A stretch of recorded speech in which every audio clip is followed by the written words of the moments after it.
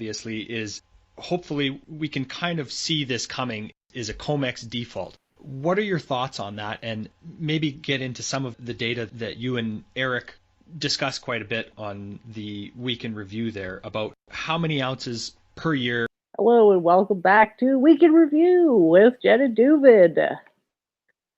Thank you so much everyone for joining today. Looking forward to a wonderful show. I'm joined here today by the incomparable #1 pundit in whatever it is that Doooovid does. He is the best at it. I will hand it over to you for the introductions. Thank you so much for being with us today.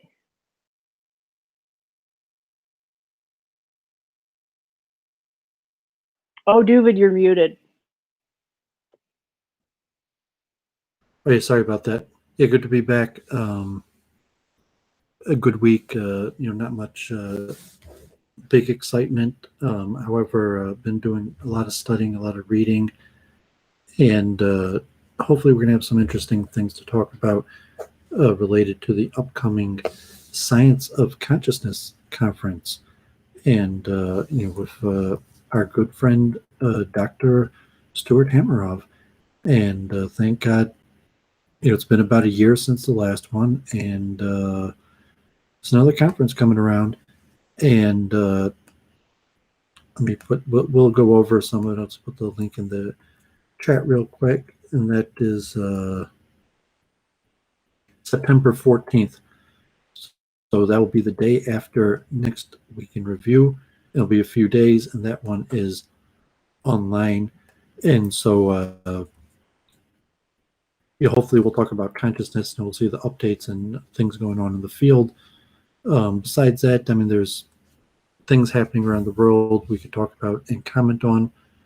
Just general studies. Feels good to advance in my studies with kind of the free time, the laid back nature that's been created by COVID-19. I think I was on Luke Ford today. I think that was it. Maybe earlier this week or Monday. I was on a tiny bit, I forget. But me and Luke spoke a little bit. So, Luke's trying his own thing, kind of like JF. We'll talk about that also.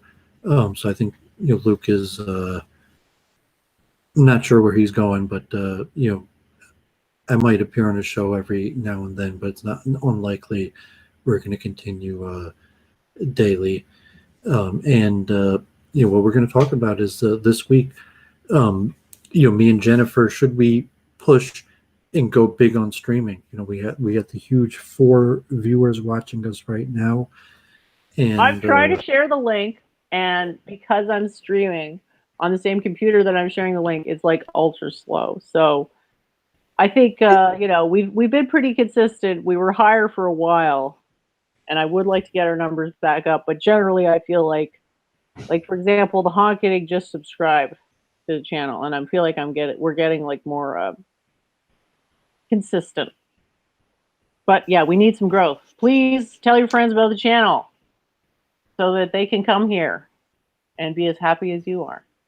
That would mean a lot to us. Why are you hoarding Week in Review? Why aren't you sharing it with all your friends? Do you want to feel special, or do you want to improve the world? Come on, guys, we need your help. Woo! Week in Review. All right, that's all I got. Are we going to start talking about? We haven't done the intro. Sorry. What were we doing for a chat? did you have that video I gave you of the Breslov chanting at the Woodward Avenue Shul?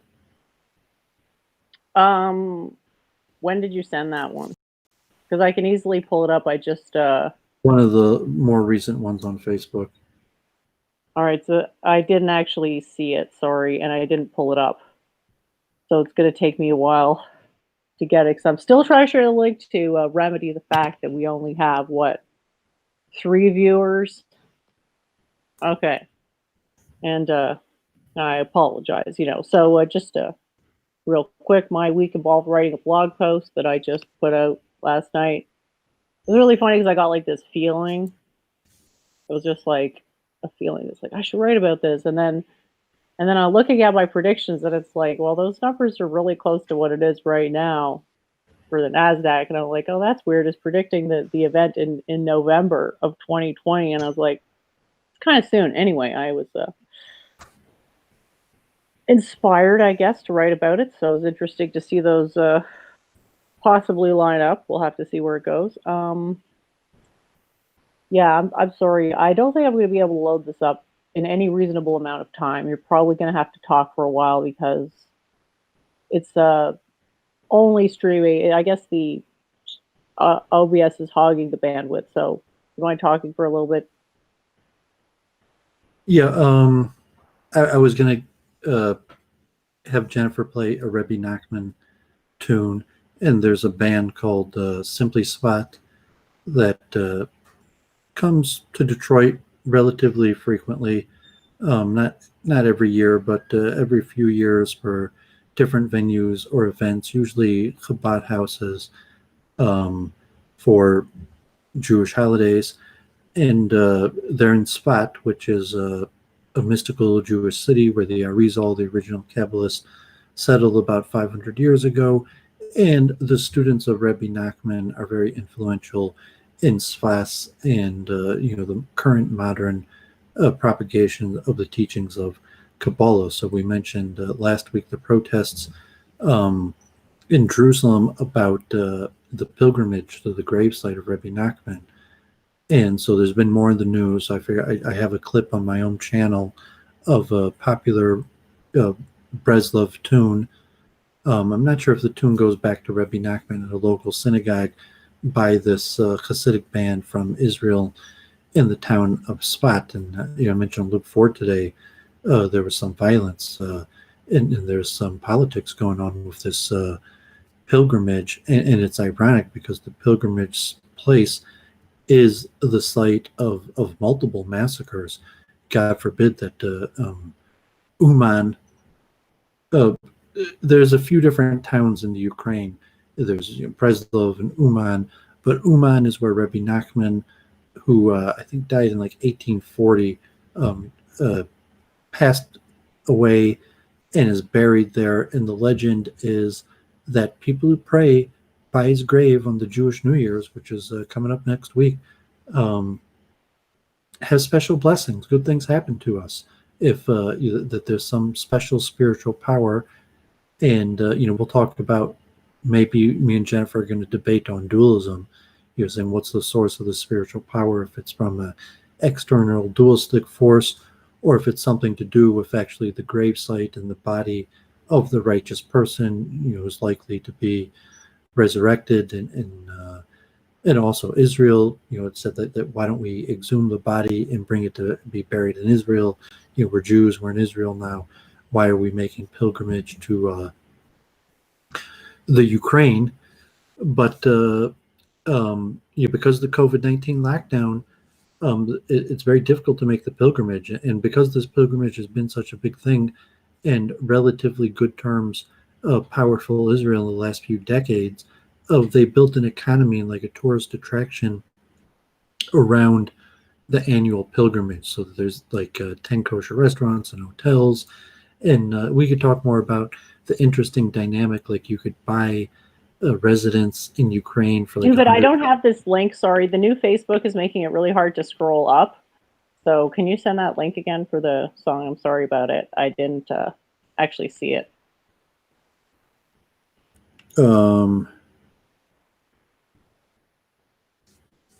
Okay, that's it. Yeah, thanks. Sorry about this, audience. It's no, sorry, that's not it. It's a bit of a challenge to.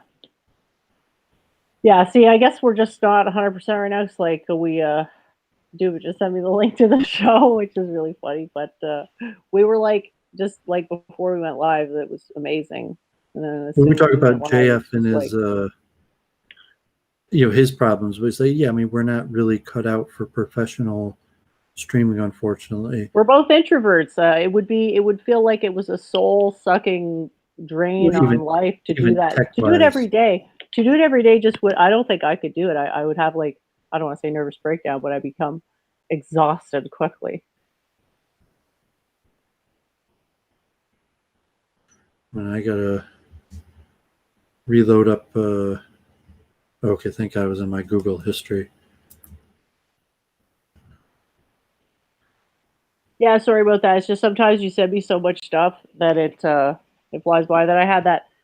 I've been just trying to finish that article for like 5 days now, and well, I thought getting you monetized, but there's a certain like, okay, like this woman, Church of Entropy, is not considerate enough of the audience, because if she was considered the audience, she'd the value proposition, like, yes, you have to invest money into yourself and into your production quality, and it's part of the streaming proposition that only so many people are gonna want to benefit from the content related to the quality together, and there's just like one person need to produce high quality content. And then if you're doing it out of your own pocket, to say it's not like, okay, I'm trying to profit or turn this into a business. I realize that I'm putting this out there largely as a service to other people, and I'm going to invest more money so that I could serve people better. But you said, like, yeah, factually, you're probably at a point where you're going to have to put a few $1,000s into equipment, or you're just not going to be able to cross the monetization 1,000 subscriber threshold, because the quality is just not going to be high enough that enough people are going to seriously want to check in, because the investment level of the equipment. Yeah, I'm getting a new microphone. Should be arriving this week, so hopefully keep our fingers crossed. It'll be real good, and I'll be going on Halsey's at that point. And yeah, that reminds me of. Okay, so are we gonna play? Do you want me to try to just search the link myself on YouTube? Did I just resend it? You didn't get it? I'm sorry, I didn't get it. I don't know if you've realized or noticed that the new Facebook is somewhat buggy. Oh, no, I'm sorry. No, here it is. I apologize. It's all right. We're off to a bit of a rocky start, but things are getting better. This is just week in review. You're saying like this is relatively it's low quality programming. And what JF was kind of talking about, even Luke, saying like, okay, like we're just talking. He's like, no, like I'm trying to make money off of this, and you are not of the greater quality that I will be able to make money off of this, and therefore I'm upset at you, and like you're not even worth dealing my time with. Or if it's a simple matter like, okay, the person just being dumb and they're saying things against the policy YouTube and likely liable to get me a strike, or problematic, and that you say, okay, that's just like a red line, that's just dumb. You can't have a person on your channel that's going to put your channel at risk, versus the level of, I need to do this in a profitable way, and I'm only going to be able to stream together with other people who know how to put themselves together in a profitable way. Yeah, I guess that's what JF said about what was his name? Semigog. Yeah, for some reason I'm sorry, I always forget this guy's name. I know I sent you that meme. He reminds me of one of those Salutrian alien myth people. But I'm willing to look at it largely as a service thing. It's okay that invest in better equipment, put out ideas, and relatively streaming will probably always be a money losing venture. Although it's possibly like super chats and it's conceivable to be a money making venture. But saying like, no, in all likelihood, I'm looking at streaming as a money losing venture, and if I'm putting more money into it, it's because it's necessary to advance my ideas.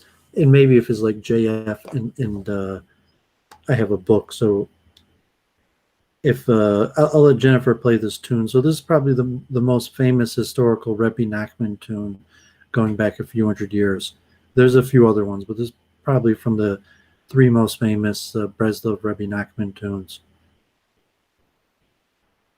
All right, so I'll play that. You want me to play the whole thing?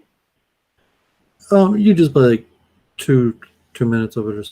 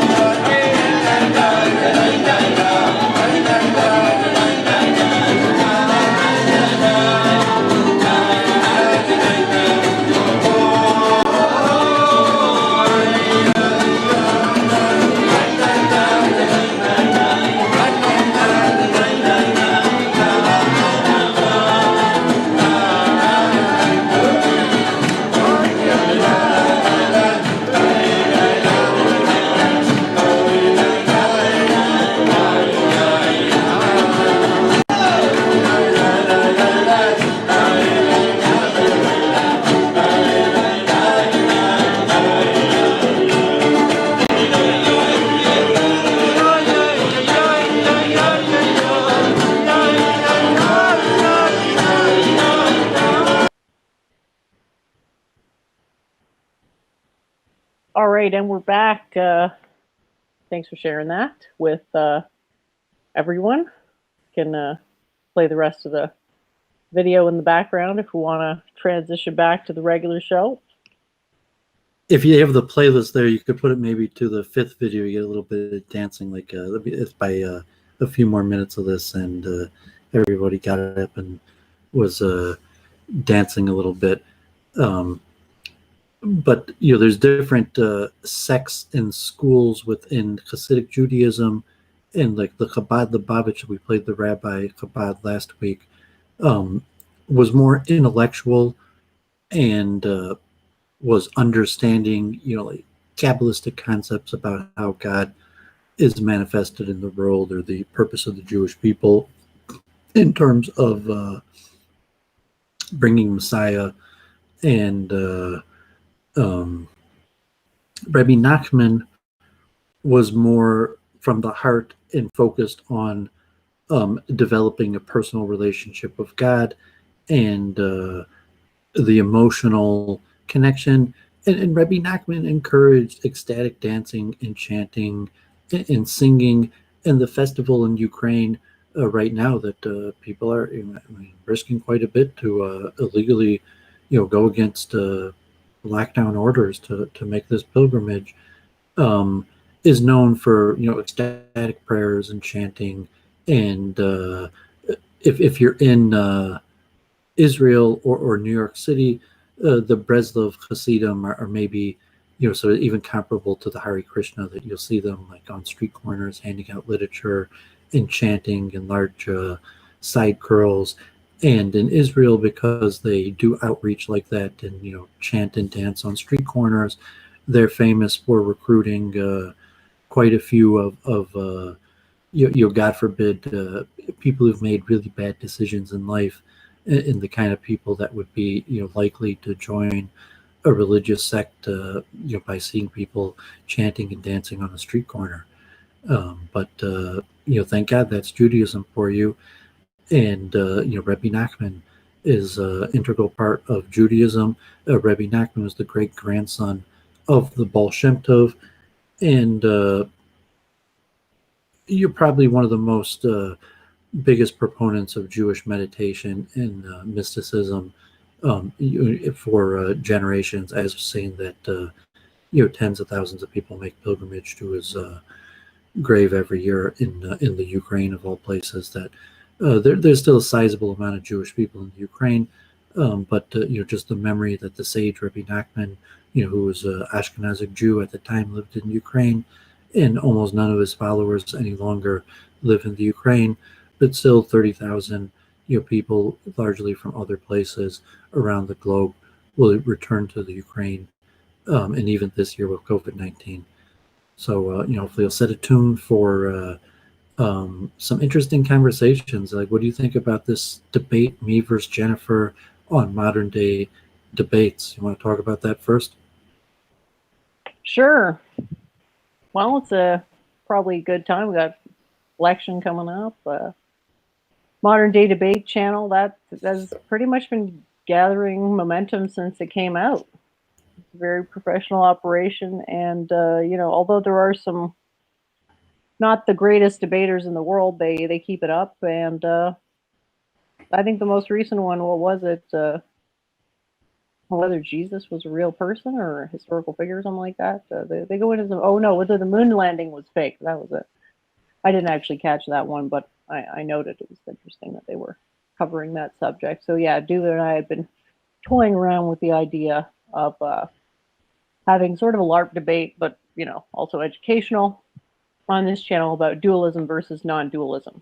And you want to screen share their YouTube page? I know that anyone, sure.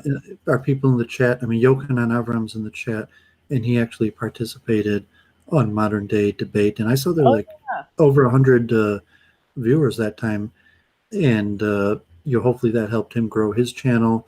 So I thought maybe to help Jennifer get over the 1,000 subscribers, or to maybe make a push to advance in streaming, and we would talk about why would we want more subscribers, what we do with that. But basically, it would be to reach out to bigger names to have conversations, and the bigger audience, and almost in a monetary way. Like, people want to sell books, people want to advance their ideas, and they judge you by the size of your audience, or things like that. So you got to put yourself out there. You got to enter networks. Luke Ford isn't really going anywhere. I think anyone who's watching Luke Ford is already familiar with me.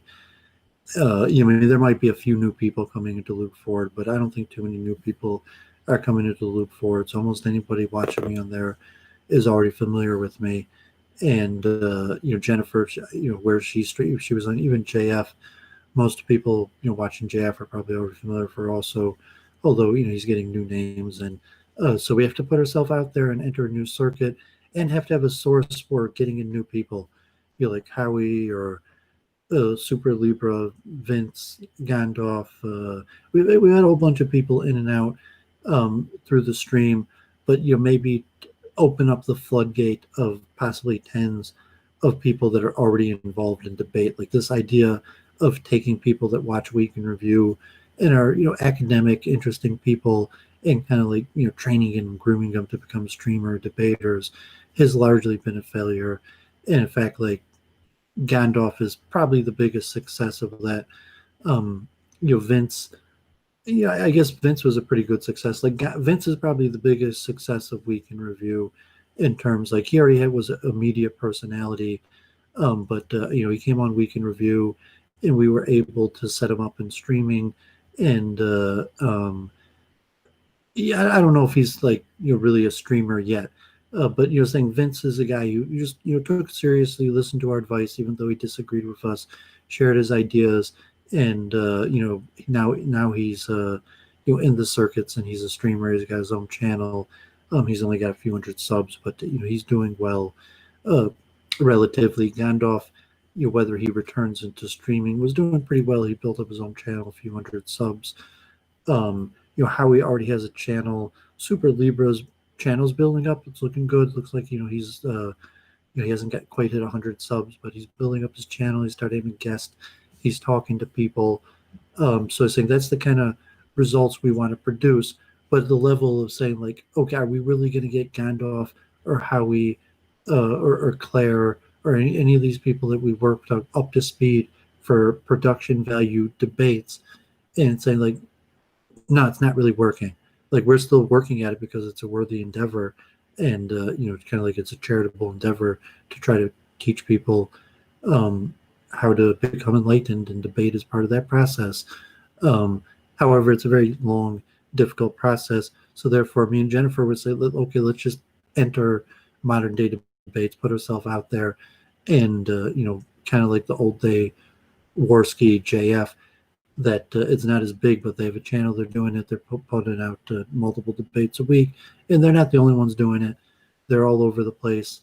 But we know some people. Yokanan, Destiny, JF himself, people that were in the old Warski circuit, and a whole bunch. And I guess this guy on the bottom left, it's his channel. He's a PhD student in philosophy with Christian leanings, so he has a lot of repeat debates on a lot of Christian topics that probably me nor Jennifer really care that much about. But at the same time, they produce debates, and basically he has a channel where it would appear that you could basically just suggest a debate, and if you meet some basic vetting process that I'm assuming we will, that me and Jennifer could pick our own topic and pick a moderator, and this guy would appear on the debate or one of their other moderators and would be on their channel, and they're monetized, and it would probably put us in front of a few hundred people, get us a few thousand views,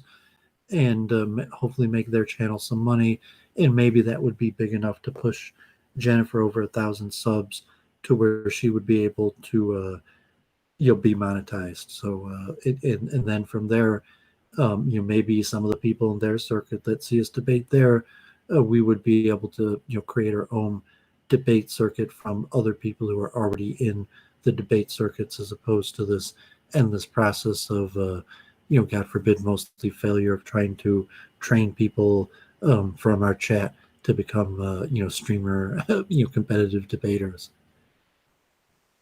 Well, there's always the demonetization thing, right? You can never know when that's going to come out of left field. So I'm not even really interested in trying to get the channel monetized. I don't want to have to deal with the stress of getting it demonetized. Just seeing JF react to that makes me like, why would I'm sorry. The value proposition is not there for me to give enough of a shit to make money off it. Because I just don't. For me, it is. I'm pretty sure I would be able to.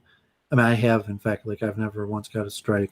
I had one video that was removed, but it didn't cause my channel any problem, or a few like. No, I know, but there's a difference between getting strikes and getting demonetized, and probably at some point something would get said that wouldn't make it not monetizable anymore, and I'd be stressed out about it all the time. I mean, I'm willing to give it a try, but I just wouldn't get my hopes up. I feel like it's almost. Yeah, I got pretty. I said Doovid's good at following rules and impulse control, and it's obviously not surprising that JF got demonetized. Like, I mean, the dude was even off and on mentioned on the ADL list of people they wanted to get demonetized.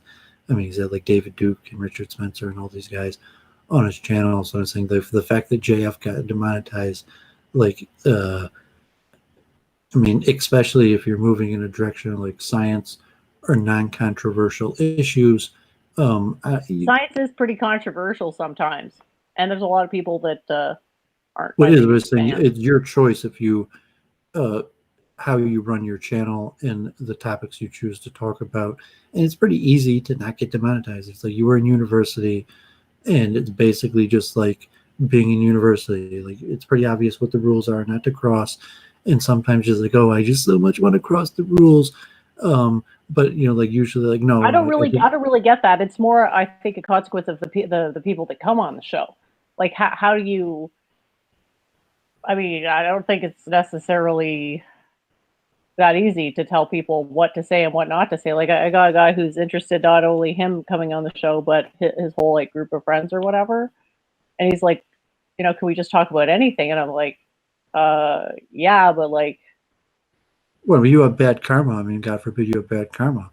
Well, saying like you're saying like no, hopefully you're gonna have like people that like long list of people that have proper behavior and aren't going to be problematic coming on the show. And you say like no, I'm not. I mean, I would look at it like that and saying it's your own karma that you're not sure about, and saying there's no difficulty in running a channel that doesn't come into problems with YouTube. And he's saying like no, like I got bad karma, and the people who are going to want to talk to me are going to want to talk to me about things that are guaranteed to come into trouble with the YouTube censors.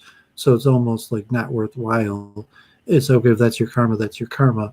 But like, you know, Doooovid saying like, next, I've never once got a strike. I got monetized. I got paid. My channel's in good standing. I think if I stream more often, I make money. But like, yeah, be problematic. And even like, even Elliot and Judas, like just like not to waste my time. Like, you know, I kept them in line and, you know, Babs to the point where it wasn't just like they were going to say something that would get my channel at risk, but even just like they were saying stuff that I didn't care about. But like that's on you. You got to be able to maintain and control your own channel and your own people. And if you're saying like that's not your karma, you don't have like good people with good karma that are going to be able to come on and benefit your channel. You got a bunch of, you know, God forbid, losers with loose mouths that are basically a disaster waiting to happen. And when you open up the floodgate, it's just a disaster waiting to happen. right, which is why there's a period of, you know, talking to people before they actually come on the show, so that doesn't happen. Because I mean, it's a tough balance to strike between feeling like you can say how you feel, but also not having to worry about getting in trouble for saying the wrong thing. So I worked a lot of jobs, so you know, thinking like, okay, like I actually did event promotion, and I, you know, even done some security related fields. But if you think like you have a party and there's someone at the door, and you got to either collect money or you got to see like who's getting in. If you're, so to say, you know, checking for weapons or drugs or whatever. what kind of parties are you hosting? Just concerts in New York City, but I was saying New York City is a tough place, and say like clearly, in some of the clubs, like yeah, you do have to check for weapons, and I didn't do that, but it's like if it's a club that had that kind of policy and we had security that you know, did a pat down for weapons because that was protocol, and you know, there's a certain level of like protocol is protocol, and if you can't follow protocol, you're going to have problems. And so if you're doing event promotion and you know you're trying to get into Manhattan, you say like, and you say like, you know, what are the security precautions or whatever you want to get paid, and you say you need someone at the door who is physically going to stop people unless they pay or produce a ticket, because or else no one's going to pay. Or you know, whatever these. Yeah, that reminds me of this time in university when I had a kegger, and the way we would know if people paid is by doing a little squiggly drawing on their hand, and there were some Chinese or Asian-looking guys that came in and actually had forged the stamp. So that's when I knew the party had officially made it. #made it. Well, I say this all the time. You have to have like some people have unpleasant personalities, and there's good jobs for them. It's called management. I said, like you have an extremely unpleasant personality. There's a profession for you. It's called management, and there's a certain level to that. Like the dude who's just gonna say, like, no, you gotta pay. I don't care that you're my friend. You're not getting past the door if you didn't pay. You got to follow the rules. And so, it's kind of like, yeah, some people have an unpleasant personality in a certain way, and they're good for those jobs. And if you're a band and you want to get paid, you would say, okay, like I'm a band and I don't want somebody who's like so uncool in my entourage. And then you like after a few gigs and like just like all counting all the money that you lost because you're a moron, you include someone in your entourage that has that type personality. Otherwise everyone else in your entourage is going to be hooking up their friends. Saying as someone like I maybe more than 100, tens of concerts, definitely promoted and saw how this worked, and people will let their friends in for free. That's the benefit of doing the door. So in any of these fields, like there's a certain bonus, like, okay, like I have my obligation, my duty, maybe you're going to get paid a certain amount, but there's fringe benefits. And usually like, the fringe benefit of doing the door is that you let your buddies in for free. And, but I'm saying at the end of the day, that's money that doesn't go into the band's pocket. And so you have to have a certain personality that says, thank God, like I'm not very popular. I don't even have any buddies. Like no one would even consider asking me if they could get in for free. Like, they know it's Doooovid. They know they're not getting in for free. Whatever that case is, that, level of the greater perspective. And for streaming, the certain level of like, yeah, there's a door, there's a vetting process. And you could have open streams that maybe you delete after something happens or introducing new characters. But people have to see, do they just want to join a conversation? Is it like Vince, who basically wants to advance his ideas and learns to be a streamer as another venue to advance his ideas? Or is it like you see like JF and like, oh, that's what I want to do? And for me, it's I don't really want to be a streamer. I like debating. I like ideas. I could see the utility of entering these debating circuits, and also the utility of advancing these ideas, because like basically me and Jennifer would be doing a mock debate to get these topics out there, because no one's really talking about these topics, and it needs a certain amount of expertise. And hopefully it will inspire people to do more research, but to really delve into answering these questions. Like people are debating creationism and all these related topics over and over again. And if you look, what's the current state of human knowledge, of what's on the forefront of answering these questions? So it's probably these discoveries of the quantum mind. Well, at some point, consciousness is going to come into it. I mean, if you want to transition over to the book we were chatting about, I mean, you look at just in that, how many times they say the word consciousness.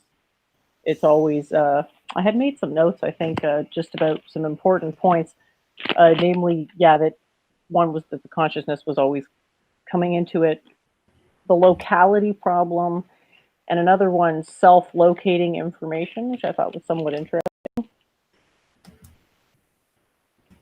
Okay, so I'll put this in the chat link if Jennifer wants to open up this guy's YouTube, and like Doooovid the Geek, I randomly search YouTube every once in a while for the latest videos on consciousness, and I came across Christian Schade, who just created a YouTube channel recently and made his first video on August 31st. Hammer off concept of free will and alternative vectorial choices in the cluster's mind multiverse, which is for the Science of Consciousness conference that's coming up starting next week, Monday. And this brilliant gentleman who's wrote a book that cost over $100 on Amazon, Springer, like a textbook we're going to be talking about, only has 11 views on his YouTube video. I mean, like, God forbid. But he's got his own theories on consciousness. And in order to lay out his own theory, he wrote a 250-page book that covers quite a bit of information. It's called Free Will and Consciousness in the Multiverse: Physics, Philosophy, and Quantum Decision Making. God forbid, see something in the chat. It is an expensive book. Costs like $100. It's like a textbook. But if you could get a hold of a copy, or your local library or lending program, highly recommend it. And me and Jennifer may even go over it chapter by chapter. Right on. So you're talking about this video and the link, not the link I've been reading about multiverse, or is it the same thing?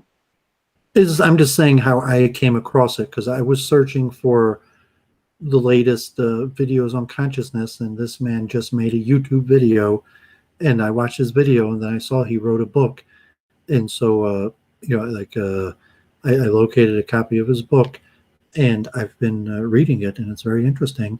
And he will be partaking in the consciousness conference next week. And in terms of just like having a textbook type style book that goes over the science and the background information of quantum consciousness, this man made quite an accomplishment. And I sent a link to JF also, but also to Jennifer, encouraged him to read it, saying like, you might have an easier time understanding from a goy.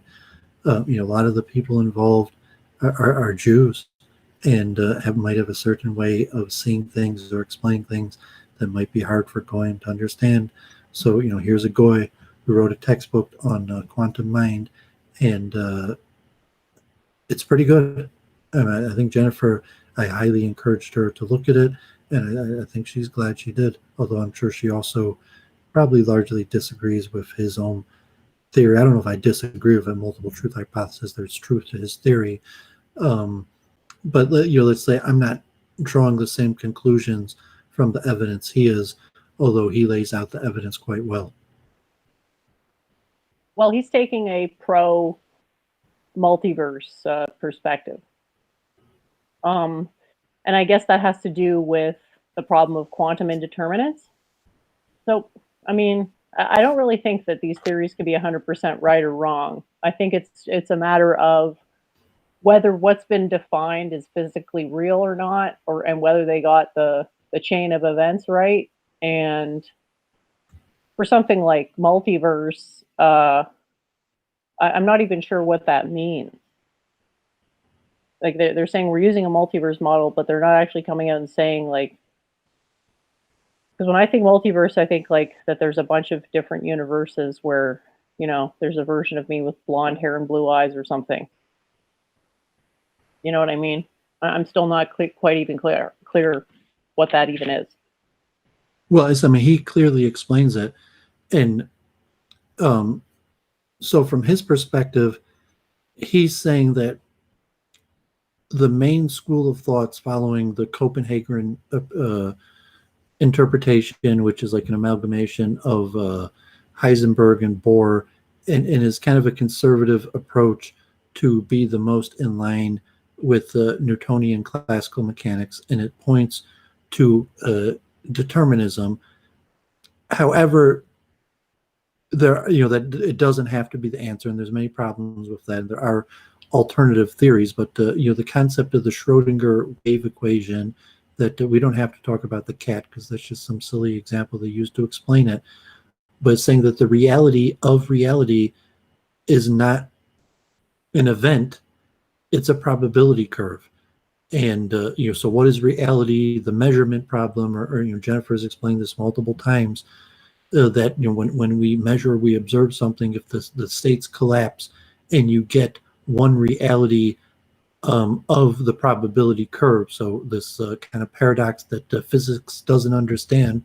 Okay, saying, how do you explain reality? Well, it's a probability curve that has a curve of probability of all of these various options, But we're not saying that one option occurs. We're saying that reality is the probability curve. But then at some point we observed something and it was not the curve. It was one of these possibilities. And we read the book and we'll try to master the actual language of a state collapse. And to say what happens, what is reality, if we accept the wave equation interpretation. I mean, it basically goes back to the slit experiment and what started quantum mechanics in the first place. Is it a particle or is it a wave? And that the understanding of it collapsing to there being one independent reality is just an assumption that may or may not be backed up by the facts. So the multiverse is saying that maybe it doesn't collapse to one state, but in fact the wave equation is still in fact true.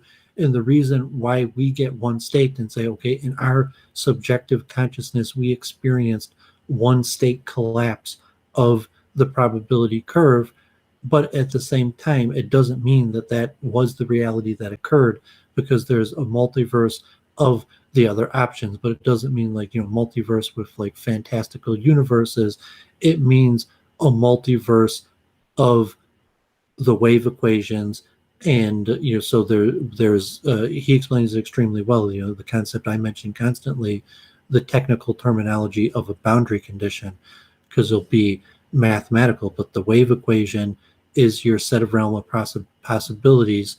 And if we're in a certain realm of possibility, the wave equation will determine the other realms of possibilities that will be manifested in a multiverse. And so this man's theory or thesis of his book is a theory about time and consciousness. So he lays out the science. He proposes that the multiverse is factually true from a physics point of view.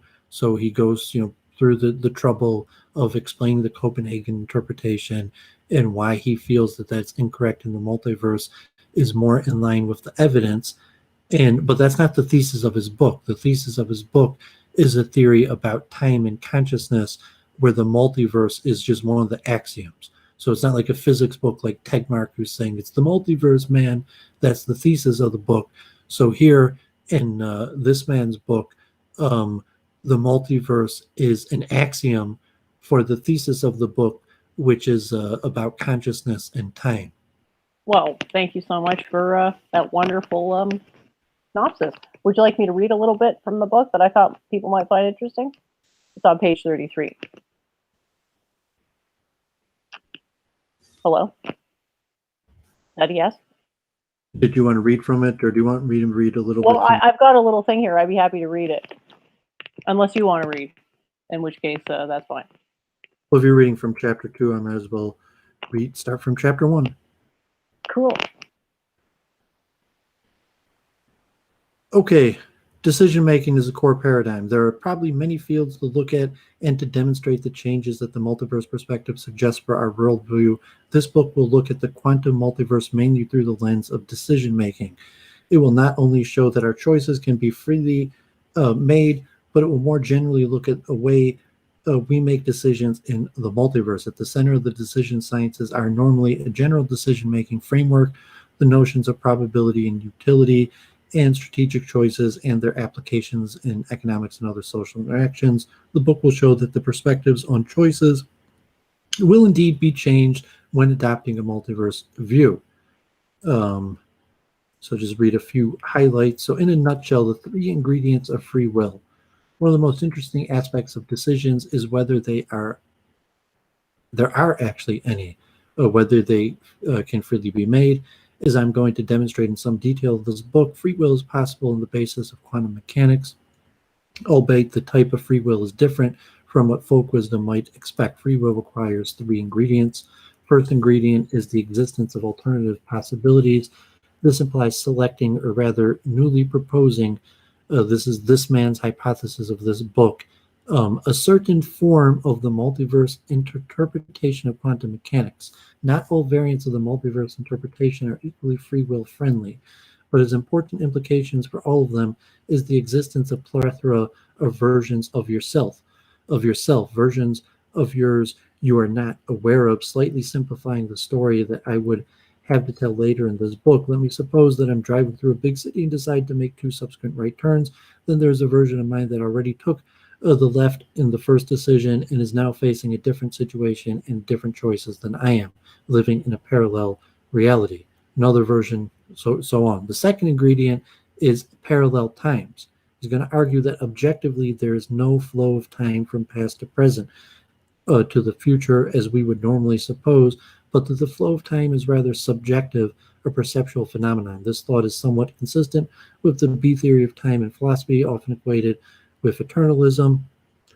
There is specific reason for dealing with parallel times in the context of free will. The interdisciplinary perspective of the multiverse proposed in Chapter 3, cornerstone accepting the multiverse as the appropriate interpretation of quantum mechanics, or completing the multiverse proof. And the third ingredient is the dualistic idealism, whereas physical reality, the multiverse, is a boundary condition for the experiences we are able to make. There is no fixed coupling of a certain degree of consciousness with all possible realities out there. Consciousness is allowed to decide how much emphasis to put on which reality. This concept will turn out to be better accessible, so this will be the contribution, the purpose of the book. And just the overviews of the chapters. Chapter 2, 3, and 4 are setting the stage for the multiverse interpretation suggested in this book, the clustered-minded mind's multiverse. Chapters 2 and 3 present evidence for the permanent coexistence of parallel realities. Specifically, Chapter 2 deals with the measurement problem of quantum mechanics and the resulting interpretation problem.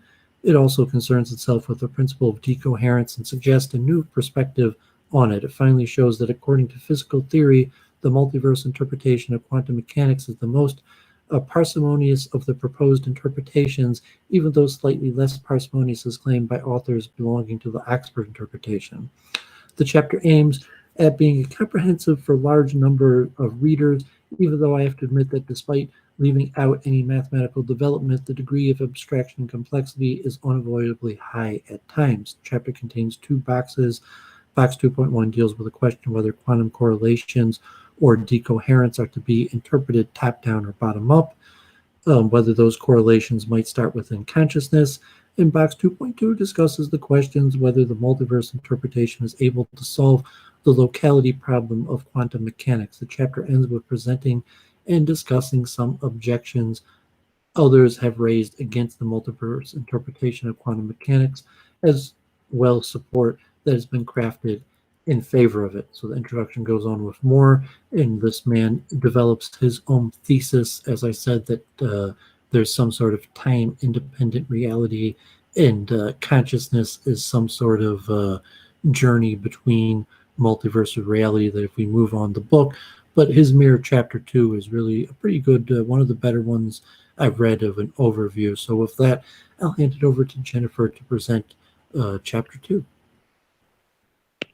All right, so for an overall what it's doing is going into the measurement problem of quantum mechanics, which is something that those of you who's familiar with my work know that I've gone into that. And the quantum periodic table is a beginning of the solution to the measurement problem.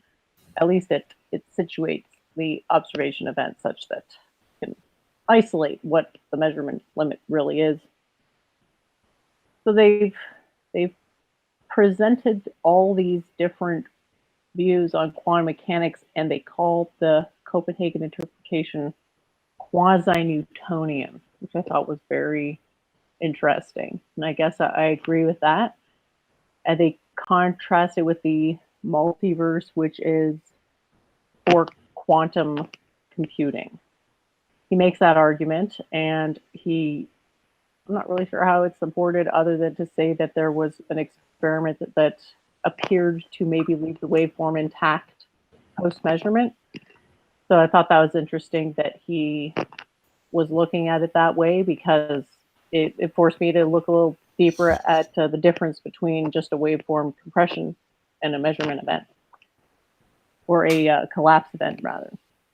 So yeah, he tries to make an argument as to why he's not going to go with the Bohm argument, the de Broglie-Bohm waveform formalism, because that's basically hyperdeterminism, where you factor in the statistical elements in a deterministic way. So I could see why he would want to turn away from that, because it's basically the opposite aesthetic of the multiverse, which seems to sort of bloom forth new possibilities. And I guess you could argue it's like a mind expanding exercise. The multiverse sort of theory is like, oh, yo, man, expanding, whereas the Bohmian waveform is more of a collapse mechanics, where you're starting with a waveform and everything's basically a waveform, and you're just looking at recombinations of that same waveform, versus waveforms are existing in this like hyperreal plane, and they're only becoming relatively subjectively real through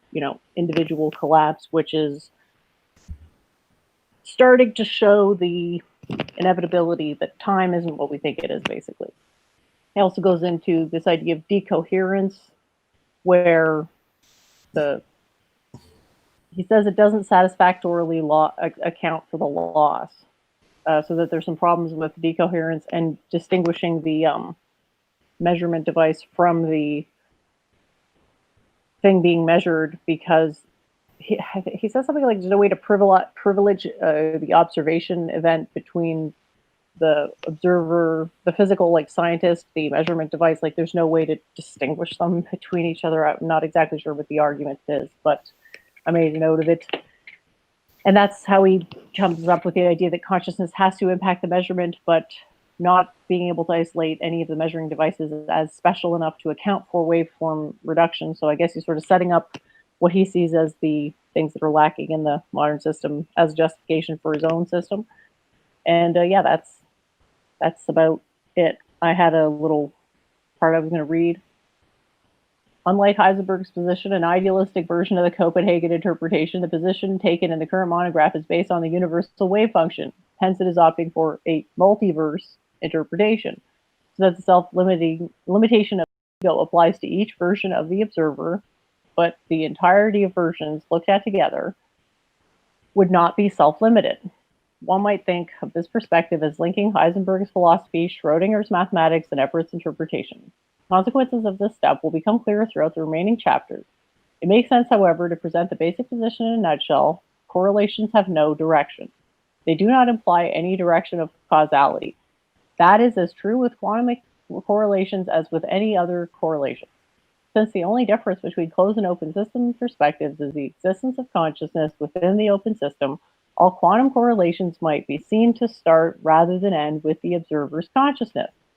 That means that I will consider the entanglement process top-down, from consciousness to experienced reality. This is a purely subjectivist or idealist perspective, indeed close to a multiverse version of Heisenberg's singular universe perspective.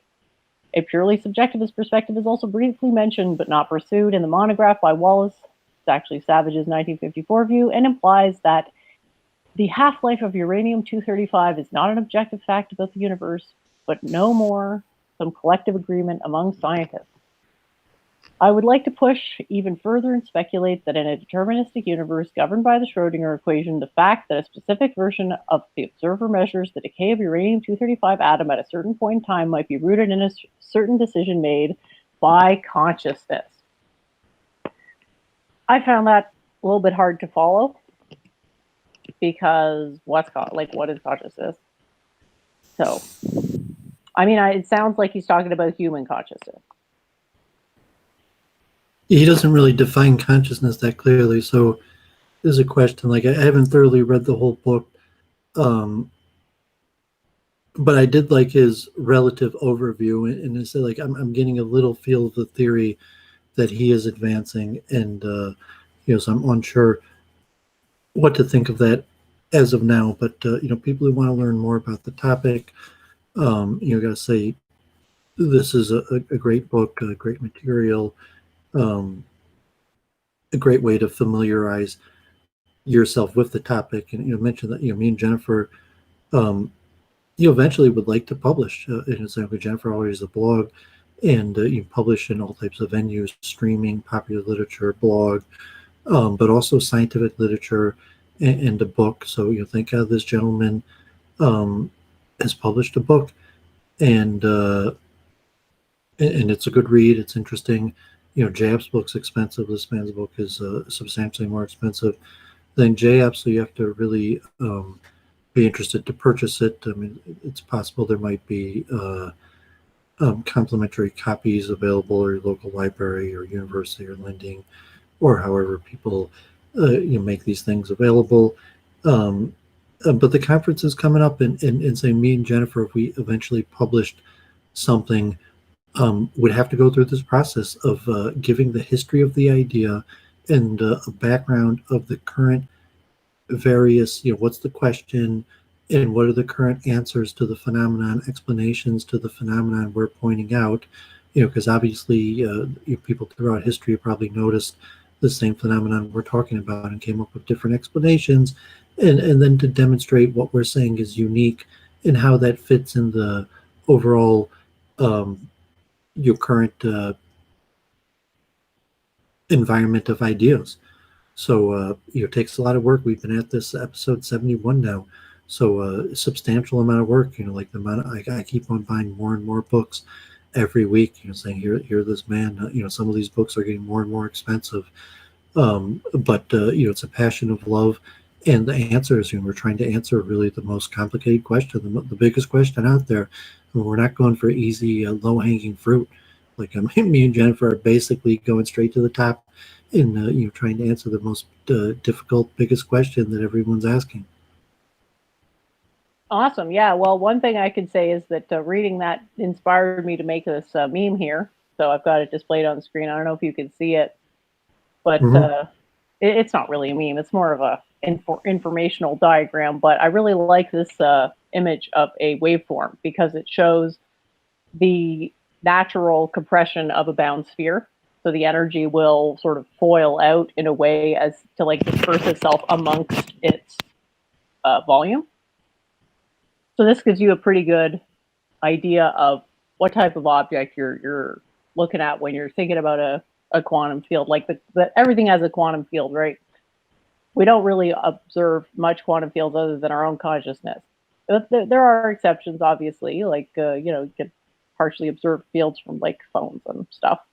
But anyway, when you're looking at this stuff, that's how you can look at your own consciousness. And an electron wouldn't be that complicated, right? Electron, because I'm going to give this example using the slit experiment.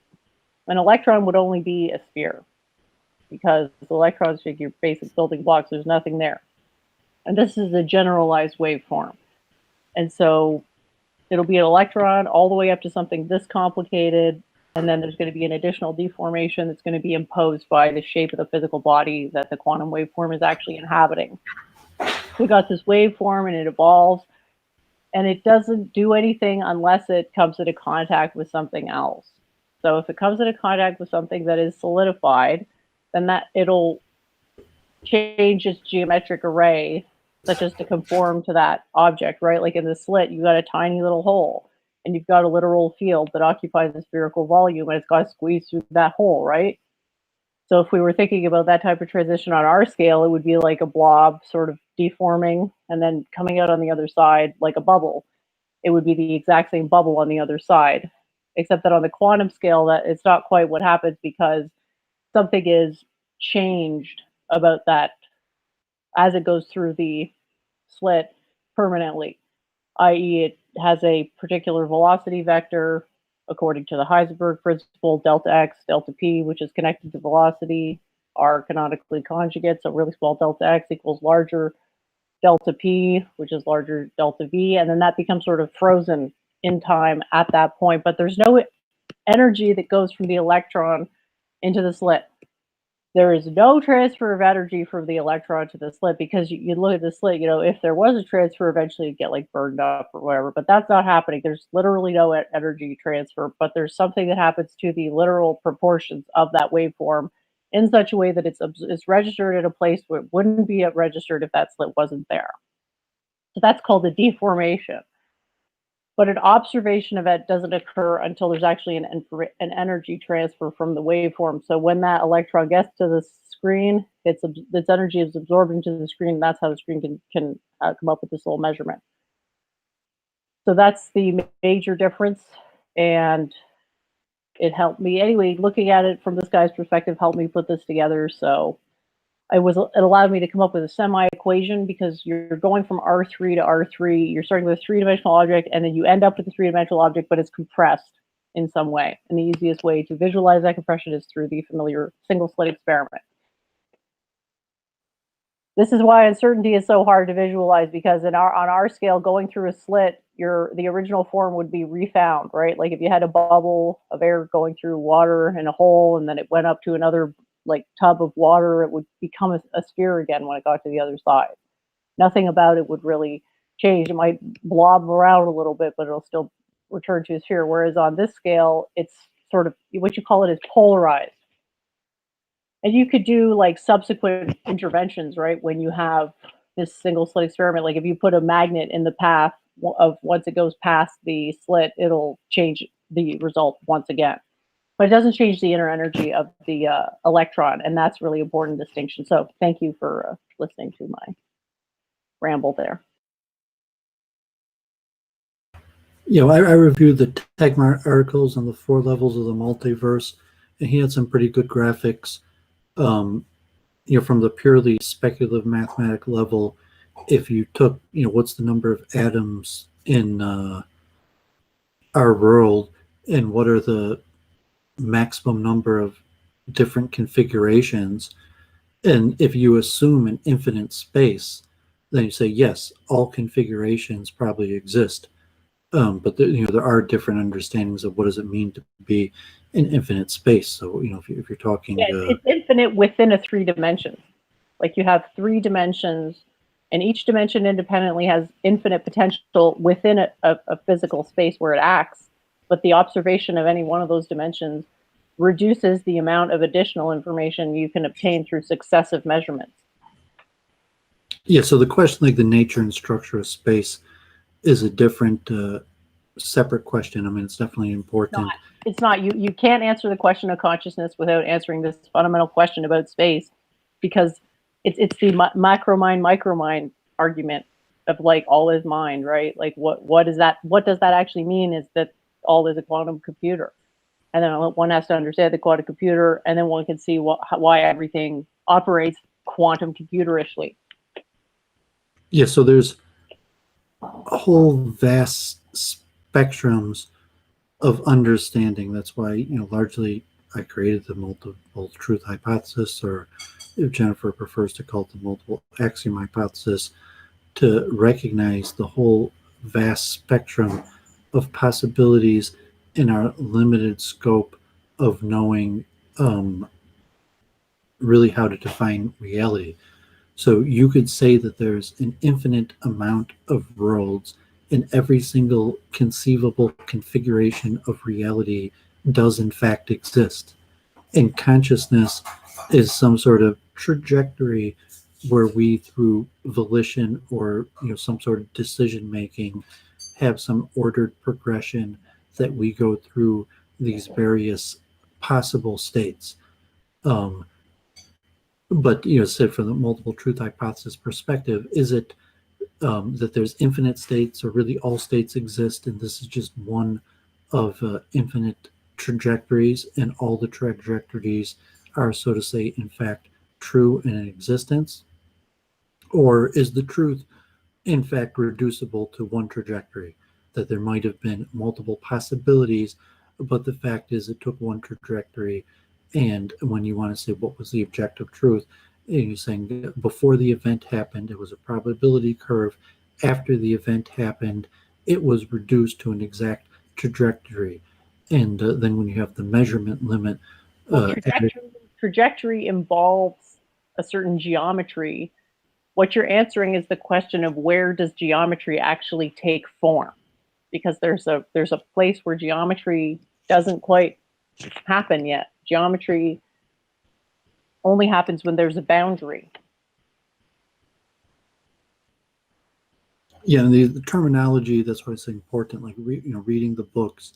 And I'm actually, like maybe later if there's interest, I'll show some of the type of stuff I'm reading and studying now in order to have the proper lexicon and call things according to at least understand who are the, so to say, experts.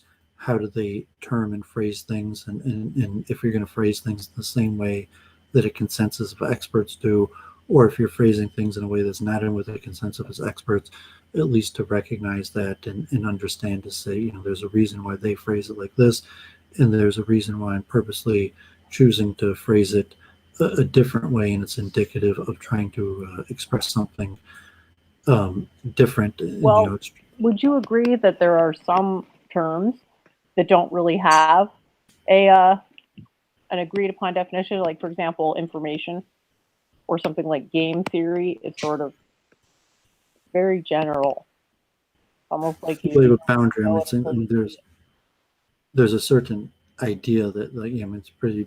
Everyone kind of knows what it's getting at, but the boundary of what's included in that may be vastly they're different. But there probably some sort of consensus that talking about certain ideas. I mean, if you put your meme back up there and you just look like so the concept of the measurement for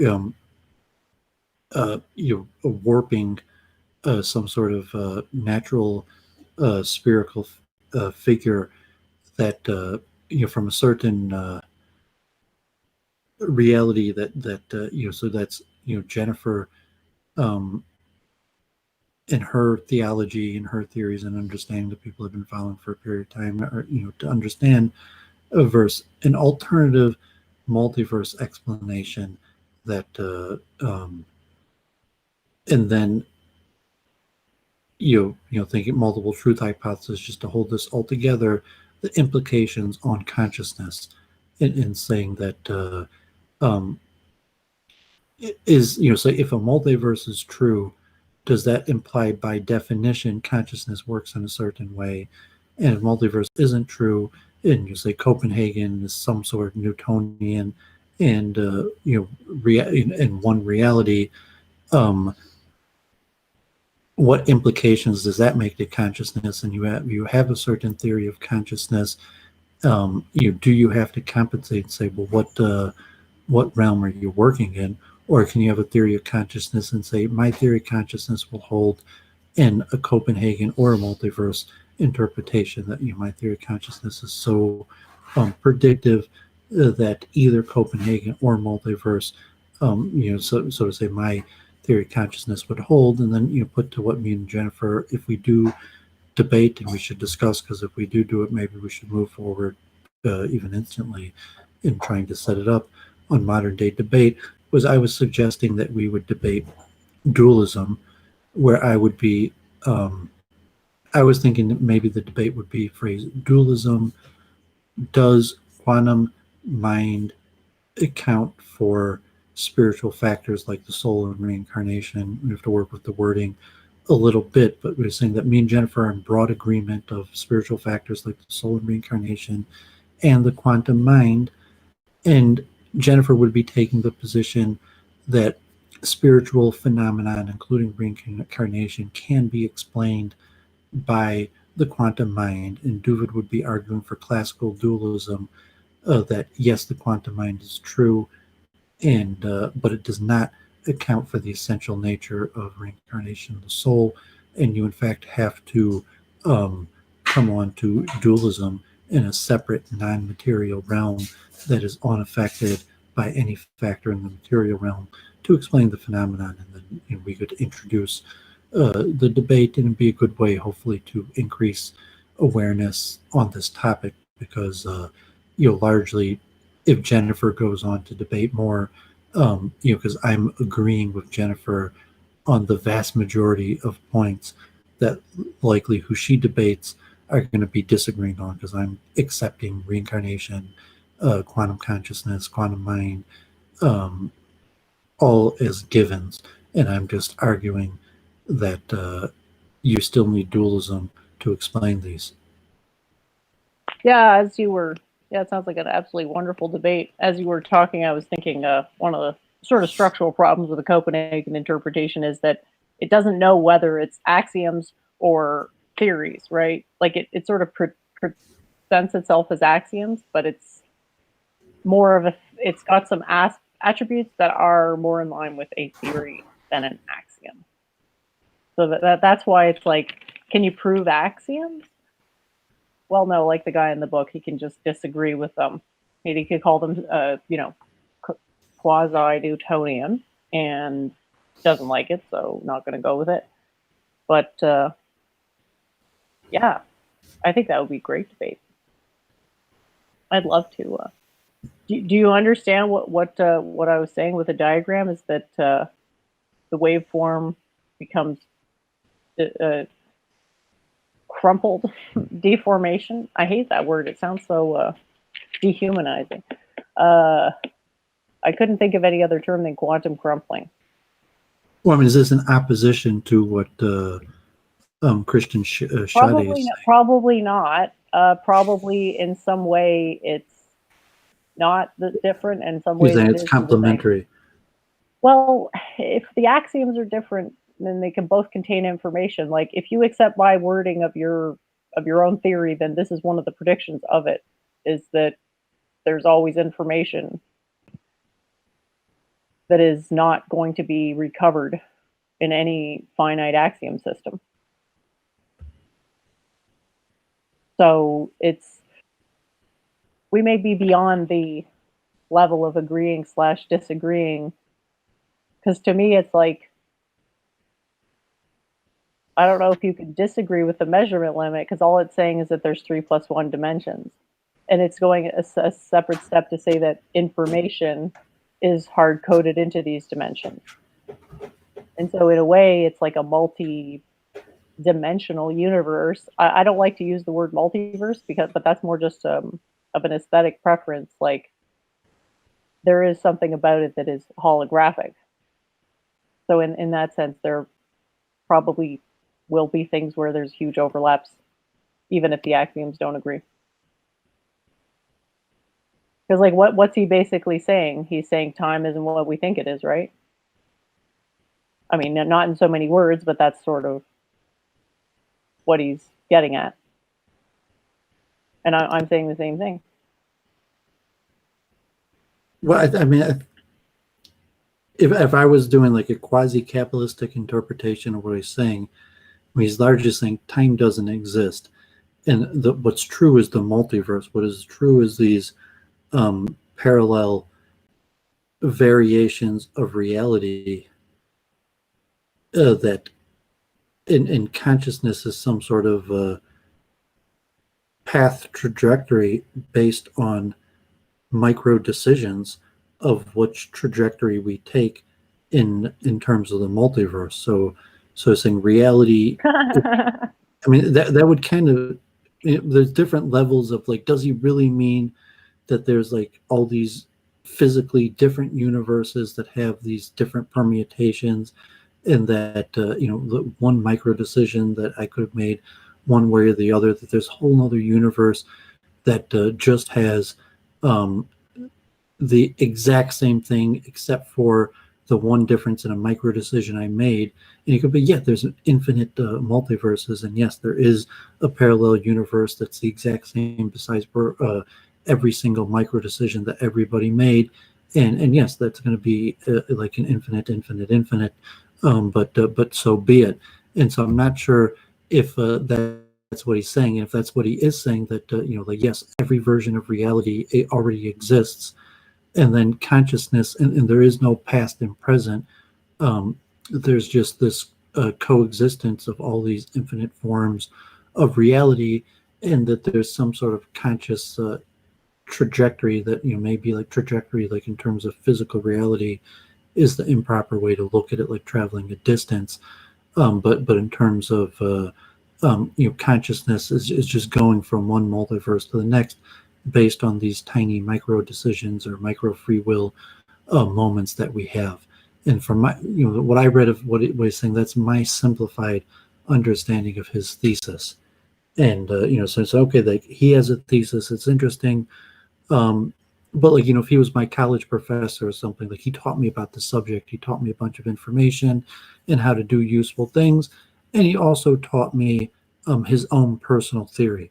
So and he was like, okay, like, nah, I mean, that's not really how I'm looking at his own personal theory, but it's interesting. And then to, you know, you could see why Doooovid created the multi-truth hypothesis to understand these frameworks to say, well, what are we looking at? What are the possibilities? Are we saying there's a possibility that time does not flow from past to present, and there's just an infinite amount of realities that includes every permutation on reality, and it's not like a past to present of trajectory, but consciousness is just weaving in and out of these various multiple universes that already exist? Or is he talking about some sort of creative and destructive process?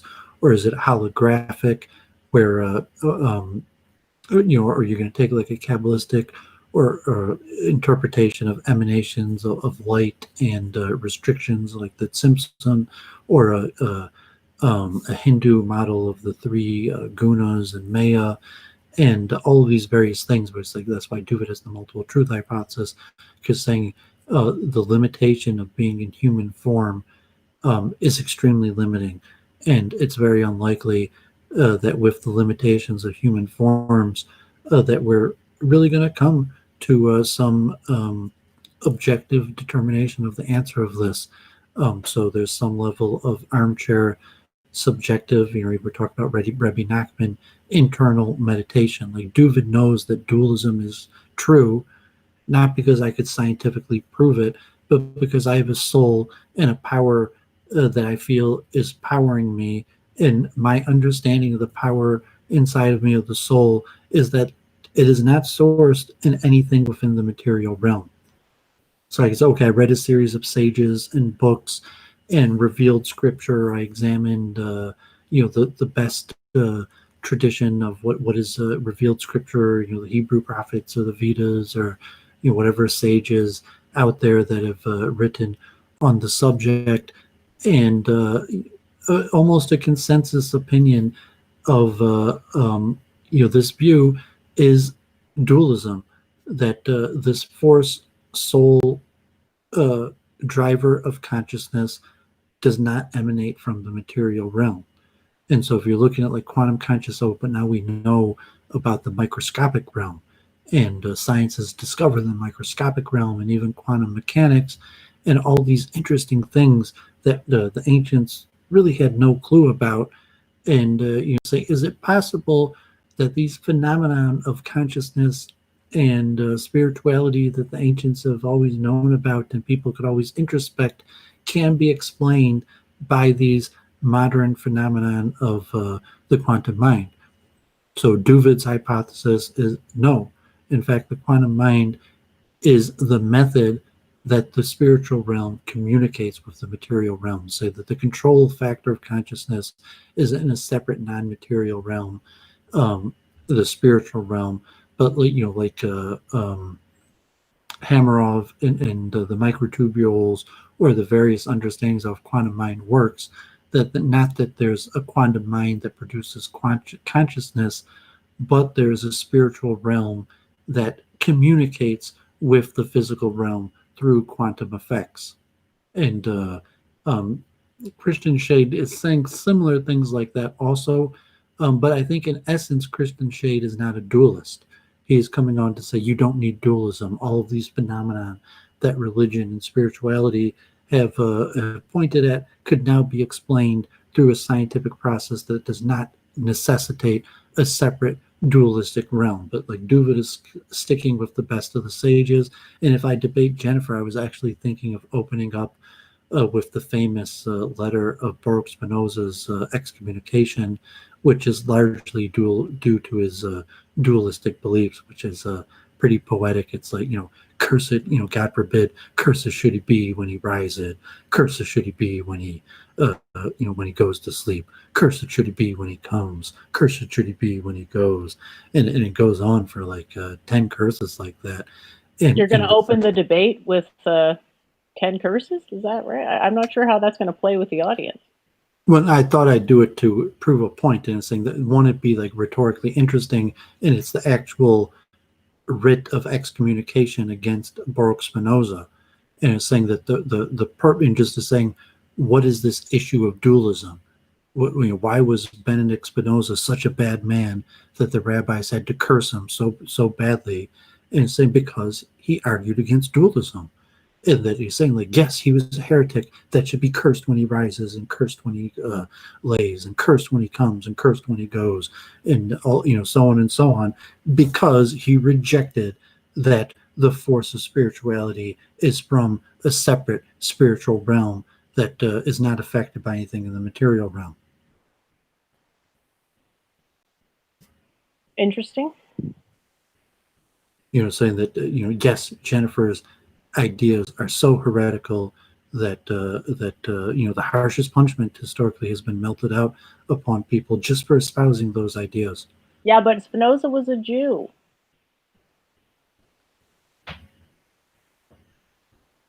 Yeah, he was excommunicated. That's why he was going to open. Well, they can't excommunicate me if I'm not part of their tribe.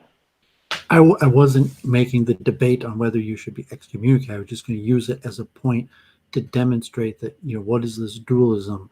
And the debate, I'm not going to argue anything religious or spiritual. I'm going to argue more scientifically. But just to make the point that the ancients, the spiritualists, were dualists, and the greatest minds of the sages for generations were almost all dualists, and held that spiritual phenomenon could not be explained by material processes.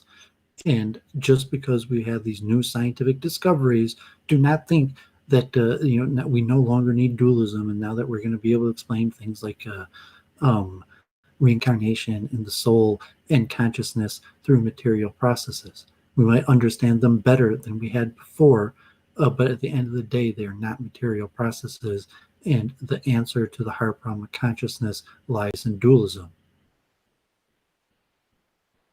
Sorry, I just had to step away real quick there to get some water. I thought I'd be able to catch up with what you were saying, and then it was but that's the end consensus thing that like Doovid's Doovidistic hypothesis dualism is that the hard problem of consciousness will not be solved, and it will not be solved because the answer is in fact dualism.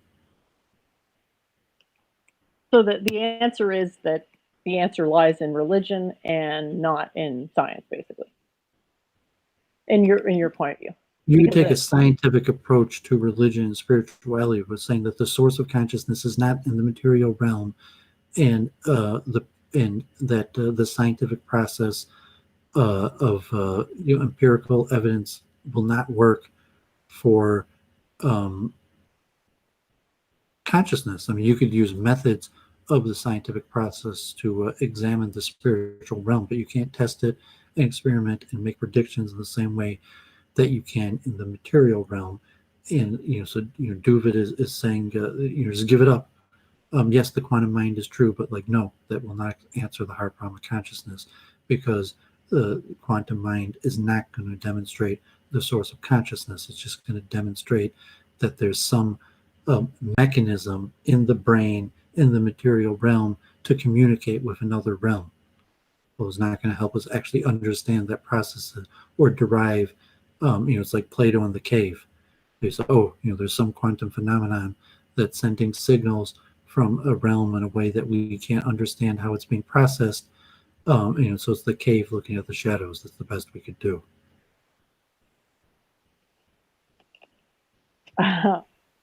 Or even saying, be able to do better, but you'll do better through an introspective, non-material perspective. Saying because the source and origin of my soul is non-material.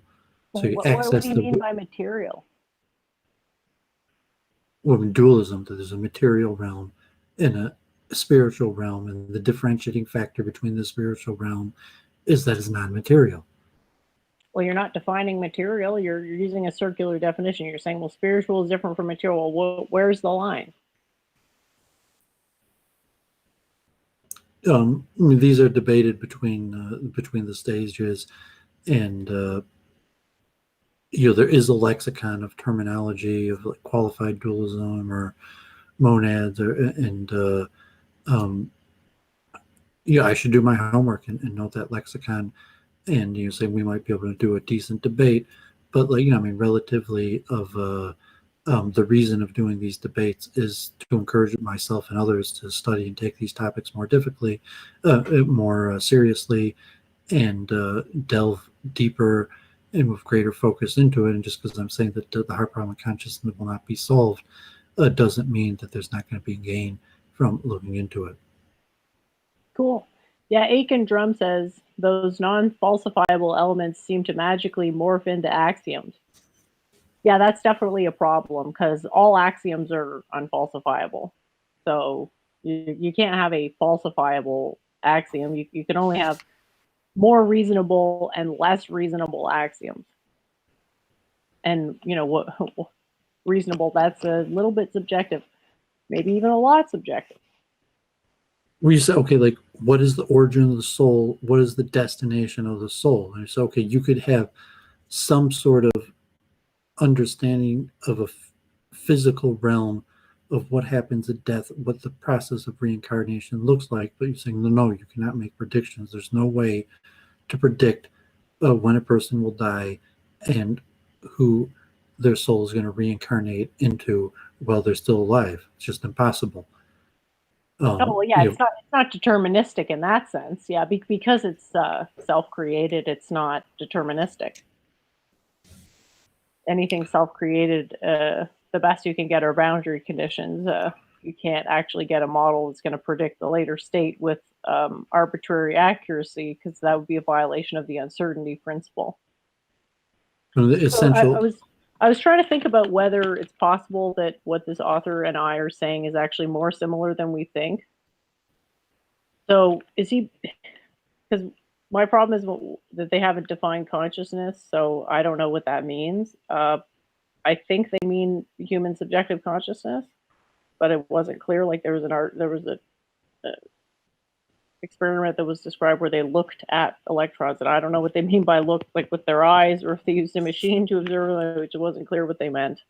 But it's possible that a subjectively oriented consciousness model could follow some type of decision tree within what could be argued as a space of infinite potential. I don't want to say multiverse, but it could be argued in that formalism. And then objectively, if you're going to come at it from the other perspective rather than go from the subjective perspective, inside out, you're going from the outside in. Objectively, you could say that there's this waveform that's permuting through a 14-dimensional universe.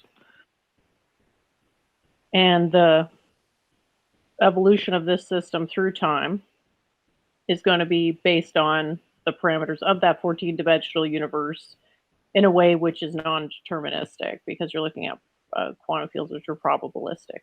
So what's determinable is the quantum field, not the result.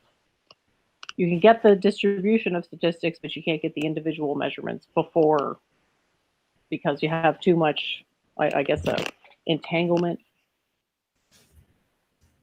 But yeah, I mean, obviously there's something there because people keep talking about it. It's just a question of reconciling it with what we actually know to be happening rather than what feels like it's right. Because I know multiverse, a lot of people feel like it's right, but that's not enough for it to be actually right.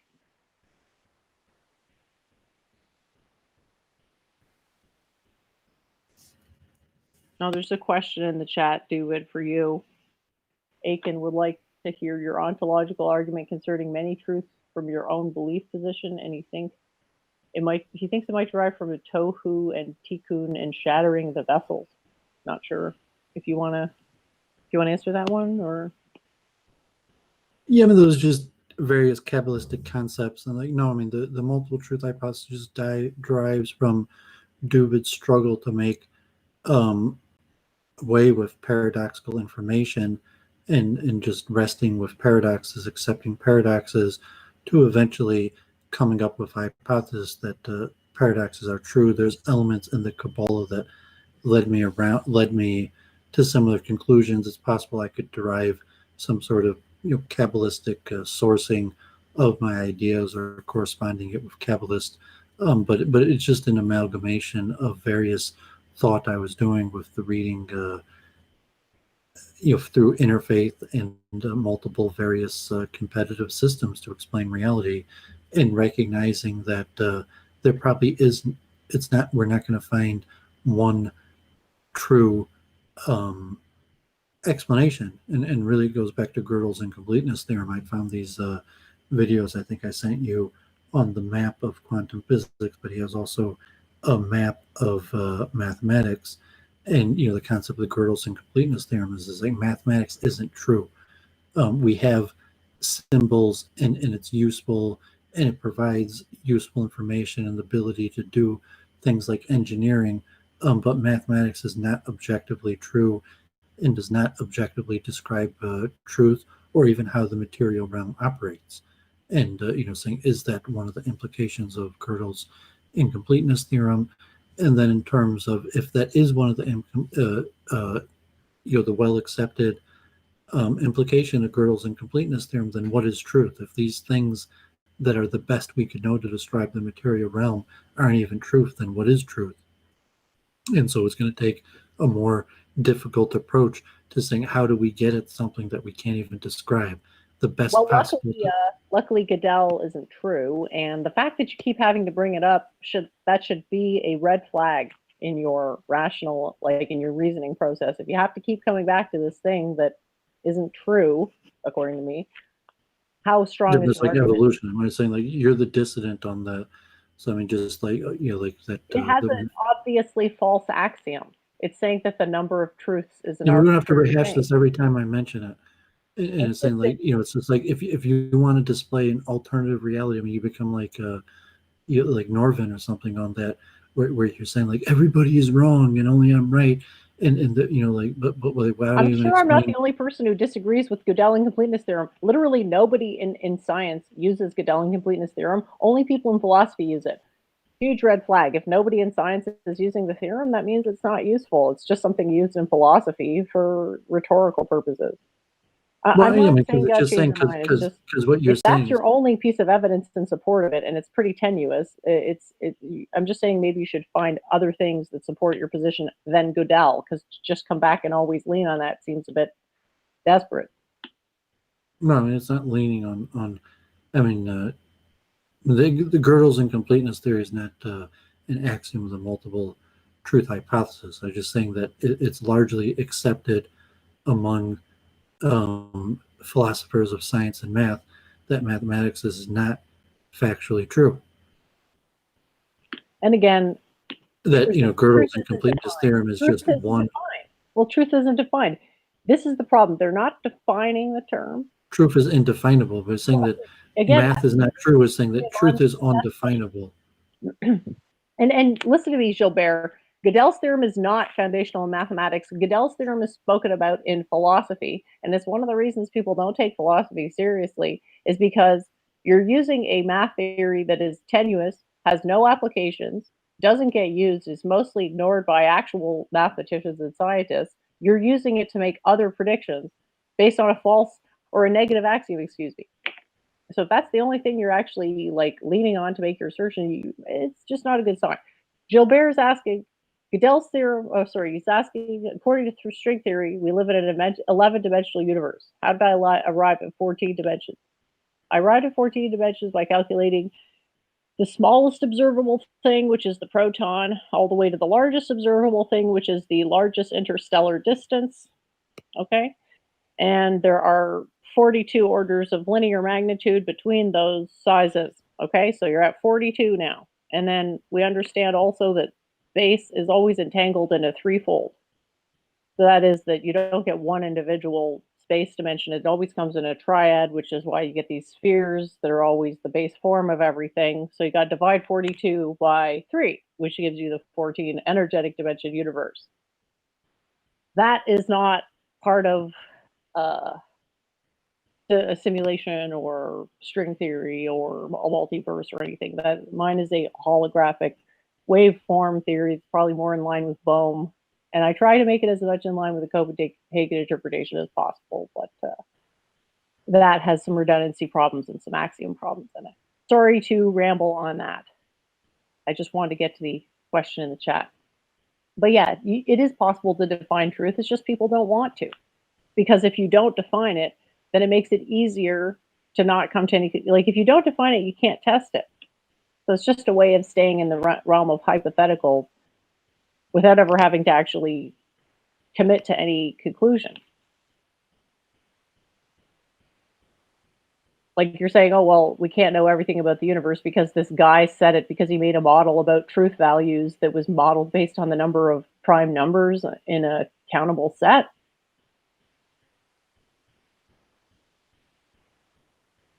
Like, I know what they're trying to say, and so far it seems like it could be reasonable because there is no unified field model, but that doesn't mean there can't be a unified field model, because that axiom would have to be true about the universe itself for the Gödel theorem to be applicable to the universe. And the people applying it are philosophers. They don't know anything about the material universe. They know less than physicists, I would argue. Yeah, I mean, I think you objectively just missed the point, because I mean, you keep on making the they fallacy in saying the multiple truth hypothesis is a framework to try to understand the truth, and you're coming like, I don't need your multiple truth. The truth is already understood. Like every idiot already knows the truth. And Doooovid is Gödel and completeness theorem is one of countless things pointing at the fact, like, no, you do not know the truth. You don't even know a fraction of the truth. You don't even know how far away from the truth you are. You don't even recognize that you need a framework to get at the truth, that there probably is not just one truth. And, and factually, there's multiple truths, and there's so many different uncertainties and multiple possibilities where more than one of the possibilities, so to say, may be true, that you're instantly going to have an infinite possibilities of truth. And so it's like a multiverse. Saying like, well, everything is true. There's a multiverse. Right, but you're not defining the term truth. So it's like everything is true. Everything is a term I didn't define. Okay. They're saying the purpose of the multiple truth hypothesis is to tell you that there is no singularity. Saying it's like, what is the truth? Well, the wave equation. The wave equation is the truth. And you're saying, well, the wave equation is just probability. You're saying that is the truth. The wave equation is the truth. They're saying, well, what value did you tell me when you told me the wave equation is the truth? Because the wave equation, so to say, isn't a reality. The wave equation is a probability of potential realities. So it's like, no, that wave equation of potential realities is factually the truth. What you see with your eyes, what you feel, what your narrative, that is not factually true. What is factually true is the wave equation of potential probabilities. John Wolfe is saying, who am I referring to when I say they? I'm referring to the people who study philosophy in school versus the people who study science in school. It doesn't matter, because if you're looking at an objective thing, is there such a thing as an objective truth, that even if everybody was perfect, and even if all people did the best of our ability according to perfect behavior, that Doooovid is saying, no, we still would not discover what truth is. It's not because there's some they and they're corrupt. Even if all people were perfect and acted in the best possible way, we would still never figure out what, so to say, truth is. Well, if you won't define it, you're never going to find it. So if you're saying, I'm not going to define it because it's undefinable, and because it's undefinable, it's undefinable. Well, I mean, the theological implications are saying it's undefinable right now because we're in a state of punishment.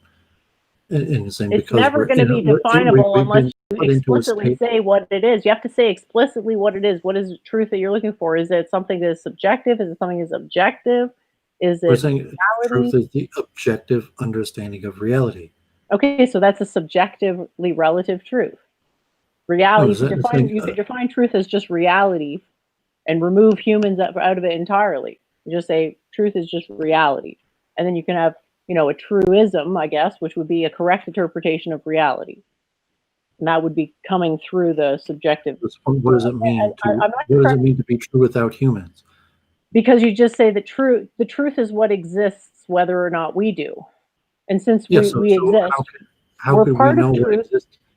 We're part of what exists, but we're not the whole thing. My point, like how could we know what exists? Again, it's definitional. That's what I'm saying. You have to commit to a definition. I'm saying that the truth is the reality that exists, and then it's possible for us to have varying understandings of truth, but it's not possible to really have a complete understanding. And that every understanding is axiomatically relative because any judgment made by a human is constricted to the axioms. They're boundary conditions, i.e. there's no way to validate axioms.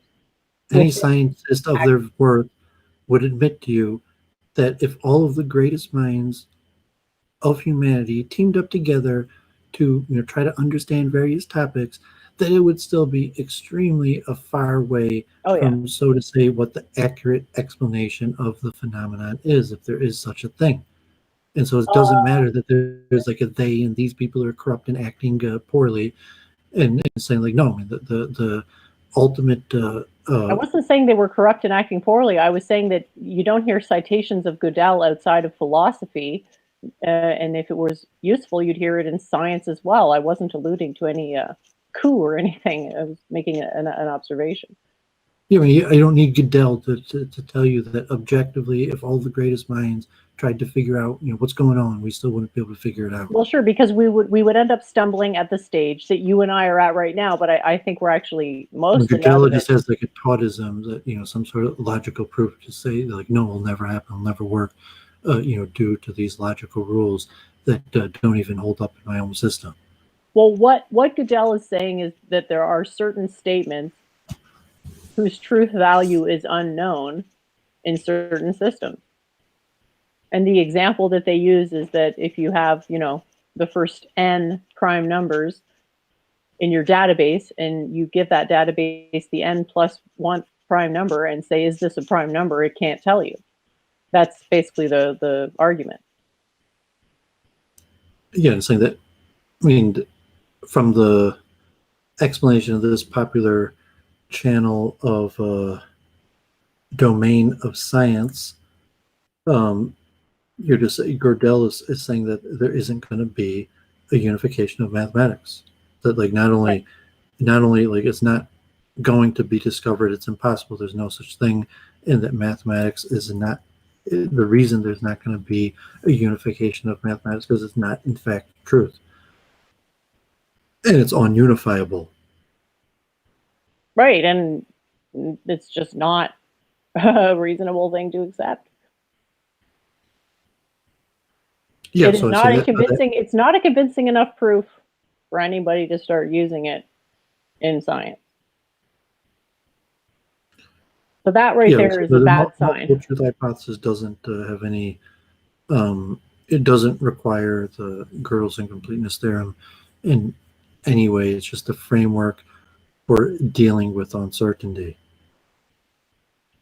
Why not just deal directly with uncertainty? Incompleteness theorem, it is, saying certainly that like points to more uncertainty. So why do you need this paradigm and framework to deal with large amounts of uncertainty while searching for answers? And so Gödel's incompleteness theorem is just one of countless reasons that demonstrate the mass amount of uncertainty that's out there. Yeah, I guess I'd just rather deal directly with uncertainty head on, because then it's like I can. How do you do that? I can just accept the uncertainty principle is something that is going to be really hard to understand, and that I'm probably going to get it wrong on the first 10 tries, and it's going to involve multiple conversations that are long and tedious. Is it going to require multi-axiomatic system? Where it's like, no, that's the thing. It doesn't. This is No, it doesn't require multi-axioms. That is the correct axioms, and therefore you need a multi-axiomatic system. That we have. I'm going to have one system working with this is the axiom, and then one system working with the other is the axiom. Even though, according to my material understanding, they both can't be true. Well, no, my system's transcendental. They're cross-true. Every single one of my axiom systems is cross-true. So uncertainty is true in every system. It's just a question of isolating where the event of uncertainty is, which is the difficult part because you're into like harmonics. That's what you need a multiple truth hypothesis to do. And I'm saying that your system will not be able to make predictions without the multiple axiom hypothesis.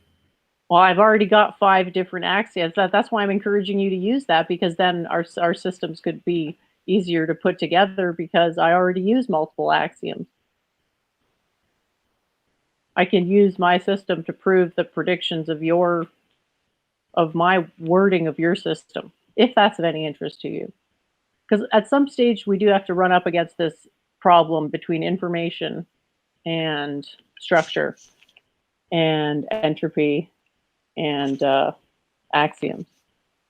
Because, like, yeah, I mean, even just looking at the Copenhagen interpretation, you talk about a historical review. Like, if I pull up Copenhagen interpretation, I don't know if you're interested. I'm kind of well, I mean, it's okay, like basically all I do is homework, and this we got to create a community of other people who are going to do some homework, so to say. Saying like because it's a big task in front of us, and I said, okay, maybe at this point, okay, thank God we got a little audience. We got 17 people watching now, and active chat, and you're friends with some of these people, and advancing some ideas, but like, no, it's not enough. It's too slow, and we gotta saying like, I like your chat and the entropist, but like, no, to advance these ideas, we have to enter the circuit in the realms, the networks of the known people on the planet that are working on these ideas. And so the science it's of consciousness going to be us teaching, Doovid. I cannot. It's just going to be us explaining stuff to them because they aren't used to. I mean, I don't want to get into some sort of fantasy realm. It's like no. I mean, no, I'm not really interested in listening to your BS. So like, no. Fact is, the conference is next week, and you are not a guest. You are not a speaker, and they're not all going to listen to you. They don't even know who you are, and even if they did know who you are, they would not all be listening to you. That's probably none of them would. Saying that by the time it turns into this, it's going to end up being us explaining our theories, i.e., teaching. By the time we get to the circuit, and I was just thinking that this was like the time where we got really good at teaching, and then by the time we made it out there, it was even better teaching. No, I mean, yeah, I mean, I hope to that point, just saying that the information that the theories are what we're advancing, pushing forward these important questions, that there's, in reality, all the great minds, any great mind anywhere on the planet is probably thinking about these same questions, because they're natural things to think about when you're looking around and trying to understand the world, and you're going to come to certain roadblocks and limits of understanding, and you say, like, what are the key issues preventing progress and understanding, certain things like the hard problem of consciousness, certain issues of the science of mathematics and philosophy, and the people who have chosen to dedicate their mind to it. And you're saying that, like, yeah, most of them are God forbid, like defective people with ego problems, that they're basically ineffectual and can't work together with one of each other, because we're human, and the human form is largely imperfect.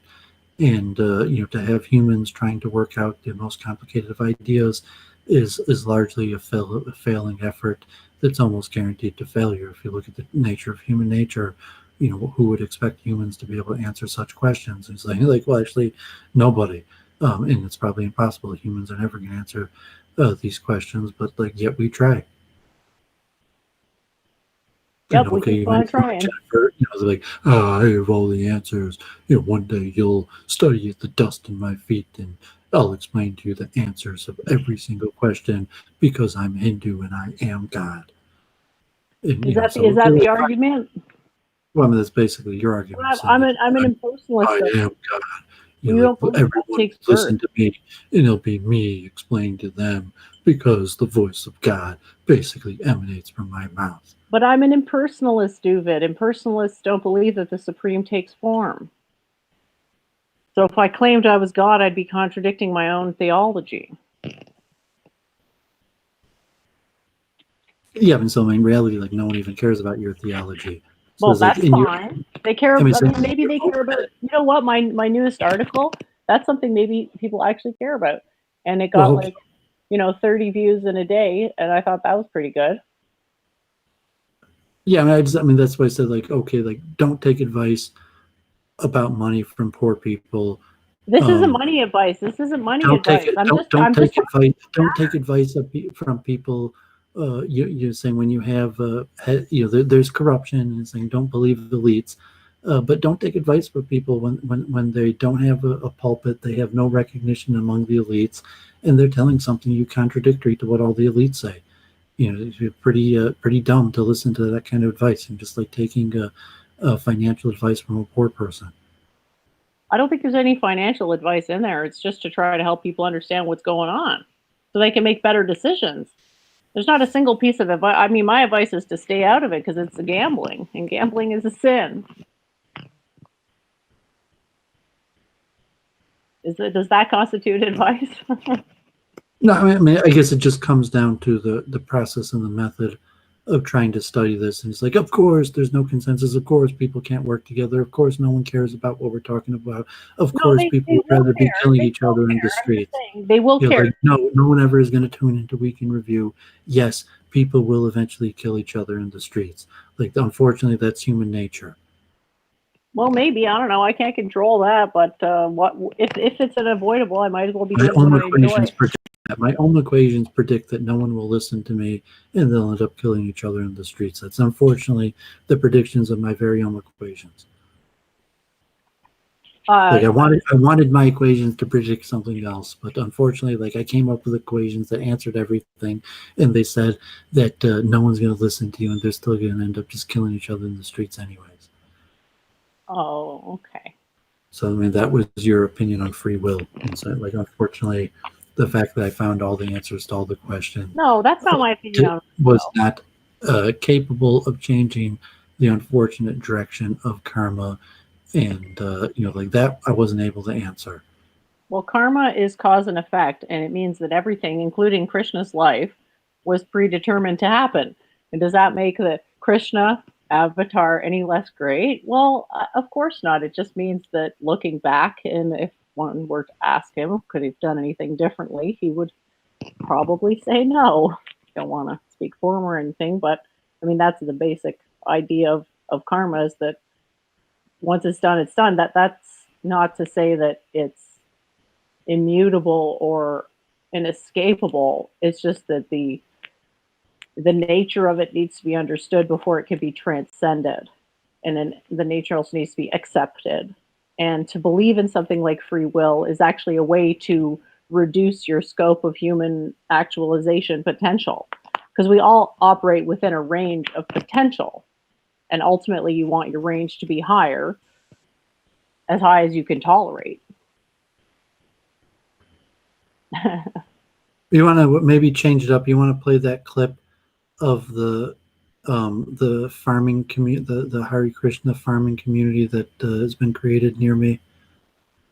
Some of the people on my YouTube page, over the last few years, we bought like a 4-acre farm, and now we got like a barn and cows. And why I decided to team up with ISKCON the Hare Krishnas, because I saw that we would produce results like that. So they got like a drone flyover of some of that territory. And Jennifer's got a blog post about money in silver prices, and you think, okay, we're in the material realm, and we have to survive. And I was thinking the famous, I've heard different, I'm not sure if it's an actual like Krishna story, there's different versions of it.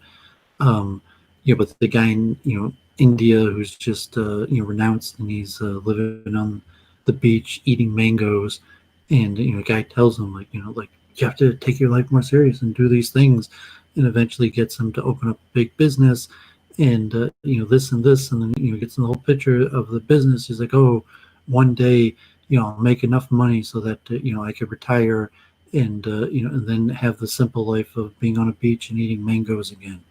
And some certain paradoxical reality, say if the rat race leading nowhere, but saying like, no, I got to make a bunch of money, I got to succeed, I got to develop influence among my peers and social climb, and make money and all these various things, so I could have the leisure time to study consciousness and find out the answers to all these important existential questions, and then advance to philosophy. But like, no, I mean, like, money's the answer. Like, I need influence and power and money so that I could eventually have the leisure to deal with these philosophical questions, and hence the problem, the material realm. and saying like, no, we were put in the material. The struggle is real. The material realm is about struggle. We're here.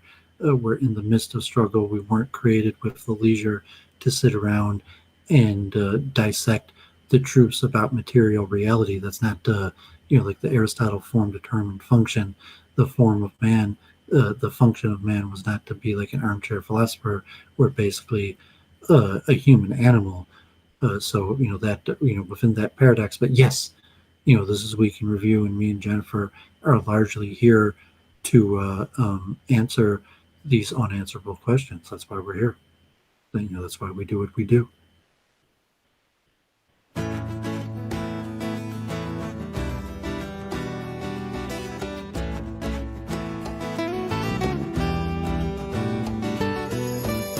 Lord Chaitanya's moon is rising. No, it's not at all surprising that we're singing in the street, telling everyone we meet, we're going home. We're going home.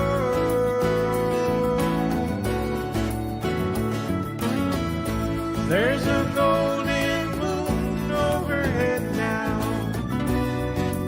We must serve Chaitanya somehow.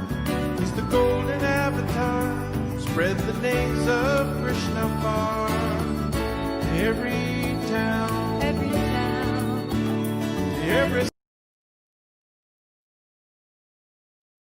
All right, and that was a video that Doovid wanted me to share. So thanks for that. That's pretty impressive. Looking good.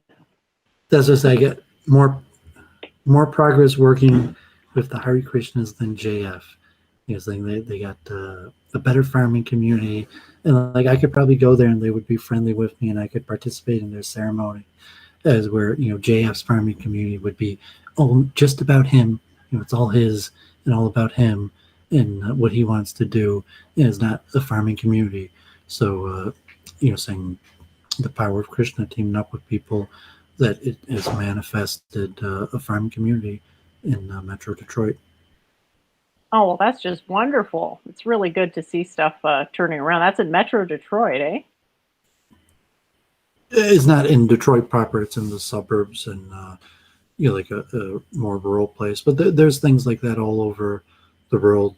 Even in Montreal, I wouldn't be surprised if there's a Krishna, even multiple, Quebec, Montreal, Toronto, Ottawa, that there's some sort of Hindu Krishna related farming communities. I mean, you don't have to talk about what you're doing, but I think even Jennifer is connected to like Hindu related farming communities, probably somewhat similar to what those guys did in Metro Detroit.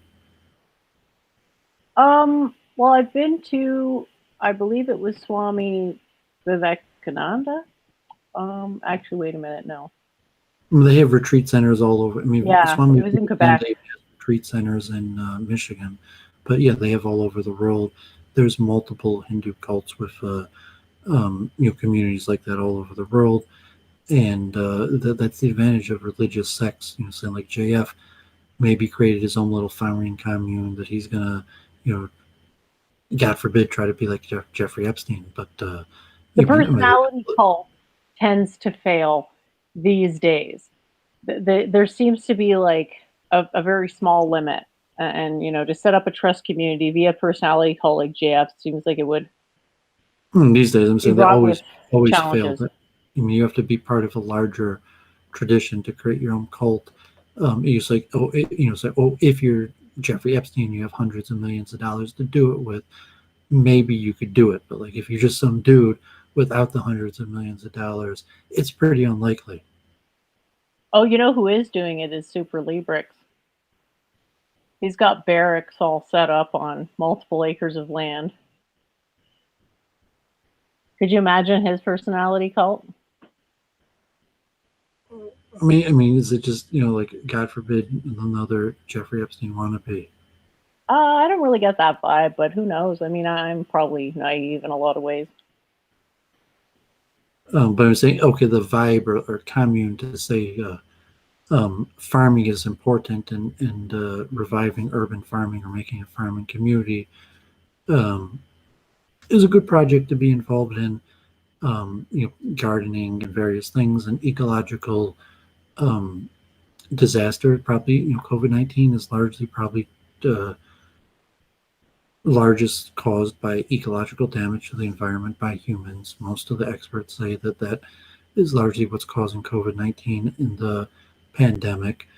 And so these are various things versus like cult craft and the nature of like my personal cult craft or the cult that I'm part of, and a person who's saying like like desires to create a cult around themselves, if that's even possible.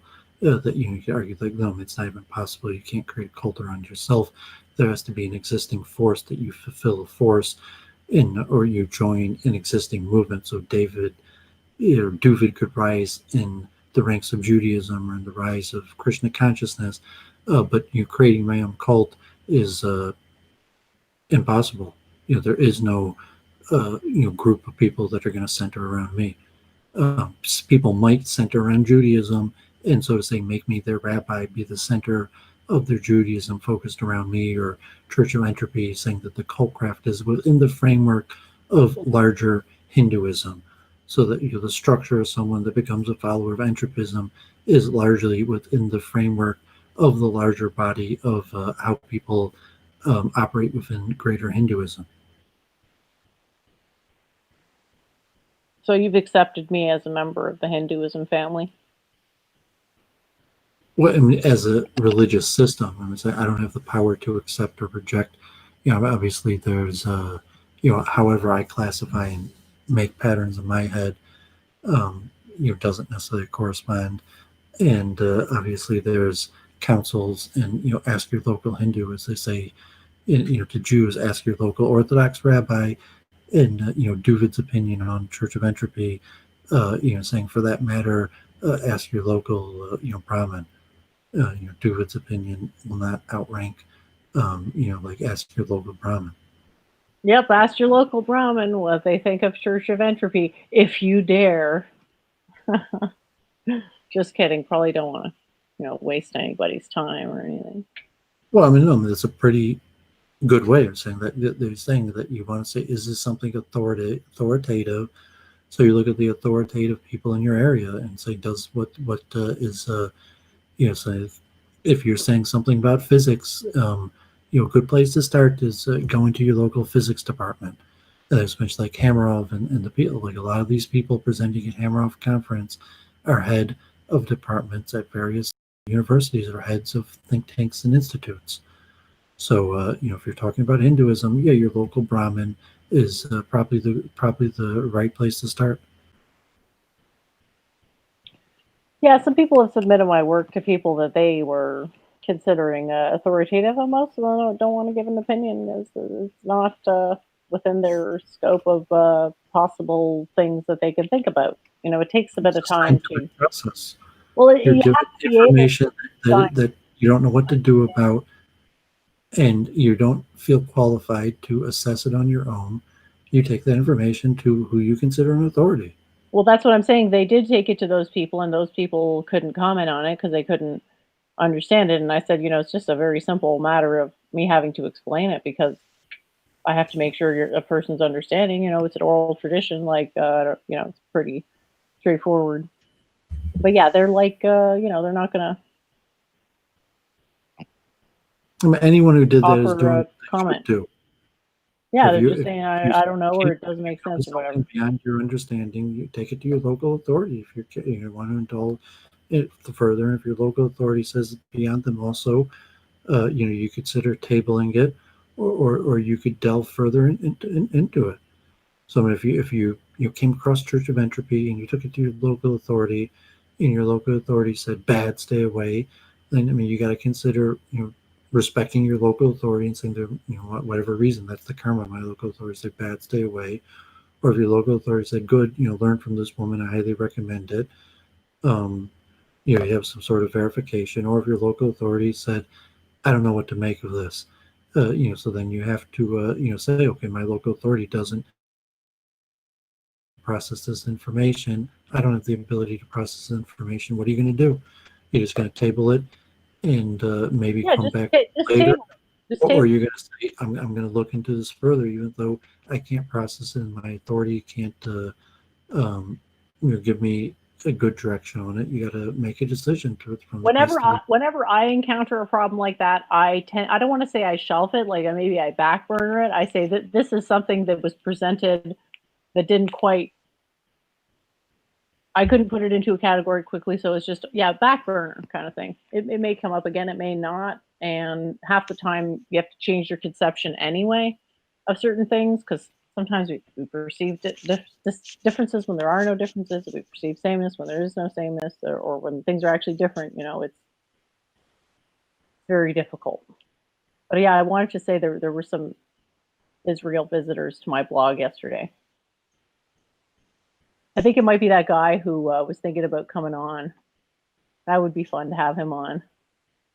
He said he was really interested to talk to you, so we'll see how that works out. I think he's got some problems with this. I don't think this time works for him very well. Yeah, and I think if he was interested to talk to me, he would reach out to me directly. But who knows? We'll see. I think he's a little shy. That's all. That's a little starstruck. Yeah, but then you let him on. The first thing he wants to do is bash me. Say everything you said is wrong. The way I the way I saw it was, yeah, he was excited to. He said he had a cousin just like you. He was excited to tell me that, like, good try, Doovid, but you're wrong. I don't think he said you were wrong. Maybe he disagrees with you on stuff, but I mean, if he agreed on everything, that would be very unusual, wouldn't it? Well, yeah, but I guess people have to understand streaming. You have to make it. There has to be some pressure, but also be comfortable. The dude's like, okay, he's not a streamer. He doesn't have a microphone. He heard me. He wants to talk a little bit. He's got a few ideas, and then sure. Versus like a dude like saying like I want to enter the arena, and he's got to be worked up to speed on streaming and all the best practices to have a reasonable chance to enter the arena. And he doesn't have to want to enter the arena to come on and just share a few thoughts or even a few disagreements. Awesome. Why are people saying in the chat that you were trolling KMG? I don't know. I haven't actually tuned in really ever. I've never actually tuned into KMG's show. Like, I hear it's going on. I don't know if he got monetized or how he's doing. But like, no, I'm not. If you saw some Doovid or whatever, like I've never been in KMG's chat. Maybe like I popped it in once or said blessings or something. But like, no, I've never trolled KMG's chat. Oh. Maybe you said something about him on Luke's show. I didn't even know you were on. I would have watched it. I'll have to go back and catch it. It wasn't that interesting. I was saying, like, I don't think Luke has enough direction where he's like, come on, it's like, what are we going to talk about? Because and like, I don't like talking just to talk. So Luke's got to find his own direction. And even my stream, I'm trying to get Jennifer, so to say, to take streaming, I don't say more seriously, but so to say, like to so like enter the arena, like we put ourselves in conversation with the other people coming, talking about these issues. All right. I'll email the modern day debate people and CC you on it. How's that sound? Yeah, I guess that's okay. And I mean, we might not even be able to do it. We might not be able to find a moderator. I thought like maybe JF would do us a favor. We even like pay JF to do it, but he may not do it, and we may not. I think modern day debates, you're supposed to recommend a debate with a moderator. They might be able to find a moderator, but I don't. I mean, you had been saying before the show, Luke, to moderate, and I was saying, like, one, I don't think Luke would do it even if you asked him, and two, like, I don't think Luke on a like debate on I don't think he knows much about the debate or would be a good That's debate a good thing. moderator for this That's topic. a good, if they don't know, imagine if on the other hand Claire was moderating it. She'd be always trying to steer it away back to secular Quranism, whereas Luke, he doesn't have that subvertive motive, so he would just do whatever we told him to do. So it would really be down to us with Luke. I feel like he would do us a solid. I mean, it's good for his channel too. I don't know. Like, no, I mean, I can't think of any scenario where Luke is just going to do what you told him to do, and like, no, I mean, not be like there and try to talk about secular Quranism, but like, yeah, like I can't imagine that Luke would care too much to hold on to thinking an hour about quantum consciousness and dualism. He wouldn't have to think about it. He would just have to, if there was something bad. I mean, he doesn't have to get that involved. He just has to ask questions, and we have a pre-prepared series my of things. assessment from my knowledge of Luke is like, no, he wouldn't do it. And like one, like if you asked him, he would say no. Like, two, there's absolutely no chance that you could just like tell Luke like how to behave, and he would behave that way. So like 0% chance on that one. And then also that like there'd be any benefit to having Luke on a topic that's not within his range of topic. He can pronounce the words. Ironically, he's actually more well versed in this subject because I talk in his chat and he reads the comments than probably most of the people you find who are actually trained in this field. Like, how high is your level? JF, would JF be that great of a moderator? Because he'd be biased against my position. Luke wouldn't be.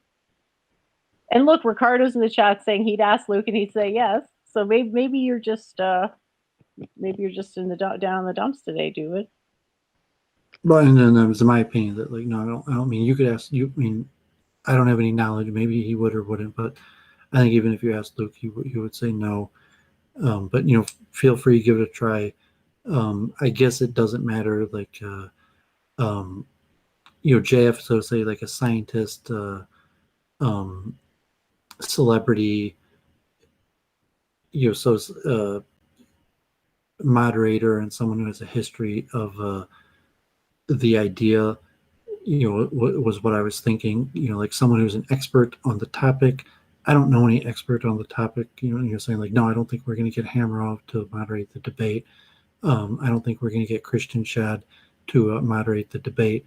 But that's why saying like, like when Jennifer Dicker streaming a little bit more seriously, they're saying like, yeah, like at the end of the day, I am serious about it, and I don't want to bias it with a biased moderator who's going to either ask a dumb question halfway through or derail it somehow with their own stupid opinions of infinite garbage. And I know who is unbiased enough in that field to be able to moderate that would actually do it. No one. Well, I mean, I don't know if they have to be unbiased and saying that people are biased, but saying that someone who has knowledge in the field to steer the topic in an interesting way, or actually interesting, insightful questions to ask. We predetermine a script. And they read the script, and that's why Luke's the best, because he'll just literally read the script and he'll look all shiny and smiley and professional as he does it. Oh, it seems like I am being serious about this, by the way. I'm seriously thinking about this, and I see that. I don't know why you're saying that. Has Luke ever once read a script before? Like, I mean, you're saying from knowledge that like someone once has asked Luke to read a script and he said yes. Well, or it's like Ricardo, like God forbid, like you're talking like you're sending like Luke nudes or something, like that's how you know he's doing it. And you said like Doowovid's right, like Luke wouldn't do it, but like God forbid, like you're sending him nudes, and that's how you know. Oh my! I mean, so from my knowledge of Luke, like that's the only possibility that what you're saying is like accurate. Like you're sending him nudes, and therefore he's doing it, and like otherwise, like I feel like that wouldn't be very nice. Like we're not talking about the same Luke Ford. Luke has a. I don't know what Luke Ford you're talking about, but like the Luke Ford I'm streaming with, the only way he's doing it is like Luke is on a path of self-improvement. He even said women who come on his show should cover their hair, I believe, at some point in his. I don't know if that's still on his best practices or whatever, but he's making a concerted effort. And I really, I'm not going to send him news because, that's just not my thing, I don't think that the news is going to be required, Doowovid. That you're not thinking very much of me here. Yeah, I have I have absolutely no understanding like of any person like why you would recommend Luke to moderate a debate on Because he would read duels. verbatim what was written on a script that I had written, and he wouldn't ask any And questions, that's and what he he'd said, be like, happy no, for it. why would you think that Luke would like read verbatim like some script and like if anybody, like if you said like you're like no, like Brundle, any like your magical power, that like Luke is the guy who would do exactly like you said, like I don't see it like no, like I don't know of It's Luke not who would do exactly what I said. It's doing something that's already in his.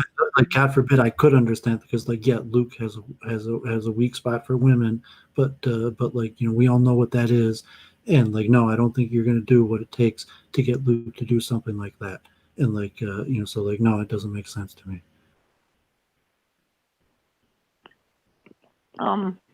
Well, Ricardo seems confident.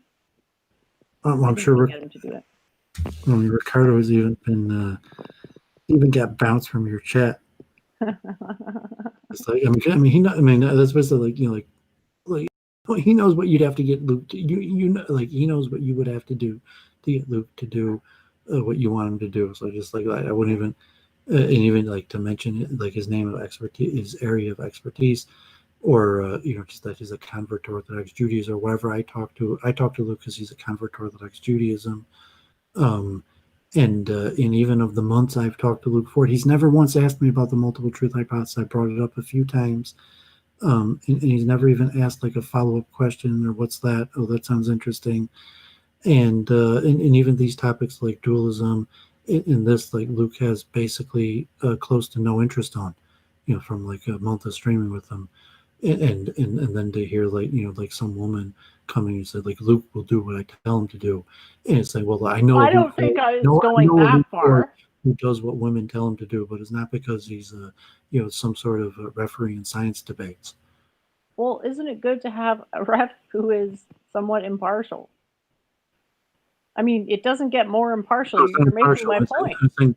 No, I'm saying like obviously like no, I don't see that. Like I'm streaming with Luke. I like the guy, but like no, I don't think anyone thinks he's an impartial debate host. And Luke's not even like good at debate. He doesn't like debate. That's not the direction he goes. He doesn't like he once moderated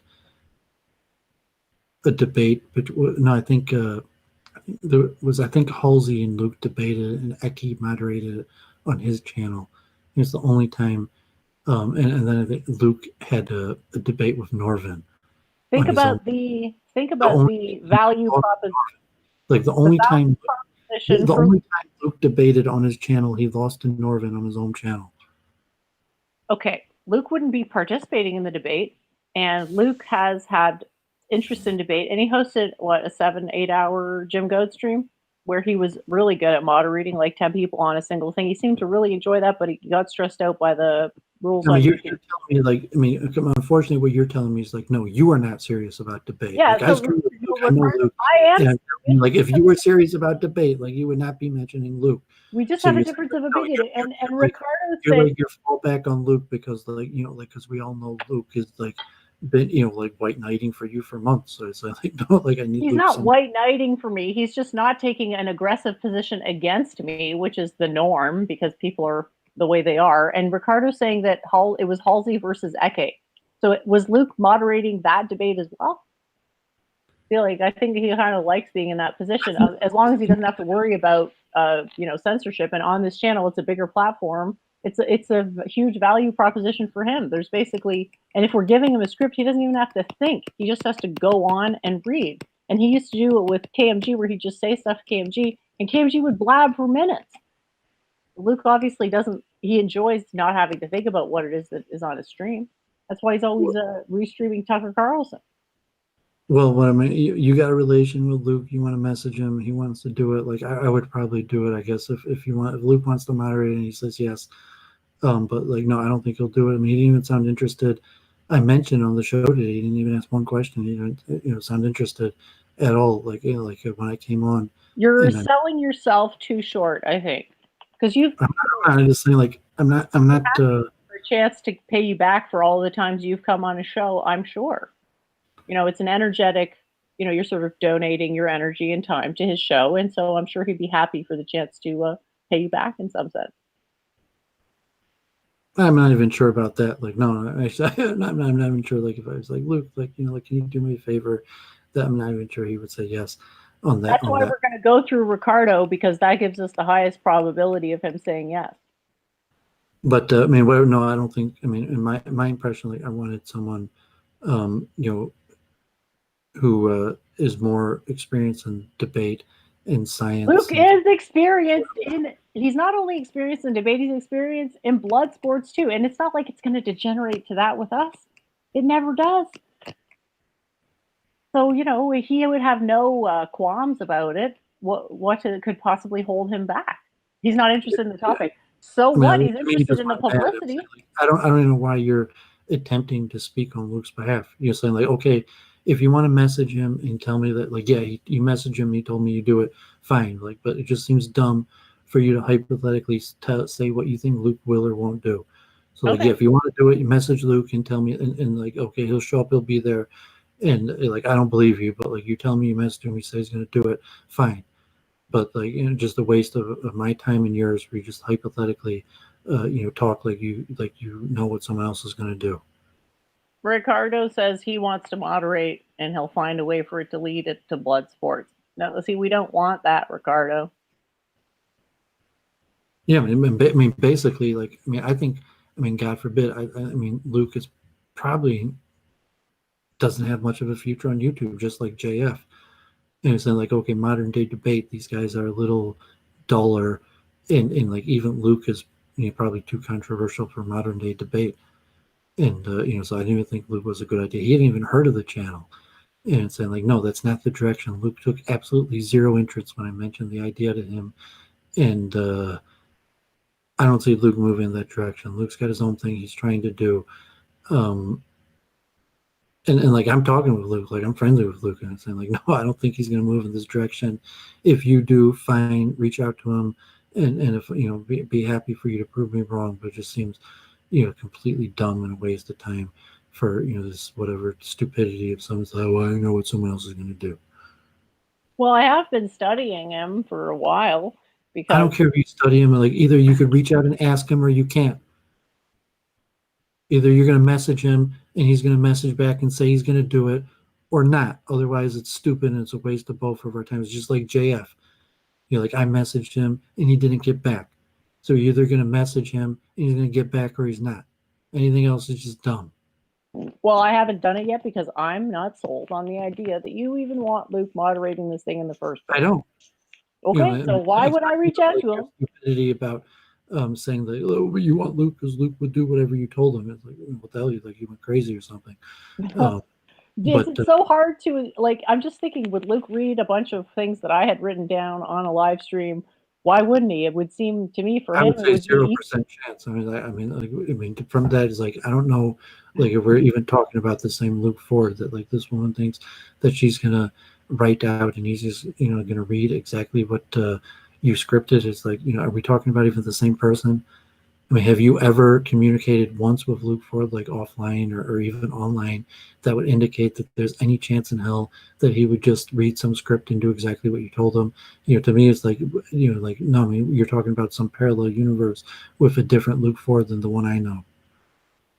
Okay, maybe. Like, unless like you're telling me, like, no, as we were talking, you messaged him and he said he's going to do it, like, like, you're just wasting our time. Okay, well, I hadn't messaged him because I didn't think you wanted him to do it. We're back to square one.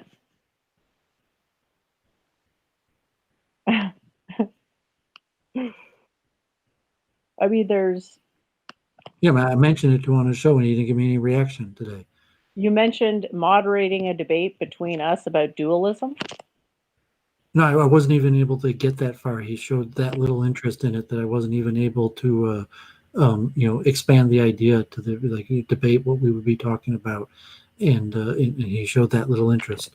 I mean, you could play the clip, like, what are you up to? And I start talking, and like, no response, and then moved on to the next thing. Like, I could have tried to pound down that, but no, I got the hint that he had absolutely no interest in modern day debate. Is it on his channel still? Luke Ford live stream? When I talked to him today, I mean, it probably is, but I mean, maybe not. He may have taken it down. I mean, to me, it seems pointless in arguing because, like, like I'm the one who's streaming with Luke. You got some special insight where you think you know the mind of Luke better than me. Fine, maybe you do, but like in that case, prove that by booking a show, by booking him for the show. Not by I just don't want to I'm book him some only to have purpose. you. I don't want to book him only to have you then say, "Well, I don't want Luke after all that." That's all. Well, I'm not going to back out and say like, no, I don't want to do it with Luke as the moderator. I said one, I don't think Luke would do it. I don't think it's interesting to him. That even if I asked him like, please, Luke, is a favor, he still might say no. That would be in my mind, like it's not my style to beg. But I think like if I was like, Luke, like, do you want to do it? He would probably say no. And then if I like really begged him, he would probably still say no. And then let him know it doesn't even make any sense. That like, why the hell would I choose Luke to moderate a debate on a topic that he that he has no relevance to, on a channel that he has no relevance to, with a genre that he has no interest in? Because it's good to have an unbiased moderator. So it's possible that he would do it as a favor to you, because like, yeah, I mean, Luke has a tendency to be wanting and needy and do whatever women tell him. And so it is possible that if you asked him, he might say yes. So what I'm saying is true. That but even not, I mean, in my opinion, even if you asked him, he would still say no. Unless I sent nudes. He'd probably still say no. I was saying like he might be able to trick you into getting you to do that if he was like back in his day, and then still not doing it. To talk you out of it. Saying like, forget the stupid debate. Like there's other ways to build up a crowd that are better than that. And so like, yes, like Doovid has been trying to organize debates. My whole adult life, Doovid was on the debate team in high school, and it's one of the things I've been mentioning. And Luke Ford has been blogging and streaming for decades, and debate is not his thing.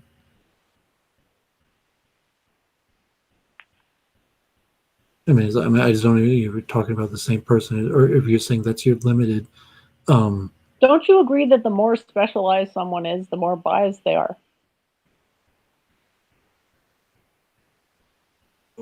Well, yeah, I mean, obviously, for like Christian Schad, moderating our debate, he's going to be pretty biased. But in that matter, no, I mean, he might objectively be able to see what his own theories are to validate the debate. And saying debate is a training, saying that you have moderators that are generally known to be biased or unbiased because they've been doing it for a while. So he's like, JF, is he a unbiased moderator? I mean, maybe not, but he's a moderator. He's been doing it. He's one of the most famous internet debate moderators there are. Saying Luke Ford has only moderated one debate, and he's only been in one debate that he lost to Norvin. And do I have any cause for concern that JF would be biased against me as a moderator?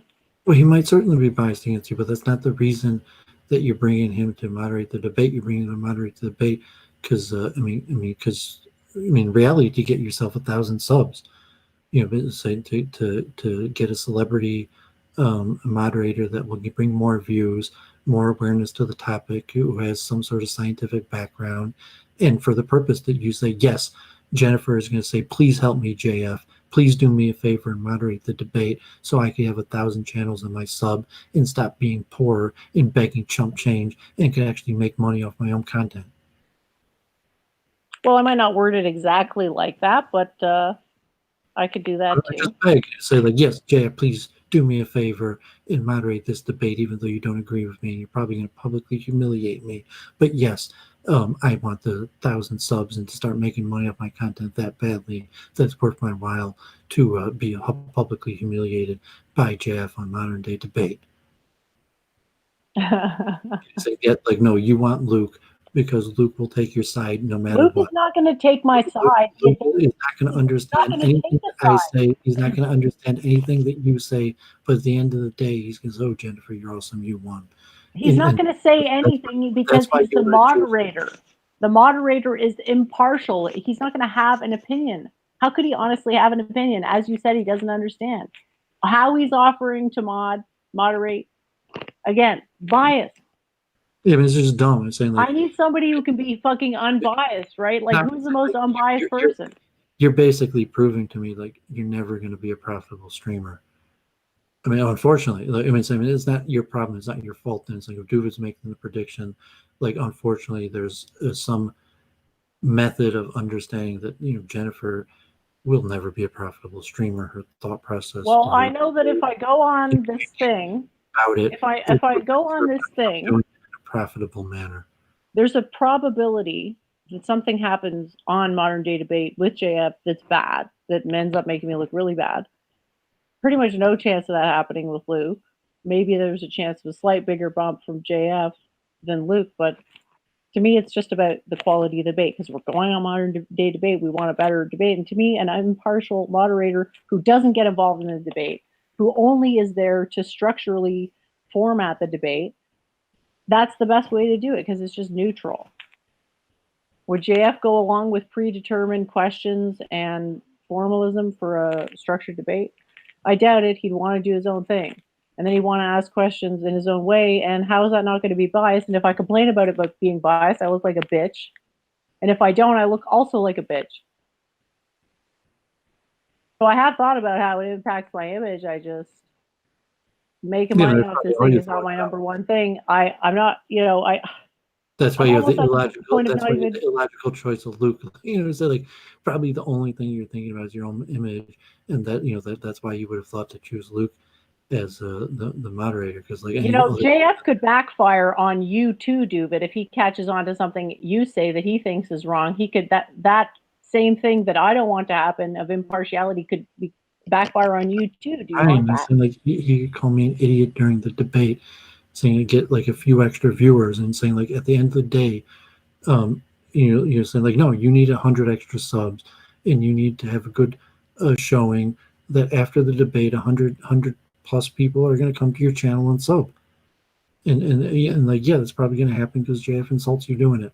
That you know, something that's going to make an interest. That's just how streaming works. So you're saying like, okay, you don't mind being poor, you don't mind being unmonetized, you don't mind that like no matter what you do, you can't seem to get any more. You've been stuck on 800 some subs for months and months now, and saying well obviously it's because like it's how you're approaching streaming. Yeah, because I'm not willing to make myself look like an idiot to get more subs, to get a bunch of people coming to the channel that are going to cause more problems for me and dilute the content. I'd rather put together something good where the right people come as a result because they're like, oh yeah, that was well-informed opinions, not, oh, that person got made fun of, I'm going to go troll the channel. Yeah, so it's like degenerate. So I say, okay, like, find, you're just a scientist, someone who is interested in the topic, someone who has content on the given topic that we're talking about. Not like, they are looking at a losing value proposition. Don't you understand why for a scientist that's a losing value proposition? Because it's basically being shown up in their own domain.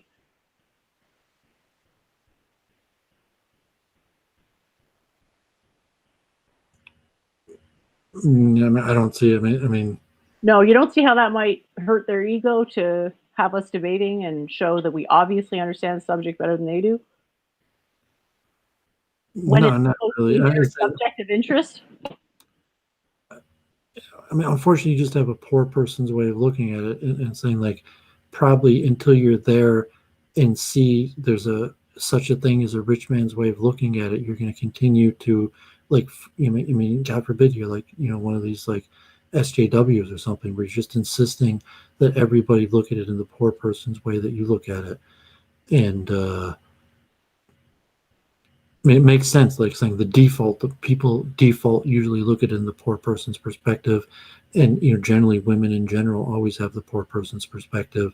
Even from the general spiritual understanding of the nature of what it takes to have a higher understanding, the majority of historical sages said that women are factually incapable of the abstraction level to see it what I'm calling the rich person's perspective, and Jennifer may be demonstrating that fundamental block where she can't see it from the certain what I'm going to call the rich man's perspective, but then it's like a violent force where it's like the poor man's perspective is right, and I will fight for the poor man's perspective, to the poorhouse. And unfortunately, that's the majority of people. And so you're better off, like it's tough to know, like, so the rich man's perspective is just like let people be dumb and make your money and stay out of the limelight, and just hope that people don't even realize that you made your money on the side, or try to step in and also force things to be done in a certain way, like Trump, just get out there, bottom line, like on budget, ahead of schedule, and the end of the day, like, I just hand me the budget. I don't need any of your shit. I don't need any of your commentary. Just hand me your budget. And that's it. I don't need to see anything else.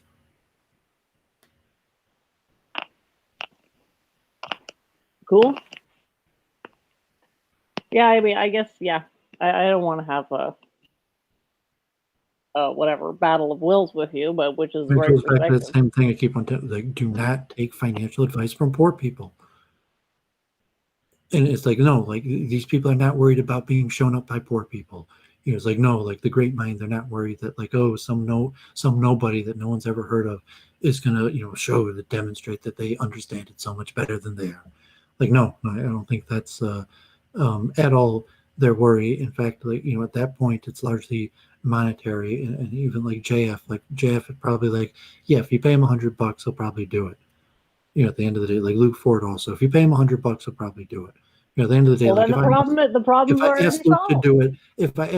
do it, like, no, he'd probably say no. If you asked Luke to do it, he'd probably say no. But if you paid him $100, he'd probably do it. And so there's a question: do you want to pay? Is it worth your investment? You're like, what's the reason we're doing it? And so now you're investing $100 of your own money, for what purpose? And you're saying, oh, because, like, I'm gonna get 100, I'm gonna get the subs, I'm gonna get monetized, I'm gonna make the money back. Or it's like, no, that's not why I'm doing it. I'm gonna, pay $100 of my own money just so that I could forward these ideas and advance my personality and into different circuits, and then, I mean, it just a certain logic, like, I mean, I told Luke Ford the famous quote of the man I knew that, did business with Donald Trump, and, just the resounding wisdom that you can't argue with. And he even said it in German, hat Geld oder nein. You either have money or you don't. It's a factual element. You're going to have a certain amount of money or you don't. Either you have $100 to pay JF to do it, or you don't. Right. Gotcha. Either like Hamarov, either you have $10,000 and you could pay Hamarov to be a celebrity judge on our debate, or you don't have $10,000. None of your grandstanding or that. Like, yes, if you wrote Hamarov a check for $10,000, Hamarov himself would probably moderate our debate. And you say the problem is that you don't have $10,000. And so that, just the simple way, you either have it or you don't. And if you don't, then fall in line, like Luke would say, stay in your lane, know your place. And so, like, well, no, I could write a check for $100. What could $100 get you? $100 could get you JF or Luke Ford. Woohoo! Sounds good.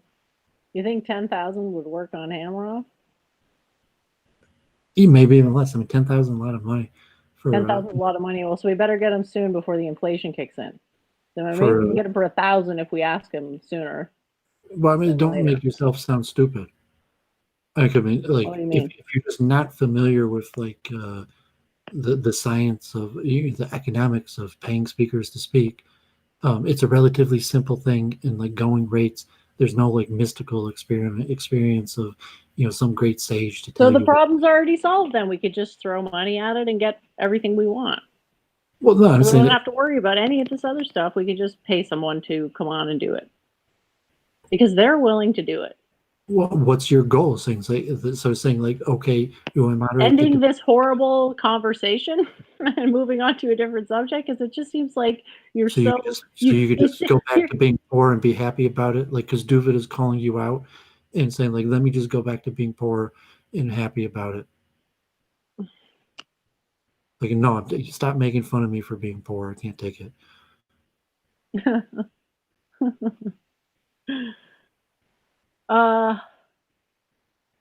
Not quite. I just don't see the point of talking about this stuff on the Well, show. because we're trying to accomplish something.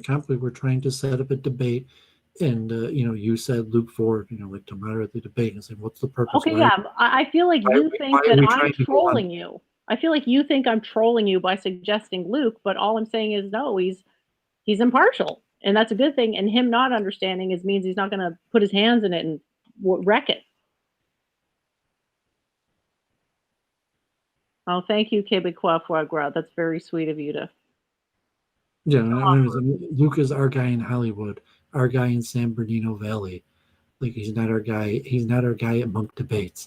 You know, saying like you got a guy like okay, you want a guy in San Bernardino Valley, you got him.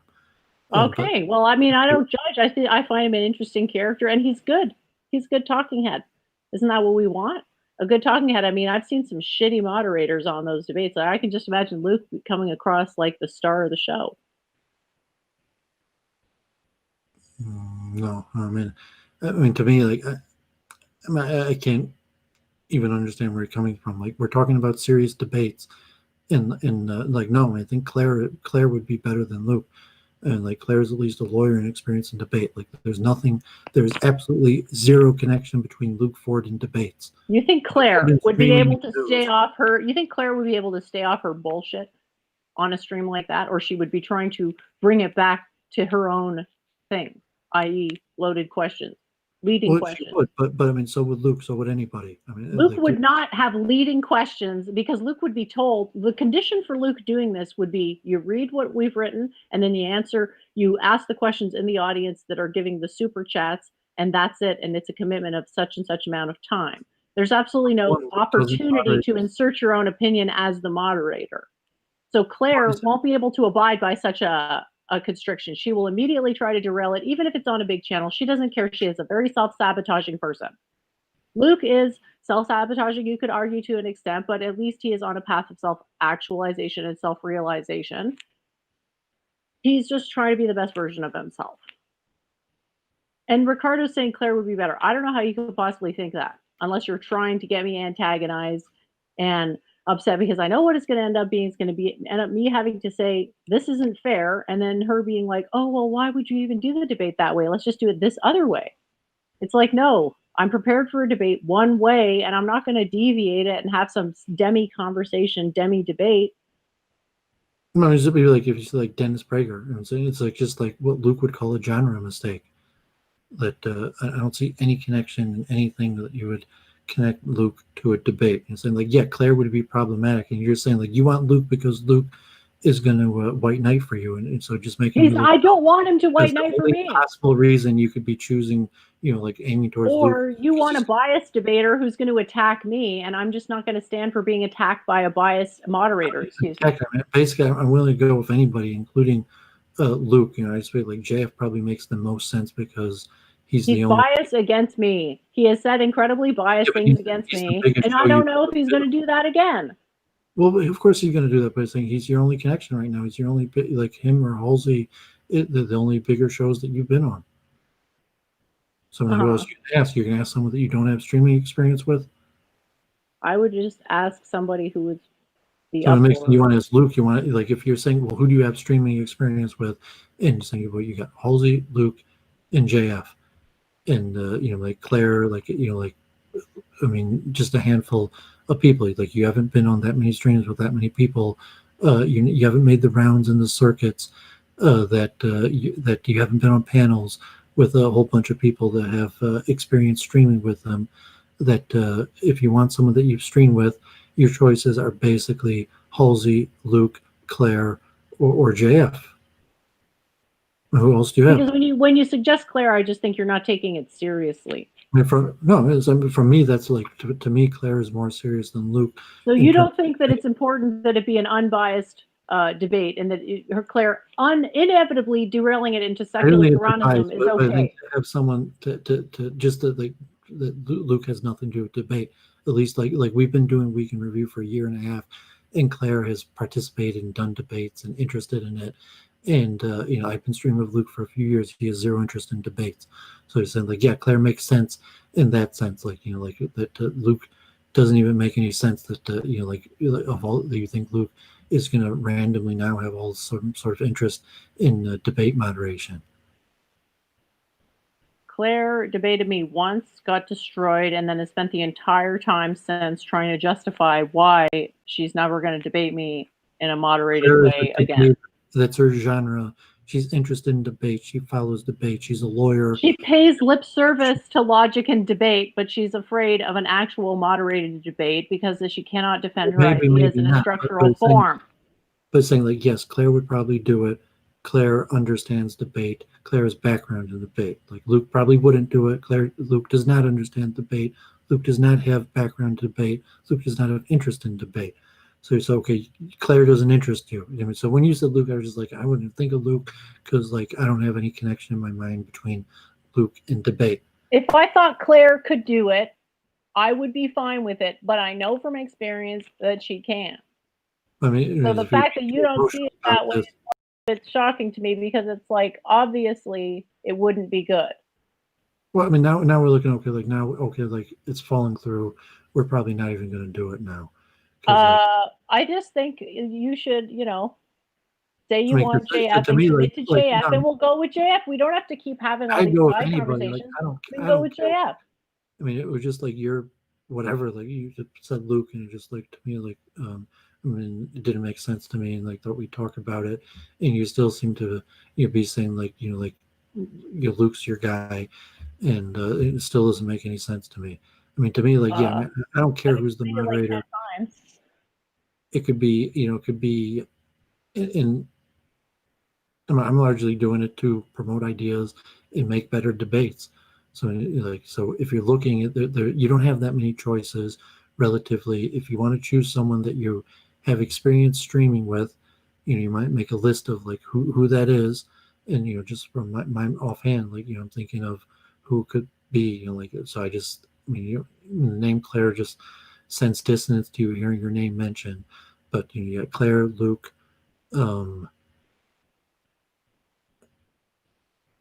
Halsey, JF, and that's about it. Like what you think, like Josh Neal or Will the Power is going to like come out of retirement to moderate the debate for you. I hadn't asked, anyone, but the list was JF number 1, Luke number 2, and after that, if neither of those work, we could have another talk about it because you don't want to bring on nobody because you're constantly lecturing about getting the biggest name possible. Claire's not a big name. Claire, I don't want to be associated with Claire. That's a fact. But you already are. I'm saying, like, you can't reject your own karma. You've already spent 100 hours on her channel. Saying Claire is the single person. You're probably even more associated with Claire than you are with me. You probably spend more time streaming with her than you are with me. That's your karma. So, I mean, to me, it's just like, if you don't know your own karma, then why'd you spend more time streaming with Claire than any other person on the internet? Me going to stream on her channel and me wanting her to moderate a debate where it's important to be impartial aren't the same thing. I just spend all my time with you, but really I hate you. I don't hate anybody. I just call you and ask to come over to your house every day, even though I hate you. I don't hate anybody. And Claire is constantly talking to me. And I tell her to fuck off, but she doesn't leave. So, obviously she needs me. She needs me in some, mysterious spiritual way. I guess I see your own bad karma. I see why. But I don't really want her dragging me down any more than she already does. So no, I wouldn't put her on a list of people I would want moderating a debate, because then I would look at it in the future. I'd be like, well, I kind of sabotaged myself there, didn't I? By letting Claire moderate a debate when I knew full well she would never be impartial. I mean, I say most of the debates I went into in the beginning, you're like, of course the moderator was on the side of the person I was debating. Like when I debated Eric Stryker in Joachim or whatever, on heel turn, like it was not me versus Stryker and Joachim as the moderator. I mean, that's what it was, but it was basically 2 against 1. But there was a moderator, and that, like, I did it anyways. And when I debated Christopher Van Jerkness, it was basically just 2 versus 1. It wasn't like me debating Christopher Van Yeah, so you don't Jerkness want and a Adam repeat of Green. that. You don't But want a repeat of that. I get I it. don't I don't want to want a repeat of repeat. that I don't either. mind a repeat of that. Like you're saying, Doooovid debates. Like I don't mind going in.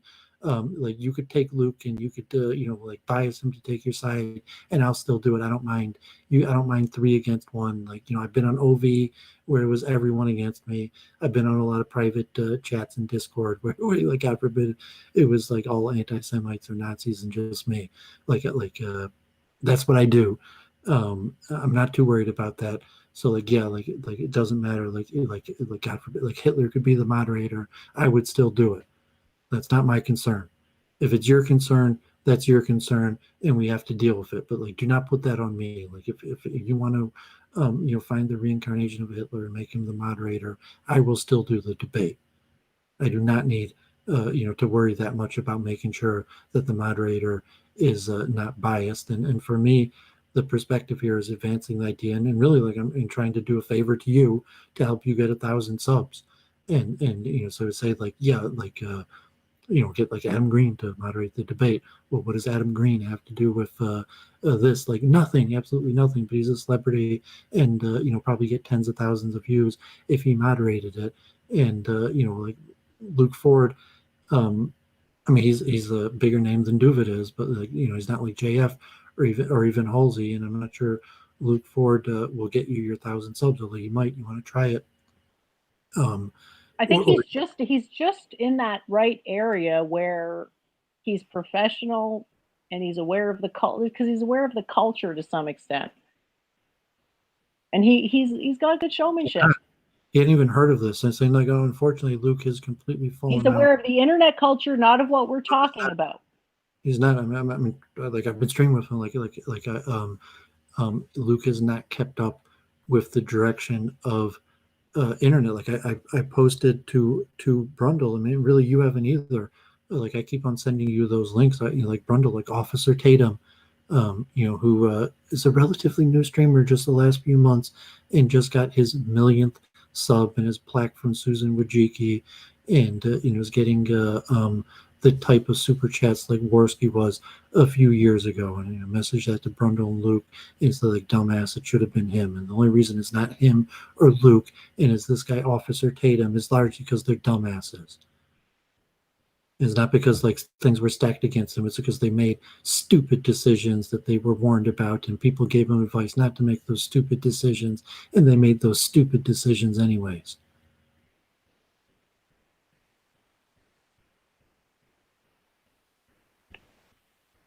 Yeah, and I'm gonna feel like that about JF. Like I felt, like it wasn't a very good experience on his stream those first few times. So who knows if that's gonna come up again. I mean, say, okay, you're just going to go solo. Saying you don't need JF. Like, I mean, JF has been on the channel before. There's a Luke Ford hadn't even heard of the channel. JF has like been on that channel multiple times. And, like even like I don't even know who to contact, or just send out some random email and hope that they respond and say yes. Like JF, you could message him and he could be like, yeah, sure, I'll contact those people directly. And that's why JF made sense to me. Luke had not even heard of the channel before. And so like I don't even know whether we could book ourselves on Modern Day Debate.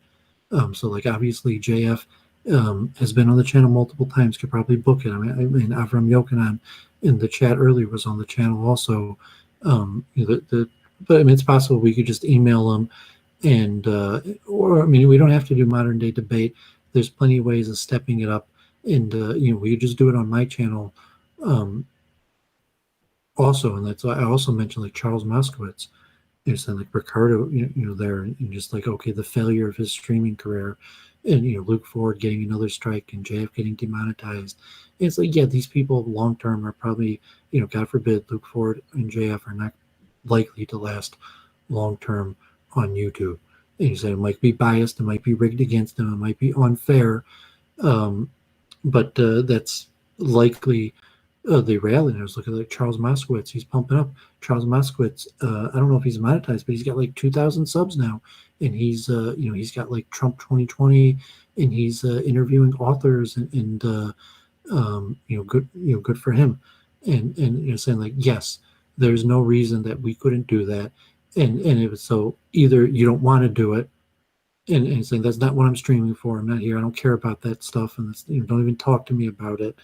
Or you say like, yes, I want to do it, and like I'm not going to be a dumbass, and I'm willing to talk about and work out some sort of structure goal of this is what I want to do, and this is how I'm going to get there. And not going to be like another Brundle Ricardo in the chat, like talking about some YouTube channel that he used to have that doesn't even exist anymore, and complaining about how like he was screwed and he should have been on top, but instead he's just a loser trolling in the chat still. Meanwhile, Officer Tatum is making $1,000 a show. Well, good for Officer Tatum. So, okay, you're right. He's got the contacts at the show. It'll work out. I messaged him. He didn't message me back. I'm not going to bother JF. Like, he's a busy man. He doesn't owe me anything. And so I messaged him, and he said maybe he'll look into it. And he didn't message me back, saying, maybe he will, maybe he won't. If you want to message him in that, and then move on. Maybe Jeff is busy. He's dealing with his own stuff. Like, he's got his own stuff to worry about, and it could be it's not likely this week he's going to want to moderate some debate between me and you on a different channel. And then you say like, okay, so we're going to push on and try without him. I don't know. And then I would say like Luke Ford is saying like, yeah, that was like, I think we should publicly have these conversations on streaming. That's what I say. Like, you have to be familiar with your audience and talk to your people. And you're saying like, yes, this is Doooovid, this is Church of Entropy. It doesn't matter what channel I'm on. I have a persona, and people that I guess like my persona or follow what I say, my ideas, and I connect to it. That I could monologue on my own channel. I could just turn on, go live, and share my thoughts to people that listen to me. And I think you would be better served to develop that direct connection to the people that follow you, where you just pop on without an intermediary and talk directly to them. And then they'll also take you to, it's like, this is Doooovid, even if I'm on heel turn, or Adam Green, and it's basically 2 against 1 against me, that I'm still Doooovid, connecting to the people that listen to me. I'm not really interested in monologuing with the audience. Monologuing, period. I just don't have the temperament for it. So that means you probably won't be a successful streamer. And so, okay, that doesn't matter. You still do week in review. We still talk and like advancing ideas. But you say like, no, the streaming is probably not for you then. Well, I like it. But that's not streaming. Like you have a show, but that's not streaming. I mean, if we hadn't been talking about this the whole time, we could actually be talking about science. I mean, I don't want to have to face the stress of getting demonetized. / I don't want to have to face the stress of being worried about what to say and remain monetized. You don't want to, because like you're an anti-Semite and half of your friends are anti-Semites, and you know that eventually, like the it's Jews. It's not about that. It's about are going to not allow you to make money off of it. So like for whatever reason, Doooovid is not. Like Doooovid, my main topic that I want to talk about is in fact the Holocaust. The whole reason I came on YouTube, my topic of choice. Like I'm not, going to debate. The thing that I never want to talk about is the reason I'm here, right? The point is that I've seen, Stefan Molyneux lost his channel. I didn't really follow it that closely. He probably did some dumb stuff on it, but I have no idea what it was. And I just don't want to. I don't know. It was good at following rules that. I'm also following rules. And Jeff was tricking the rules, so to say. Like he was within the framework of the rules, but like he knew that he was on the outs.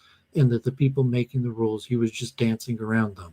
I mean, even he said that himself. It was like not surprising that like Andrew Gage, that they or whatever reason, whoever he's got on his channel, that they demonetized him and just said because who you're affiliated with. And he's saying like Richard Spencer is becoming a liberal right now, in endorsing Biden probably to stay out of prison. that you say, oh, like, no, like the Jews, like, like they're not going to win forever, and eventually there's going to be a mass rebellion against the Jews. But right now, Richard Spencer is lucky to not be in prison, and he probably had to publicly endorse Biden just to not be in prison. And they're saying like JF getting demonetized, like, no, there's no surprise there. And it's saying like, no, unless you do something stupid, you are not going to get demonetized. You're saying unless every third person that you have on your show is going to want to deny the Holocaust, you do not have to worry about getting demonetized. You know what? Maybe you're right. The thing is, okay, this is my thinking.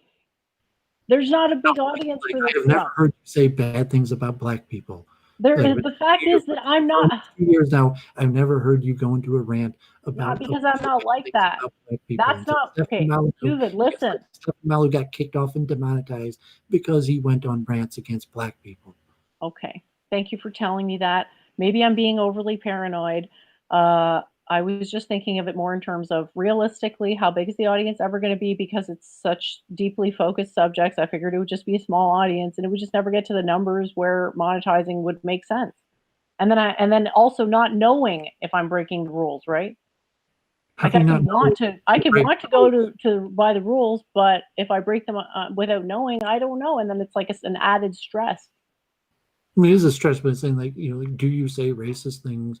Do you deny the Holocaust? Do like these things? Like, no, like you don't have that much to worry about. Or you say like, no, like unfortunately, the majority of your friends are dumbasses, and if they're on I'm more concerned about people that have a problem with me and want to hurt me and hurt my channel, and I don't know. I almost would rather stay small because I figured that wouldn't provoke the ire of like some bunch of people who got pissed off. But something I said, the bunch of people hate my guts for getting triggered for stuff that I've said. I'm going with that intention. People might dislike you, disagree with your ideas, but like, no, I don't think that you have that many haters. And saying like you might have, like a few, dumbasses that are going to want to come on your channel and say stupid things that are going to get your channel in trouble. But it's extremely easy. Usually you could tell pretty far in advance or take protective measures against that. And most if you're in a network where most of the people are controversial, you got to reflect on your karma. Why you're in a network where almost everyone you could talk to is controversial. You don't have any non-controversial people to talk to. Yeah, so, okay, like reincarnation is controversial, but like, no, you're not going to get demonetized because of reincarnation.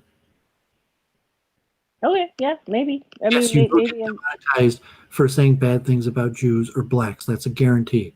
Yes, you will get demonetized if someone comes on your show and says bad things about Jews or blacks. You probably will get demonetized if you have people on your show that, even though they don't say it on your channel, say those things on other channels. But like, no, I've never seen a person get demonetized for controversial opinions about reincarnation. And so when JF got demonetized, it is no big surprise to anyone in this chat that JF got demonetized. And you don't have to really look too far. And Jennifer said, like, oh, I'm scared of a conspiracy getting demonetized. Think like, no. I didn't say anything about a conspiracy.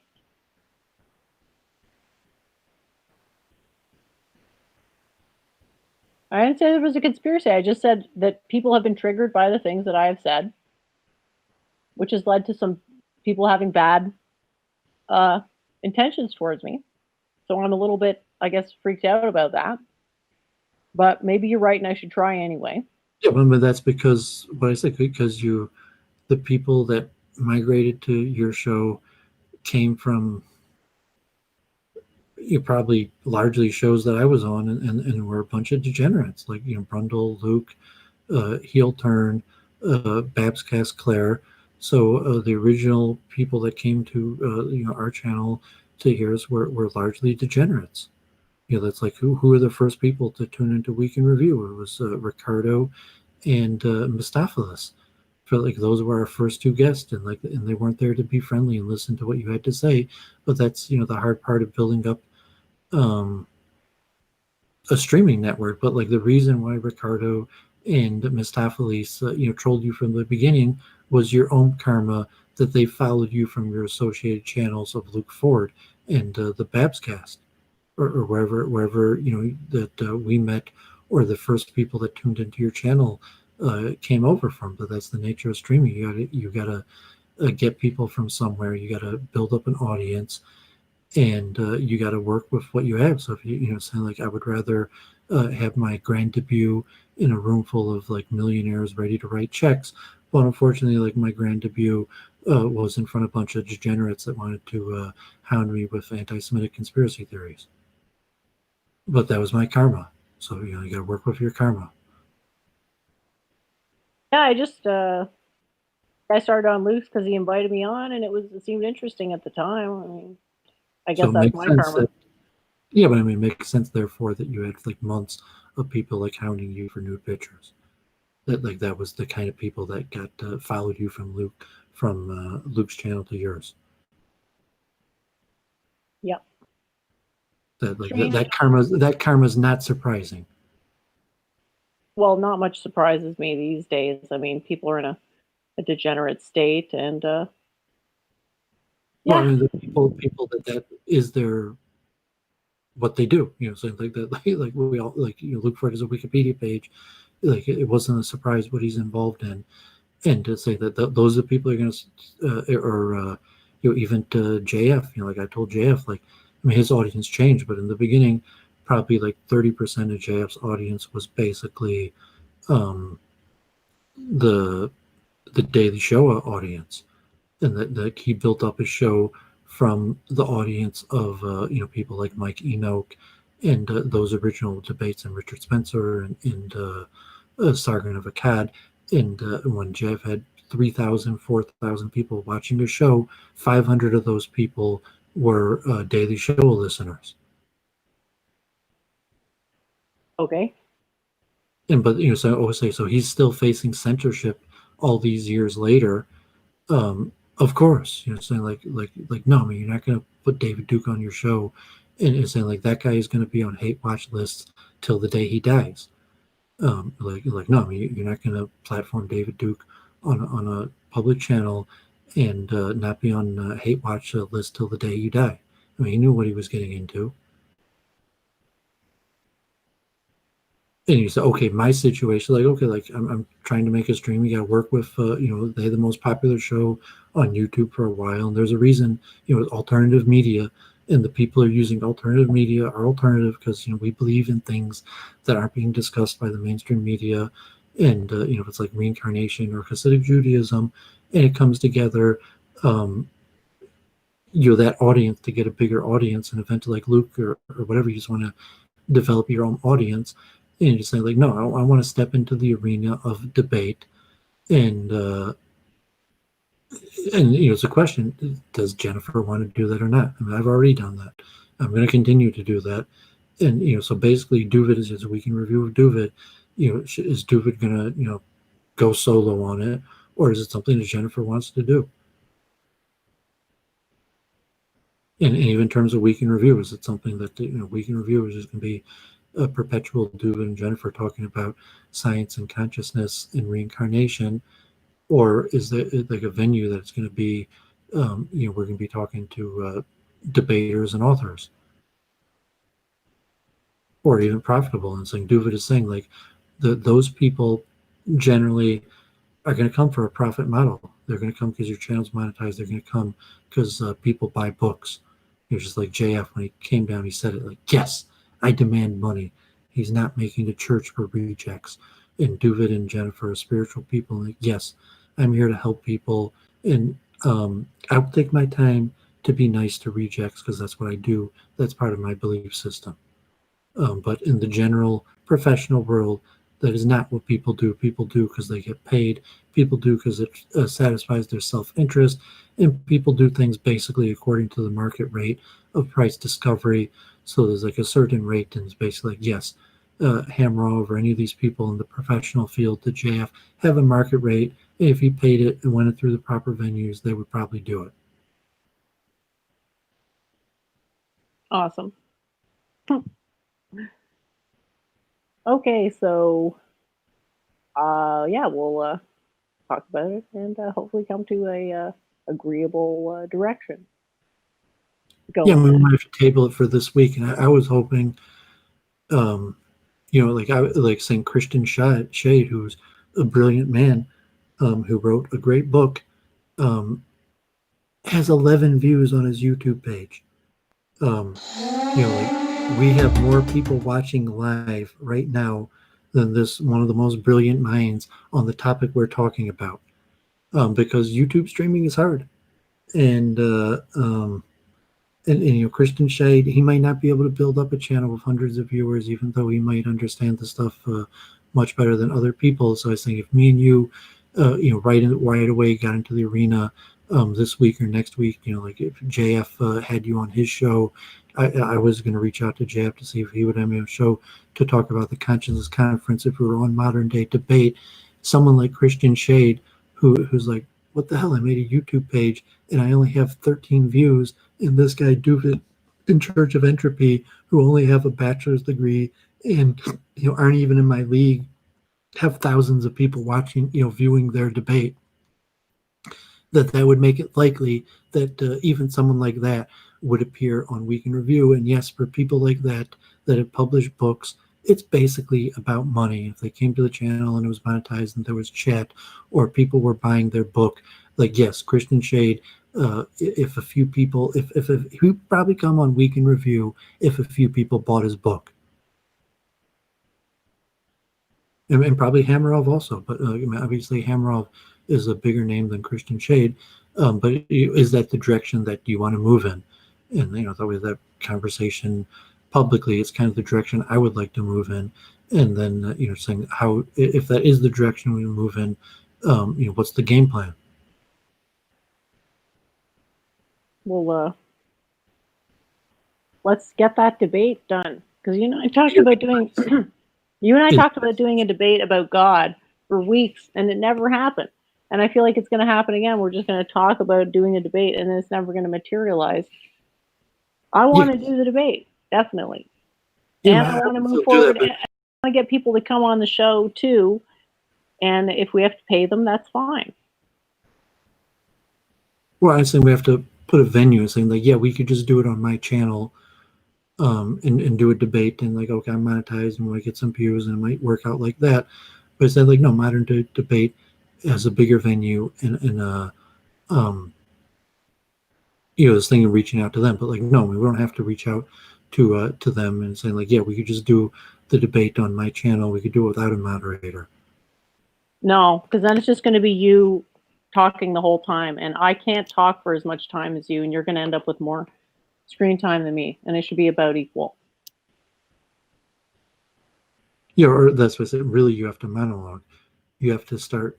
I don't mind monologuing, but I don't want to have to contend with your counter monologues or whatever would happen. I need there to be someone making sure we're kept to a reasonable amount of time, because you have a bit of a tendency of rambling. Yeah, I mean, probably, but that means it's going to be the nature of the program where it's saying, like, you have to, so to say, be assertive. And if you're not, I don't want to have to be assertive. I just want to have certain time intervals, and they're the same, and it's easy, and that's it. That way, it's fair. You might not even need a moderator for that. I mean, yeah, well, I don't want to have to time it.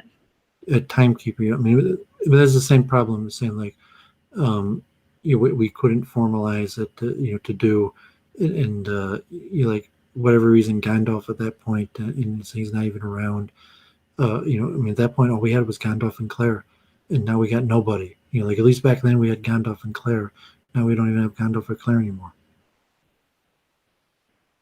I'm just getting mixed signals from you. Well, you're saying, yeah, what's the utility? I'm saying, like, even like, I'm trying to do you a favor. Like, no, I mean, you coming on my channel and debating isn't going to get you 1,000 subs. Right. I mean, so you say, like, no, you don't see the utility and value of appearing on a bigger channel and trying to get 1,000 subs. If it's a debate, I want there to be at least a timekeeper. That's all I'm saying. You're saying, like, no, like, you don't care about the 1,000 subs. You care about it being a fair, debate that all these things are rigorously held to. I'm sorry. That's just how I am. that's more important than you just saying like, no, I don't give a crap about that. We're going to go on modern day debate and like how it goes, and then you're going to have your chance to do a post show and get 1,000 subs. I don't look at this as a money making venture. It would be very hard for me to do that. It'd be like a complete transposition of my whole entire original intention.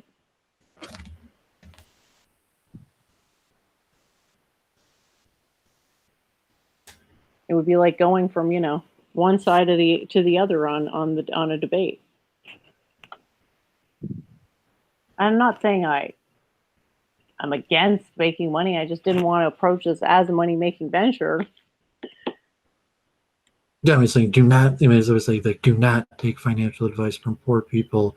Do not business. Do not enter business deals with people who are lackadaisical about making money. It's not that it would be hard to make money out, Ricardo. It's that the amount of energy investment would be too high. You're saying I'm poor. I'm saying you're spiritually poor. That's what I'm saying. Sorry. To do it right, it would take so much time, and it's like I'm already doing this research stuff all the time. Now to have to put energy into making money would be like, oh my God.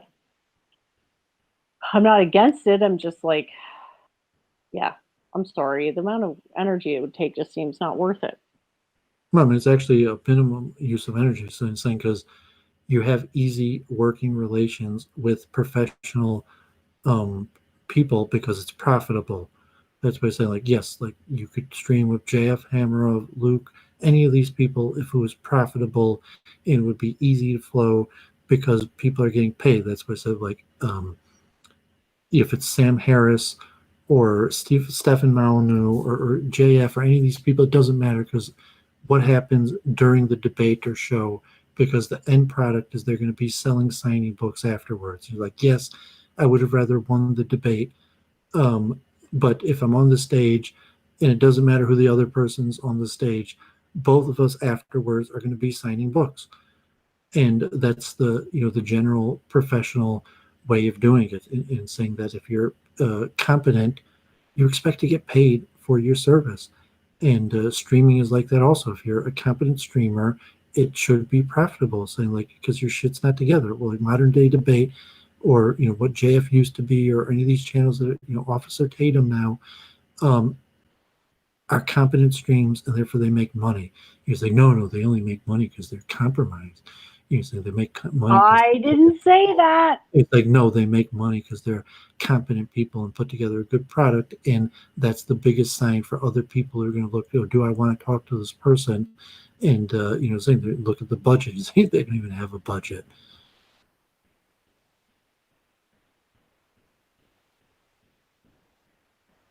I mean, just factual. It's saying like, and saying this relative is like IRL organizing, and of any event, if it's like a university, like it usually involves people getting checks. Almost all events involve people getting checks. Okay, I'll put that on my list. Write a check to, Jay. Well, so it's easier to write a check if the show was profitable. So it's like if you were monetized and you were getting tens, hundreds of dollars of super chats, it'd be a lot easier to just pay someone to be on your show than you're just like, oh, I got to make money doing something else and pay that money out of my own pocket to get someone on my show. So it's saying like, no, the logic is produce a profitable stream and then it'll happen all together. So it's like, no, I don't want to have a profitable stream. So it's saying like, no, you're just giving an excuse like for failing. It's like, oh, people don't like me. I don't know why people don't like me. I don't know why I'm stuck on 850 subs, and for the last 3 months, I haven't gained any more subs. It must be because people suck. It can't be something I'm doing wrong. It could be something I'm doing wrong. Definitely. I haven't tried hard enough to promote the channel.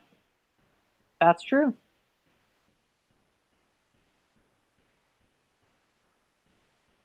Because the amount of money I would make is not enough to justify the time commitment, as I've said many times. But if you want to pay people to come on the show, I'll do it. No, that's why, mean, I don't know if you're just not understanding it. I want to get your channel over 1,000 subs and monetized and have it profitable with people where it's naturally profitable, and it'd be profitable, and that would um, you make it easier to get guests on the show that's going to be profitable for them to come on your show. And it's saying like, no, I don't know why you haven't hit 1,000 subs yet. And to me, like, it's simple. Like, we'll appear on Modern Day Debate, and you know, hopefully you get your 1,000 subs after, you know, that one time. And but it's like, no, like, it might be too complicated. We're not going to be able to find a co-host or a moderator, or whatever reason. There's you know, too picky about the fundamentals of debate and having a timer. Like, no, Me I did not not wanting you I did to. not insist Adam McGreen gave me a timer. I did not insist that Heel Turn gave me a timer. Me not wanting you to filibuster and out talk me throughout the debate, because it's going to stress me Of out. course, that's going to happen.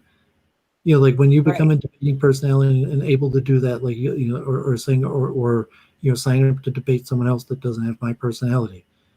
You're saying like, You that's want why to you make it have look 1,000 like subs. you want to make it look like you're giving yourself an unfair advantage to the audience. You don't mind that you're essentially rigging the debate in your favor.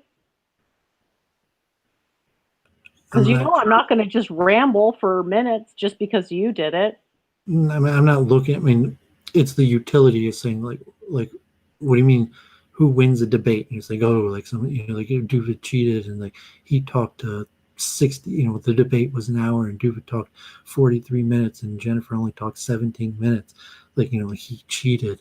And so like, no. I mean, that's not how I'm looking at it. It's like that's if you're not assertive and there's a debate, and I'm probably going to do most of the talking, and that's, you know, how it is. And you're saying, so if you have some measure of either change your personality, become more assertive, or find some moderator that is going to make it in that way. But like, then if you're just like, no, like, because I'm already looking at like, largely I'm doing you a favor to help you get 1,000 subs, and then you're saying like, no, like, I reject your favor. I'm only going to accept your favor if there's a moderator who also can make sure that I have exactly equal time.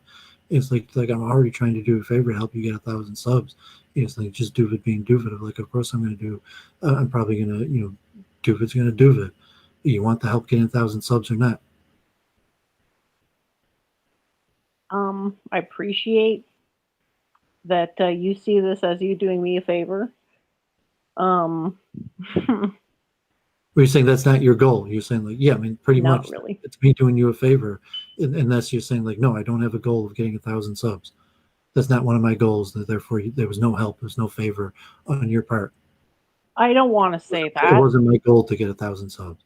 I don't want to say that, even if it is true, because it sounds mean. The same thing is, I don't want to be seeming mean on a stream because I'm grumpy because I feel like you're talking for too long and not giving me enough time to talk. And I feel like that could happen without a moderator, but it wouldn't happen. And I don't want to have to be a bitch. That's saying that's the point of going on a stream, that the people who want to hear more of you are going to migrate to your channel and sub. They're not going to want to hear more of me if either A, I'm talked over, or B, I sound like a bitch because I'm. You don't make your own streams anyway, so they're going to come over to your channel. They're just going to hear me anyways. So it's like, they might as well. That's the thing. Yeah, you blab the whole time on Week in Review. If we're going to have a debate, I at least want equal blab time. I want people to think, wow. No equal black time. If you want people to hear what you have to say, words in. If you want people to hear what you have to say, you have to monologue. You have to stream like I do. You have to make hours and hours of stream just talking straight to your people. Just you talking to the people that listen to you.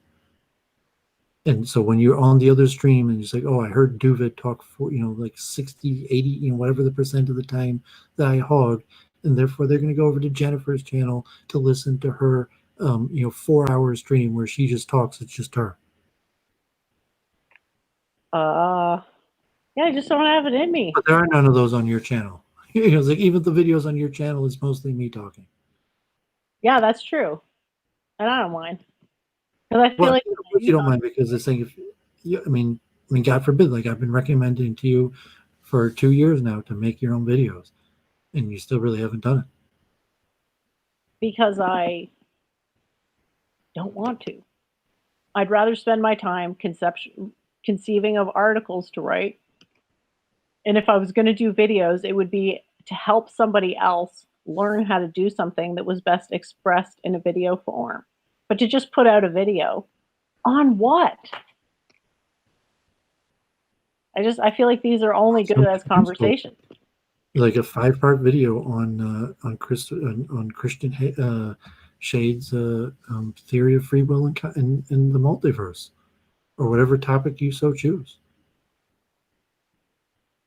Yeah, I could go through my entire theory. Yeah, no, I've encouraged you to do that for 2 years now, and you still haven't. And I will once I find proper people to carry the torch, because I understand how much information is going to come out of these respective theories. I can't do it all myself. The only thing really useful to do via video is teaching, and it'd be teaching how to teach, which is essentially something that's done one-on-one. So I need some type of, delegate. And then I would make videos for the delegate, but I can't see anyone else being interested in that. In terms of me just blabbing, if there was enough comments in the chat, I could probably answer questions, but I guess I spend a lot of time just really deep in thought, honestly. So you can't pre-record. I mean, you couldn't just. I mean, I guess Pre-recording would be even more tedious. At least live, I could interact with the chat, because for me, it's always about a conversation. It's not about, there's no monologue, because it's all just this muck of hypotheticals until you actually apply it to a situation. Yeah, I mean, so basically saying that you're never going to be a streamer. You're kind of like Vince or something. Like you're a person with a blog who came across Doovid in a stream, and Doovid convinced you to do a few streams, and you did, but and then that's about it. And so you're still the person with the blog, but now you just have like a few streams of Doovid and to augment that. But you didn't become a streamer. Well, we'll go on the modern day debate, and we'll see. With the moderator, I feel like you don't want a moderator. I'm saying like it doesn't even have to be me. I'm saying like you could just enter your own realm of modern day debate. Like you don't like we could do it separately. It doesn't have to be me and you.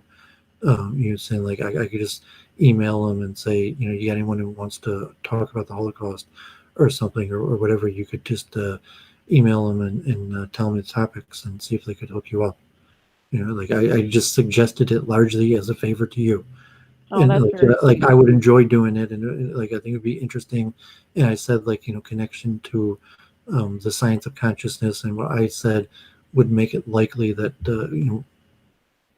we or if it's no interest to you, just me, would be in conversation with the type people that are presenting at the Science of Consciousness conference. And so like I was pretty clear about my goals and why I wanted to do it. And I'm not. You didn't really clarify your goals even. So it's hard to work with you because you didn't clarify your axiom. Okay, well, allow me to clarify my goals. If it was just pure like mutual benefit, that I'm sure if you clarified your goals and axioms, it'd be very easy for your Doovid and Church of Entropy to clarify some sort of mutual benefit based on goals. Okay, so my goal is to primarily get people talking about things using my frame of reference. Do you not use pronouns? Sorry? Your primary goal is to get, be as specific as possible. To get people thinking within my dialect. That's my main goal. Your goal is to get people thinking within your dialect. Yeah.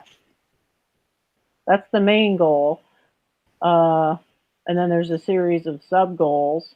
But mostly what I love to do is get to know somebody and see them improve as a person and gain more self-realization. I hate to use terms like that. But yeah, the main goal was getting the dialect coherence and to make the information pass more. The main goal in having a YouTube channel and streaming, that's your main goal, period. The YouTube is a wonderful way to facilitate that goal because speaking directly to people is the most effective way to achieve the primary goal by setting an example. Yeah, but I mean, And standing on street corners is a better way to speak directly to people than YouTube channel. speaking on the street corners doesn't guarantee the right audience, whereas a YouTube channel does guarantee the right audience. And then, you know, the audience can come into the chat and ask questions, and then I'll know what direction to go in that they're ready to start learning at. Well, no, I mean, YouTube channel does not guarantee the right audience. Well, it's a selector. Like there's a, you know, it's a the like you said, the first people came over from Luke Ford because they saw me on Luke Ford. So there's, you know, it's a combination of Luke Ford and me that brought those people here, and then other people sort of like a, you know, tumbling tumbleweed. Ricardo says that we don't we don't share same goals, and it's pointless to continue working together. We do share the same goals of improving society. It's just a question of what that entails. So, well, even to get together and talk about streaming and the advancing of our Ricardo research. thinks you and I started streaming together because to make him angry. See, that is just honestly, that's insane. Like the fact that you would even write that in a chat. It was 100% because Doovid was interested in science that we started streaming together. And Yeah, I didn't even know you guys were streaming together until later. You and Brundle. I didn't know that. I knew about you before I knew about Brundle, I think. Well, it wasn't either or for me. Like I do both at the same time, and like no, I mean you could stream with like whoever you want, you know, like whenever you want, and you know, to like anyone who comes on Week in Review, and you know, Jennifer, you want to set up a separate show, that's fine. That's what, you know, between you and Jennifer, and Brundle was still streaming. Like there's no, I did not stop streaming with Brundle because I'm streaming with Jennifer. I stopped streaming with Brundle because he stopped streaming, and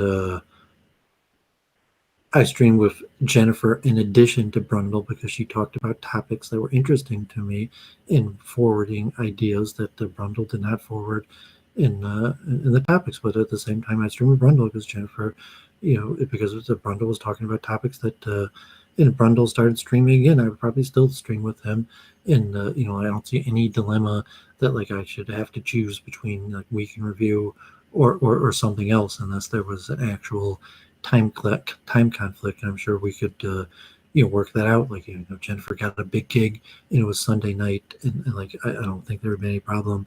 We could cancel or, you move that. Like Doovid's pretty easy to work with in terms of yeah, I think he's just sad that he hasn't streamed in a while and he misses it, and he misses being able to start fights and watch the ensuing chaos.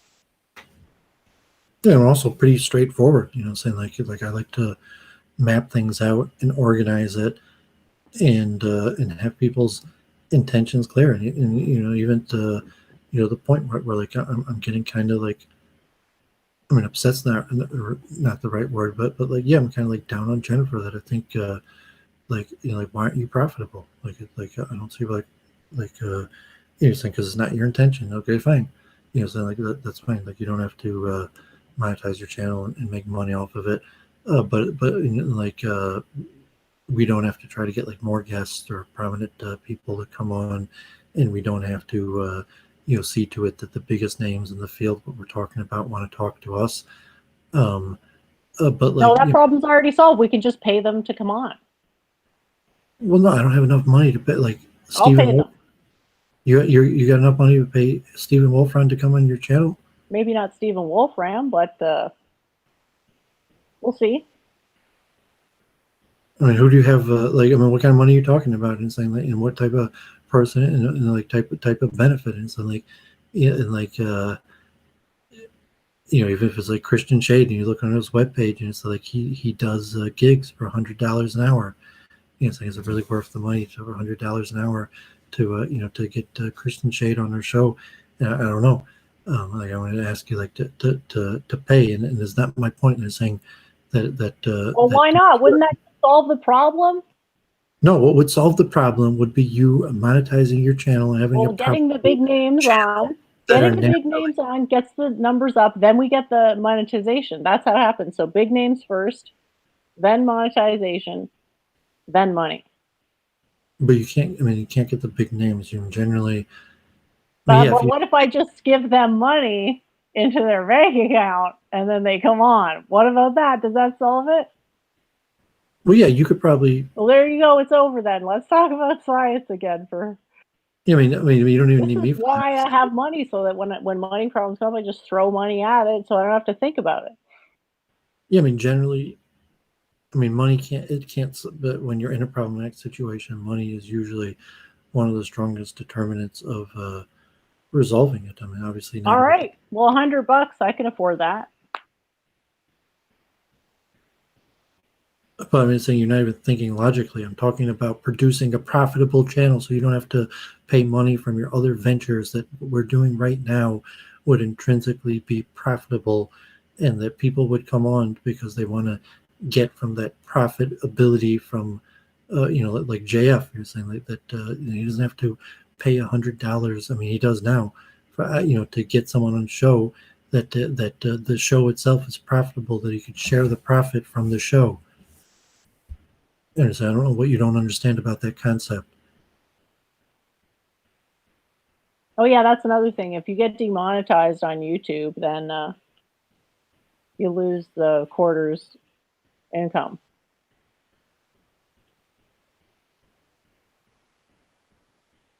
Well, no, I mean, you lose the money that hasn't been paid to you, which is 2 months, not a quarter. Oh, I thought it was a quarter. Okay, 2 months. Yeah, so that seems like a bad idea too. And yeah, Donald Robson said that YouTube would demonetize me. It's just like, I don't know what they would do.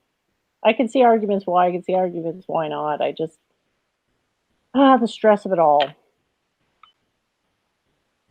Yeah, it's a stressful proposition. Yeah, I'm stressed on that. Like, I'm not so worried. I mean, like, I mean, I saw Luke getting strikes and JF getting demonetized, and like, like Doooovid, I got Jonathan Greenblatt on my channel. I read the guidelines. I've never once had a problem with YouTube. I don't really understand why you're so worried about it. I guess I have I suppose I have an overall negative outlook on stuff sometimes. I was saying a positive value of positive experience with commerce. And so like, yeah, I expect to get paid. Like, I think I'm going to do my service and get paid. I'm not really worrying about it. And saying like, no, like I'm a guilty personality because like you don't understand, like I'm involved in like some criminal underworld and it's going to all come crashing down. It's like, no, like well, I don't understand why you'd be paranoid that you get demonetized, you're not going to get paid. Unless like you're saying like, no, because you're caught up with JF. And it's saying like, no, man, is anyone, I don't think anyone watching this like is in any quandary at all that JF got demonetized. And it doesn't mean that it's because YouTube is unreliable. It's because JF was doing things that YouTube did not want on their platform. And if you're saying you're so unsure about yourself that you think that YouTube is not going to want whatever you're doing on their platform. I hadn't honestly thought about it that much, but now that you word it that way, it does seem like there isn't anything to worry about in that sense. And it's not on my radar. Sorry. Or any like people like Sing JF, and it's like, no, I do not want this guy on my platform. That Susan Wojcicki, if she came across your channel, would so you say like Susan Wojcicki probably never heard of JF, but if she came across his channel, like I could see that she would like, I do not want this guy on my platform. Like if I could legally kick him off, I will do it. Even if I have to illegally kick him off, I might still, because I do not want him on my platform. And that's not surprising to JF or anyone that watches him, that he knew that Susan Wojcicki does not want him on his platform, on her platform. And so I don't know, Doooovid is not really worried that Susan Wojcicki does not want her on me on her platform. And I don't know why Jennifer would be worried that Susan Wojcicki does not want her on her platform. The truth is I haven't given it much thought. Very hard. Well, obviously. I mean, that's why I wrote the article about the tech bubble, was so that I could understand the stuff better. Yeah, but it's like, okay, like, what idiot's going to take financial advice from a poor person? It's not financial advice. It's me trying to get better at understanding this commerce stuff. Yeah, or the market. What I was saying, like, I mean, people take advice from the market from Warren Buffett or David Rubenstein. I'm actually watching David Rubenstein. Oh, His nice.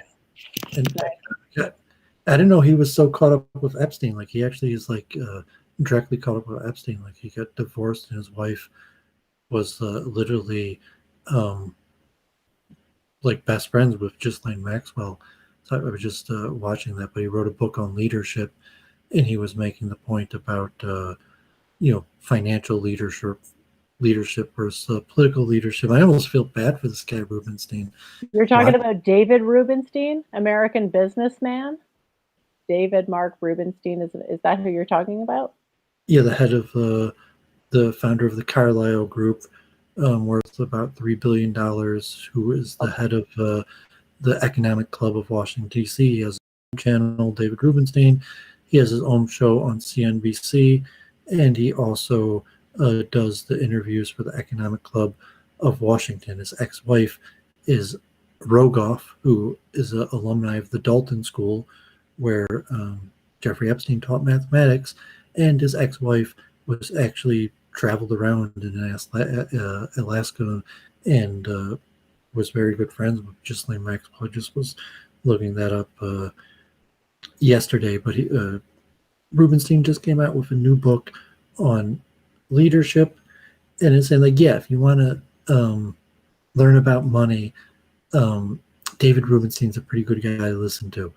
You're saying no, I don't think too many people are going to be tuning into Church of Entropy to help them with their investment advice when they could be tuning into people like Rubenstein. I wasn't trying to contradict what Mr. Rubenstein had said. Merely trying to elaborate my own method of analysis. I'm just saying you had some interesting ideas and thoughts. I'm just saying, as a general heuristic. I mean, are you disagreeing? Like don't take financial advice from poor people. I am agreeing with you. I think it's right. That give you good financial advice. And saying no. It's the same argument as you don't take diet advice from a person who is bedridden, and hugely overweight, right? Yeah, but it's pretty self-evident. Yeah, exactly. So. And so usually you take financial advice from people that have a track record of being extremely financially successful, beating the market. David Rubenstein, who has a hedge fund, Carlyle Group. David Rubenstein from the original investors in Amazon. David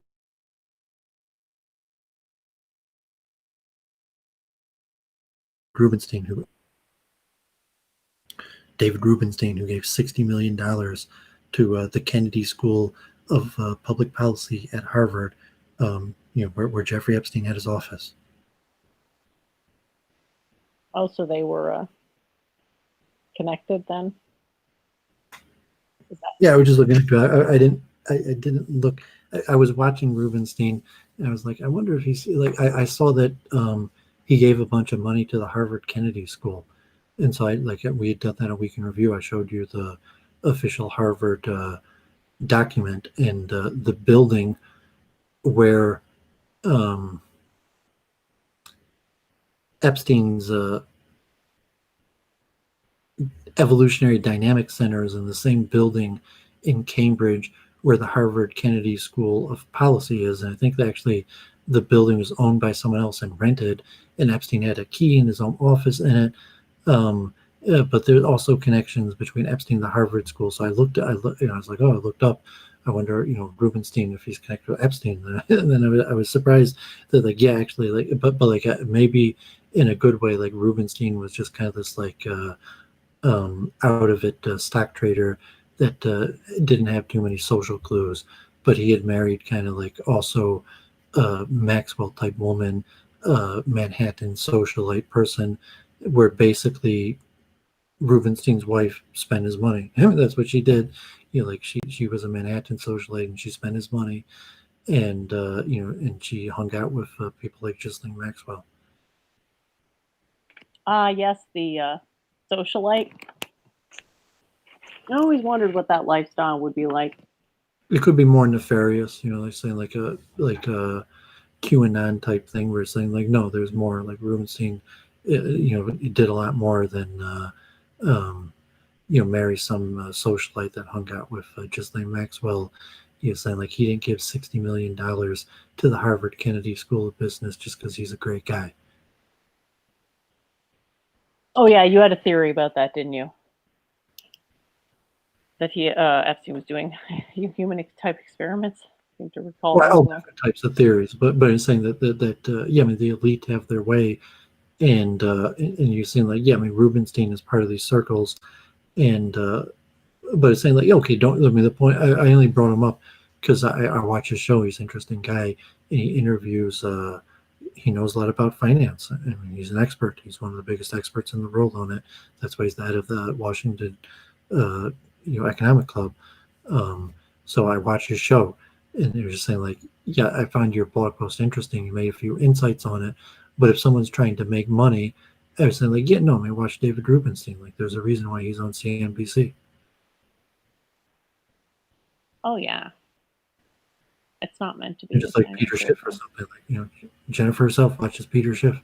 I find him hilarious. I even have a Peter Schiff clip that I've got here. But if he wasn't a millionaire, you sound like he probably wouldn't be as interesting.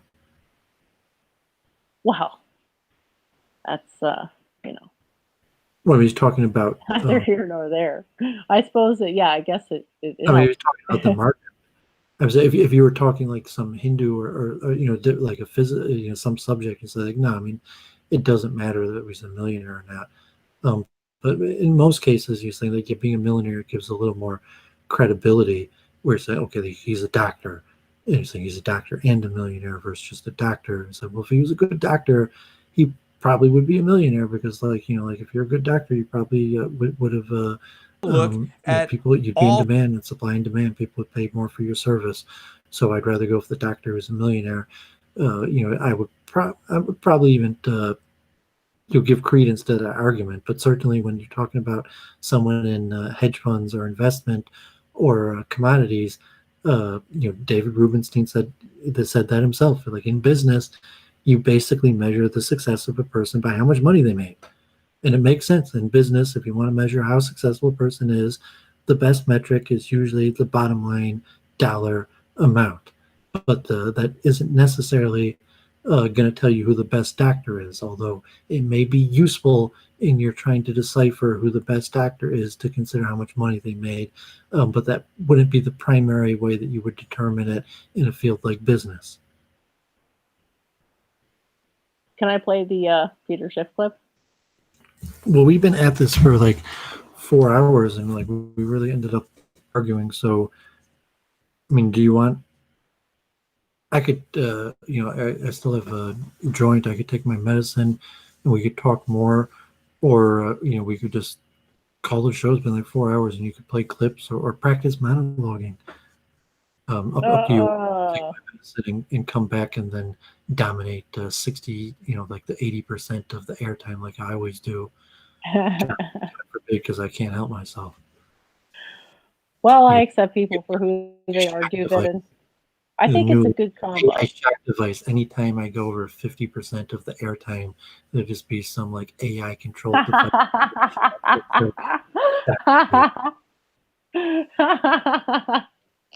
That sounds Make horrifying. Like the mods, like membership for $20 a month membership, you too could control the button that sends Doovid a shock. Oh no. Okay, so Doovid is going to have a medicine break. I'm going to play a clip or a couple clips, and we'll see what happens when he comes back. And yeah, enjoy your break. All right, he's muted. Yeah, so I mean, I am sorry about my shitty microphone right now. My other one stopped working, and I got a new one, but it hasn't arrived yet. So I will have that rectified very shortly. I'm honestly just not much of a talker. I can argue a lot though, but the monologuing thing, I get bored of what I'm saying. I just get bored of what it is that I'm actually saying. So if someone else is there, it's interesting because there's a chance they're going to learn and actually communicate. Congratulations, Scottish Cafe. I'm really glad to hear that. Linear algebra was one of those classes I got an A plus in, and the prof was really great. And it's definitely worth sort of going all in because I don't see how anybody could do any type of computer coding without a pretty strong background in linear algebra. All right, so here we go.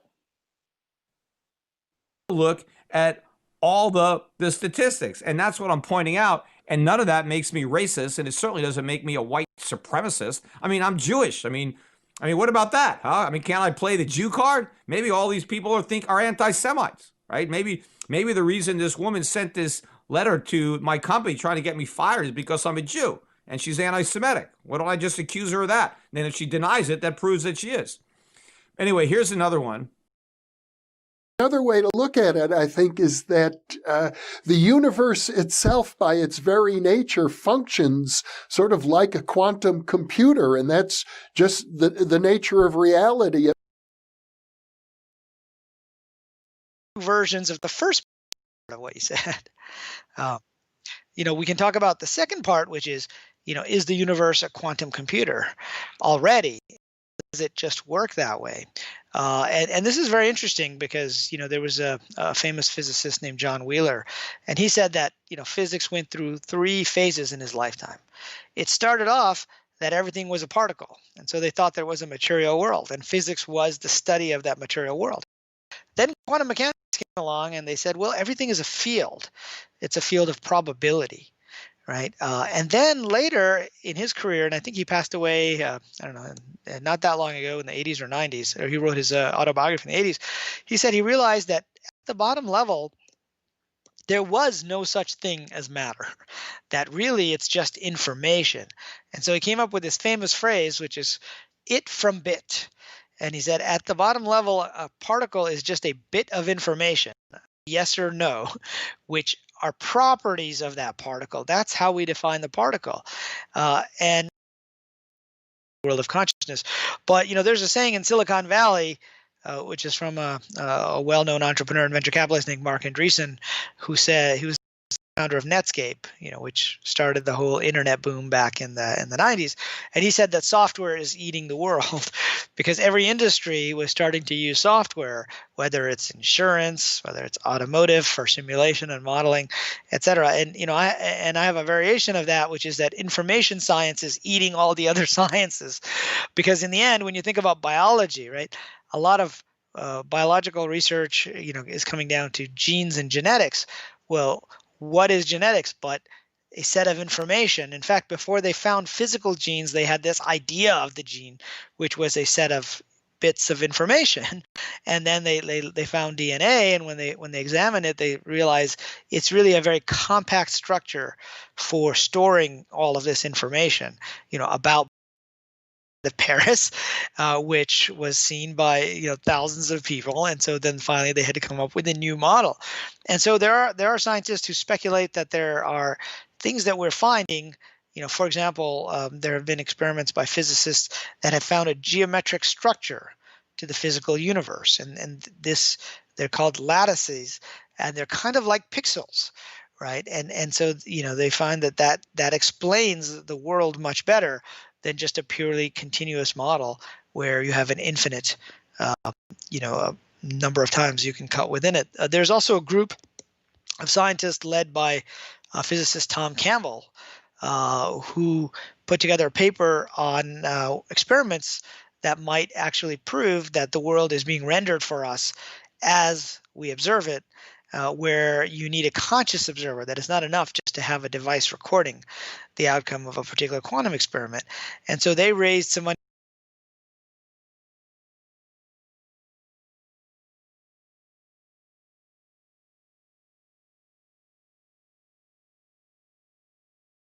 Sorry about that. I didn't know when that was going to end, and there was a bit of a non-talking bit. So yeah, I was interested in that conversation because they went into some subjects that are very near and dear to my heart, specifically information theory. That sort of seems where the next uh, leap forward, quantum leap, what have you, needs to happen. There needs to be some sort of unified form of information and matter, because we're kind of stuck at the stage of like, well, we can recognize some patterns, and we know that there's these things that are like, I mean, all you have to do is look at a snowflake. It's got a crystal lattice structure. They all have 6 sides. That's got to mean something in terms of a transcendent natural pattern, right? So the real question ends up, it all ends up having to do with quote unquote consciousness, which is the event of measurement. And information is a term, it's like God. It's like a term we really want to use it, but we don't really want to define it. Because then defining it sort of, we're trying to figure out what it is. We can't really define it beforehand, but we know that it's something we can kind of recognize as being important. Because anytime someone talks about information, it's got a certain, it's not just anything, because there's data, which is just general signal coming in, and then there's actual information, which, again, like the snowflake, sort of suggests a deeper structure. And my article that goes into the difference between data, metadata, axioms, definitions, and information, if you have the stomach to read it, it's quite long, but it sort of takes a trip through the subject-object dichotomy and introduces the measurement into the process of computation. It's got to be done, got to be sandwiched together, because without it, you're always going to end up in something nonsensical. And I'm not sure if this is the article in which I made it explicit, but I can say it in a short form that the reason stuff isn't working out correctly is because time is being treated as I don't want to say axiomatic, but definitional on a level that is not justified, because time's always space-time relative. Whereas they're saying maybe it's not, and it's very hard to understand the difference between objective time and space-time relative time, because we experience them as the same. So anyway, information is, so you've got matter, and the information in the matter is always a subset of the matter itself. It's, for example, if you're breaking down some type of soil sample, it's going to have some percent carbon, silicon, etc. That's going to be what comprises it. And once you get into observer effects within consciousness, you have to sort of understand what role your consciousness is playing in the interpretation of the measurements, as well as what the meaning of the observation device is in the flow of those measurements. So yeah, I guess it's a measurement-centric approach. So Doovid's been gone a while. I was going to give him a bit of time to come back, but it's been quite a while, so I don't know if he's gonna make it back. So I don't know if anybody has any questions that they want to ask in the chat. We don't live in a simulation. We don't live in a simulation. Information is something structural about matter. If you go through a list of the different atoms in matter, there's a finite list, whereas in the matter itself, there's like a bunch of different instances of these different things. There's more data in matter than there is information. Hopefully that wasn't too confusing. So 2 people have said that we live in a simulation. Where's the simulator? Your problem is that your simulator is more complex than the universe itself, and that would seem to violate Occam's razor. So you're basically making a God argument by arguing for simulation theories. You're saying, well, we're just this like thing that a computer shot out. It's like, okay, well, where's this mythical computer and who coded it and why? It's a bit absurd. Yeah, so outside the universe, again, it's a cop out. As soon as you step outside the universe, quote unquote, you're in the realm of religion. You're in the realm of belief. And Doooovid is asking info bit of what? It's not my formalism. I just clipped that thing because other people were talking about something similar to what I was talking about. So the info bit, there is no such thing as an info bit in my system. Information derives, like everything else, from the measurement limit. And information is what we know within the context of the measurement limit. Or it's rather what can be known within the context of the measurement limit. That is the sort of information. The periodic table is the quantum, it's the qubit. It's the supercomputer within which all the computations take place. Because the chemical reactions are some type of computation. And I mean, it's more obvious how you could derive the chemical equations from that, but you can derive other things from it, not just chemical equations. Thanks, Donald, for saying that. Yeah, so again, with the simulation theory, you always are going to have the problem of who did it, and then it's basically you're in the God level of argumentation, and it's going to come up eventually, but I don't know.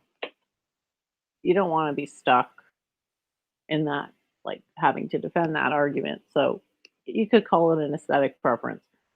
I don't think it's a particularly useful one, but there is some sort of mysteriousness, which is I attribute that to the holographic nature of the consciousness because it's three-dimensional projection. So it's technically a hologram. So there would be effects that would be like trippy type things, you know, optical illusion type things. Is work money? No, work is a specific thing in physics. If you get money, you can use it to do work. Work is just a deformation to a system. It involves energy putting into a system. So money is like a compressed form of work. It's like you did all this work and then you saved it up and then you can call on it to do more work in compensation for the work that you put into it. That's the connection between work and money. But all money comes from work, but not all work creates money.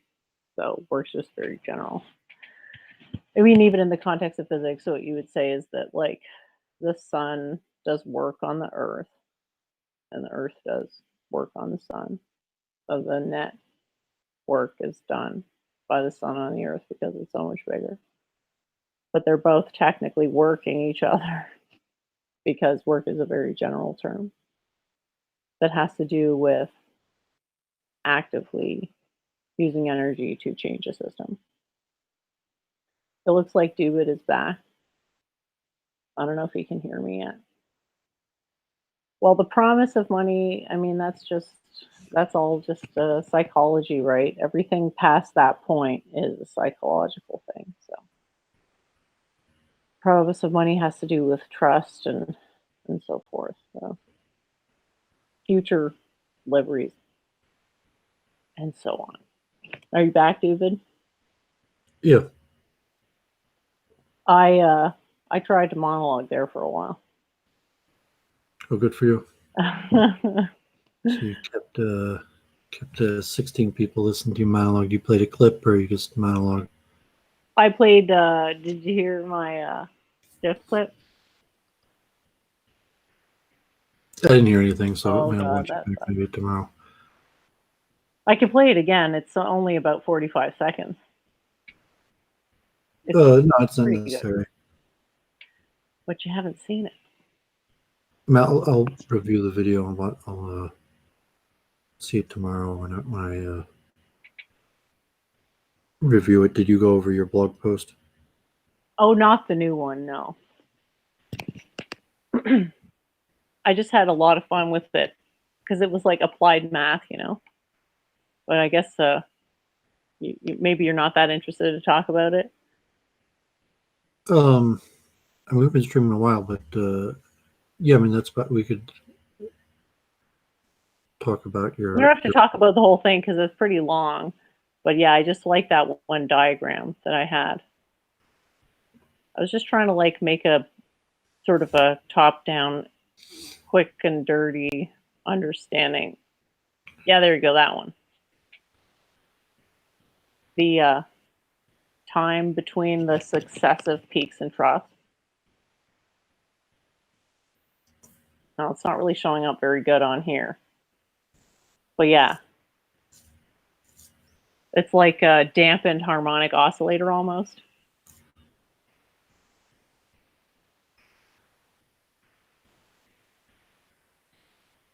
Can you see it? Yeah, I'm watching from the live video, but I mean, what point are you trying to demonstrate? Or just patterns in the shape of the chart in general to supply and demand trends? Well, I'm not really attributing the change to supply and demand. I'm attributing it to quantitative easing, especially at the later times, because like every time there's a significant drop, it turns around pretty much, it goes back up, and there's a significant drop, and the time interval between those peaks and troughs has been shrinking, which suggests that the market is getting more volatile.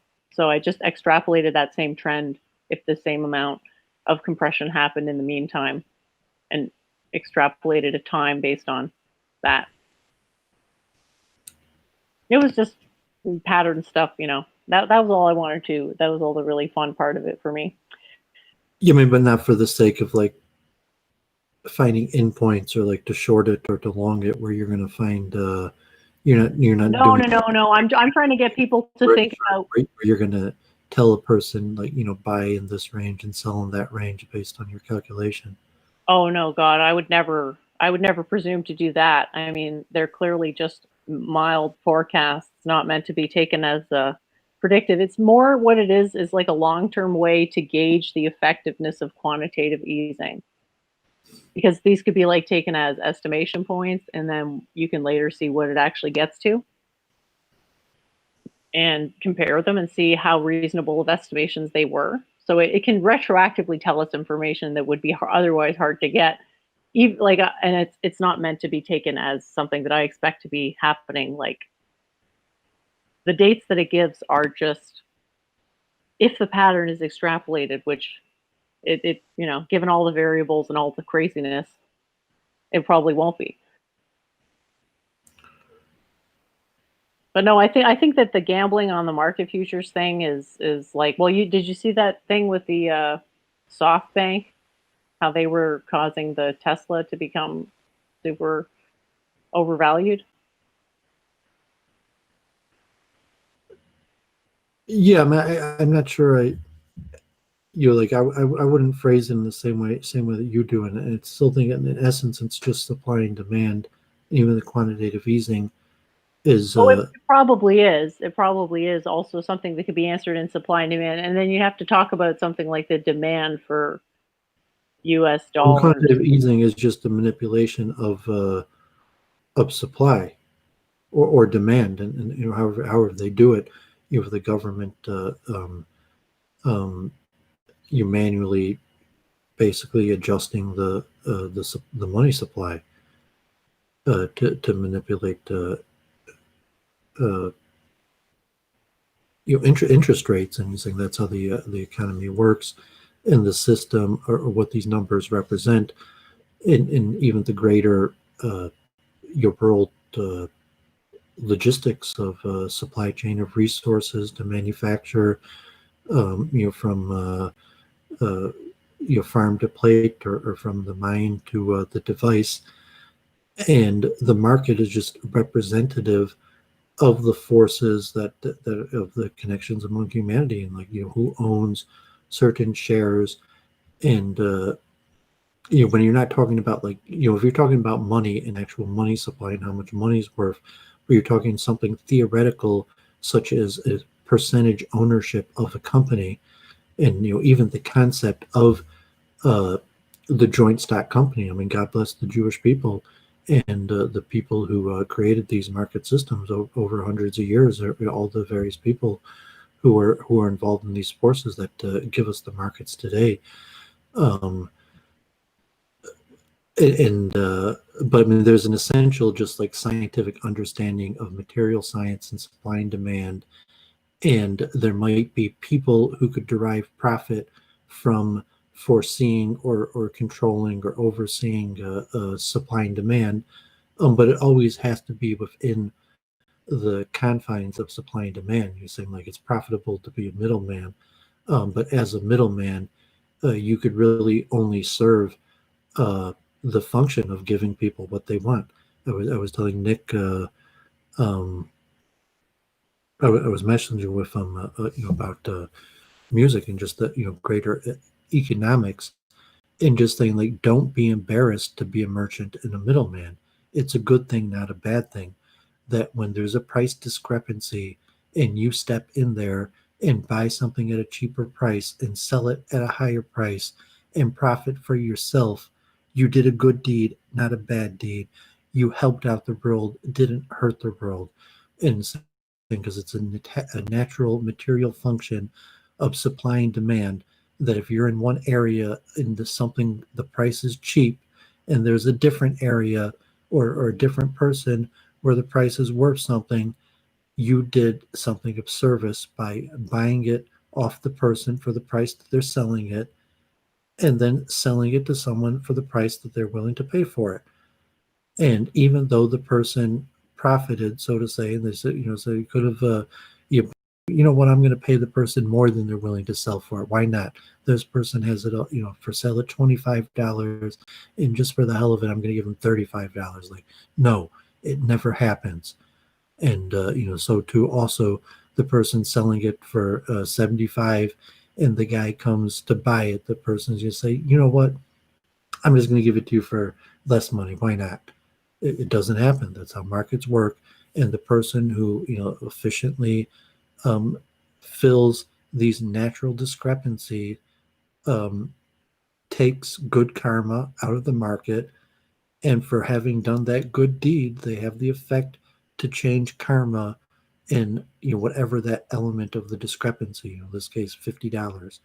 That having seen this for $25 somewhere, and knowing that you could sell it to somebody else for $75, was in essence a good deed, and now you have $50 worth of karma that you could affect, so to say, in whatever way that you want.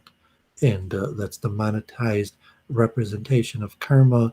And reality, everybody should understand that. If you want to function and get ahead in the material realm, that basic understanding of karma, which is just a basic understanding, because really there's much deeper, more important understanding of karma.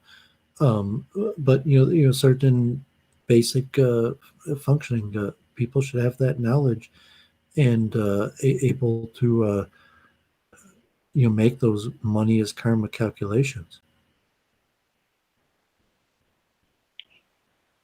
Cool. Donald Robertson wants to know, supply and demand are curves, not points, correct?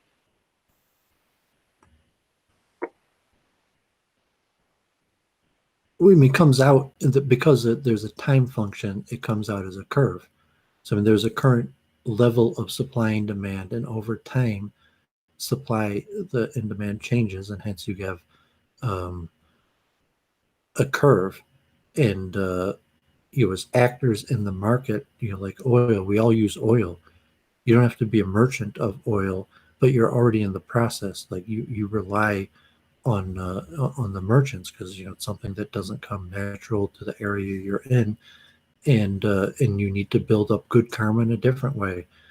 that like I sold a CD, I made a good stream, and due to that, someone gave me money, and then I could take my car to the gas station and use that money to buy gas, so my car could go places, and the whole larger economy that's based upon people that exploit discrepancies. The reason why I could sell my CD on eBay or make a good stream and collect a super chat, and go to the gas station and buy gas or go to the groceries, order on Amazon.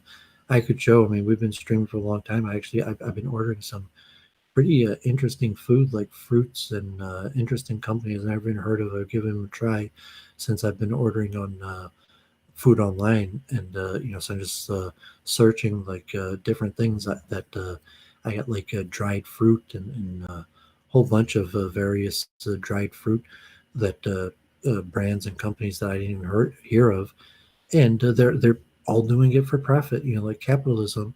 But there's a manner that filling that discrepancy is an important function, and I'm happy to, so to say, exchange karma. That I need gas for my car to get where I'm going, so I write a check, and then that person, they could do whatever they want with that money. That's their right, because they filled some service by bringing me oil. And from relative karmatic perspective, that is the single most important transaction on the planet. Everybody is involved in it. Everybody lives in, there's heat and gas being burnt and transportation. And the fact is that there's a whole process, and it's fascinating to really understand karma like that, and then to say, if you really understand karma, you're saying like you have to be in the oil business. So you say, okay, like you're a guru and you got your own farming community, and now you realize that like your little farming community, even though you're like environmentalists and vegans and trying to save the world, still uses many barrels of oil a year, and you have to get that oil, because you can't even have your little farming commune without without oil. Oh, that's a very interesting way of putting it. Yeah, I wonder what will happen with the oil thing, because I know there's like an environmental like hysteria about it a while ago. It sort of died down a bit. Now they talk about electric cars, but do you think that'll ever become a thing? But definitely, I mean, I did a stream on it where I haven't showed the timeline, and it might probably will be delayed due to COVID-19. Although here in Michigan, we have pushed forward certain things even during COVID-19, like they're building a new expressway between, I think, Detroit and Ann Arbor, where University of Michigan, and Detroit, the metro area, and it's going to be equipped for driverless cars. And Detroit's still one of the centers of automotive manufacture, that we might have, maybe someplace California or a few places across the world have such a thing. So it's definitely going forward. The timeline was like a phase in, where over the next few years you're going to start seeing a few of them, or there's going to be functions like Teslas that have certain driverless abilities, to over a few years having fully driverless cars, to estimates 2050, where you're only going to have driverless cars and there's not even going to be such a thing. And it's a complete changing over the infrastructure, things like gas stations. If we switch to electric, eventually there would no longer be such a thing as a gas station, and there would be a new infrastructure that was related to charging batteries. And so that change in infrastructure would happen slowly. That slowly you start seeing more and more electric cars and fewer gas cars, and you start seeing charging stations, and then maybe battery switching stations instead of gas stations, and a few gas stations close down, and then over 15 years later, half of all gas stations are closed down, and half of the infrastructure. But if anyone familiar with engineering or financial engineering, forecasting in general, things usually happen in phases, And I actually did a public study session on electric cars, a very fascinating topic. And then you see like the oil could literally shift. They're saying like, yes, factually, they do think by 2050 that we will have basically all driverless cars, and that there would at that point no longer be gas stations. Everything will be electric. Wow. Well, that'll certainly be an interesting one to watch.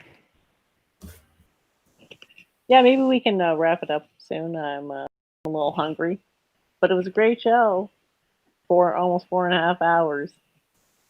And yeah, thanks to the audience for all your contributions. And Doovid, I know you're in a bit of a dour mood today, but Well, I wanted to push you to see like whether do you really want to step forward and enter the arena, and if so, like right away. I'm of two minds about it because I really don't like being insulted that way publicly. I'm not talking about you. I'm talking about JF. I know it hasn't happened in a while, and I have no reason to think it'll happen again, but it could happen, and I just would feel like an idiot I just made my obvious suggestions, and like I would probably be willing to do it with you probably any moderator you chose, even if like you name somebody that I never even heard of, or conditions. So like if you want to do it, it's probably a good way forward to expand your streaming. Like if you want to monetized or get out there and be able to reach bigger names and personalities. And now is probably the time, because that's our our thing, consciousness and the science of consciousness. That's one of our biggest topics, and the main event of the year is happening. So there is some timeliness to it, but at the end of the day, it's not that important. But if you want to think about it, speak with your people, whoever you speak with, and then if you want to reach out to Modern Day Debates, and like we'll do it. And if it's Luke, if it's JF, if it's no one, if it's someone I never heard of, or whatever,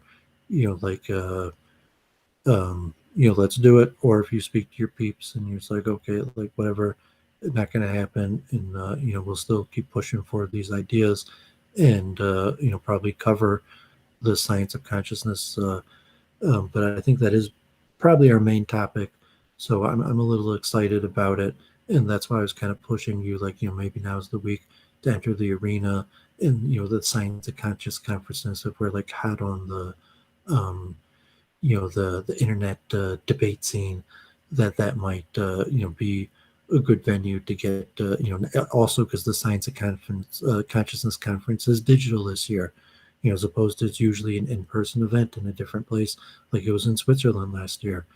And so, different reasons why, if Jennifer was going to enter the arena, now would probably be the opportune time to do it. And if it wasn't like this week, or, in correlation with the Science of Consciousness conference, then like there may be, no big deal to doing it like, even months later, whenever she's comfortable. And that's why specifically I was pushing her this week.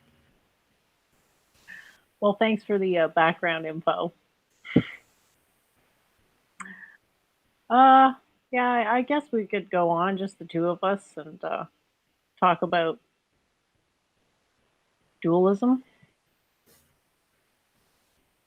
Well, it may have to be structured as a debate, but like I mean, Well, I'm if it's gonna, modern day debate, at least we have to have the pretext that we're debating.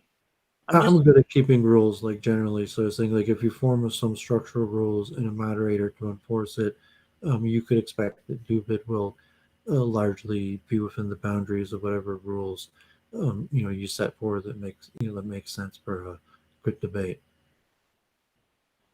Okay, well, we'll let everyone know where we end on that, where that ends up, and yeah, that'll be, hopefully we'll be able to line it up right away with the conference. I hope we can get some clips from that too. Didn't they have like a really isn't there a huge delay in uploading the talk? I don't think they're going to live stream it. Like I think they're probably going to Zoom it or something like it and post it later. And I think if maybe they'll live stream. It's possible like it would just be like YouTube Live, and there'll be an open chat, and then maybe you'll pay to try to be part of it. But I doubt they're going to do it. They'll probably have some sort of private thing like Zoom, and then it probably won't get posted till weeks later. Although if they did live stream it, they would probably have some viewership, but they might not even have like week in review numbers. I totally like that guy Christian Shade, who like I gotta say I'm pretty impressed by his book. Literally has like 11 views, and I'm probably half of them. So it's possible that if they were live streaming it, and he's there like, oh man, like it's embarrassing, like I only have like a handful of views, that he would come on week in review. But like unfortunately, like no, they're boomers, and they're probably going to record it and not release it till like a month later, like they usually do. Well, I can't wait to see it. Either way, I guess it would be interesting if they live streamed it. But yeah, you're probably right. They're not at that level. So, did you have any final words, Doovid, before we say goodnight? Yeah, thanks for doing this. I think like a lot of progress, like just reading through the Christian Shade's book, and I said if you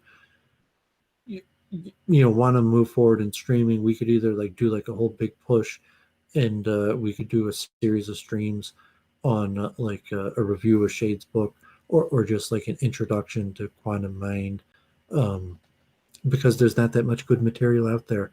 And just be like, I wish there were good material out there, and there's not, so I'm going to produce it.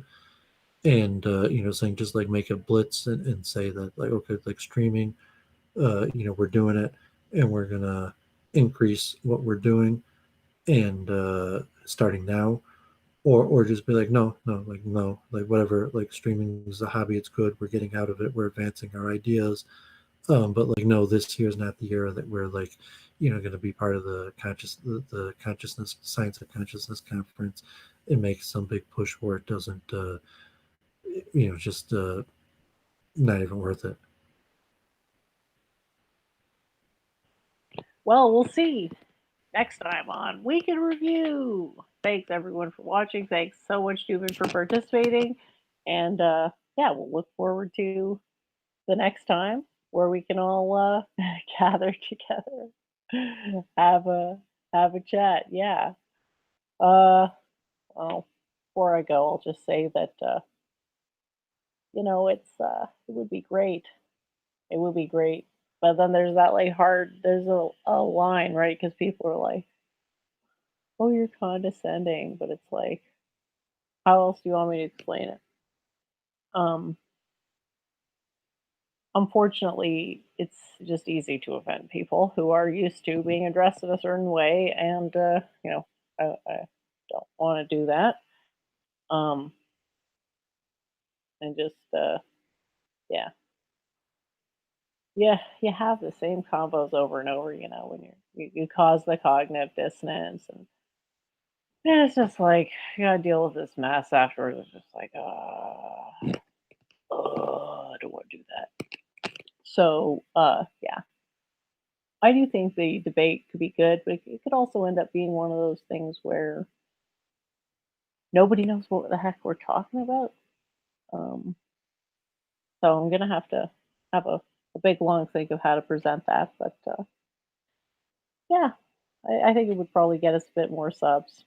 And at the very least, Doovid will stop talking about it. See, Donald, I have no idea what that means. Okay. It's just too generic, right? Like, I don't even know what dialectic means. I can't give a shit about this word. It's just so...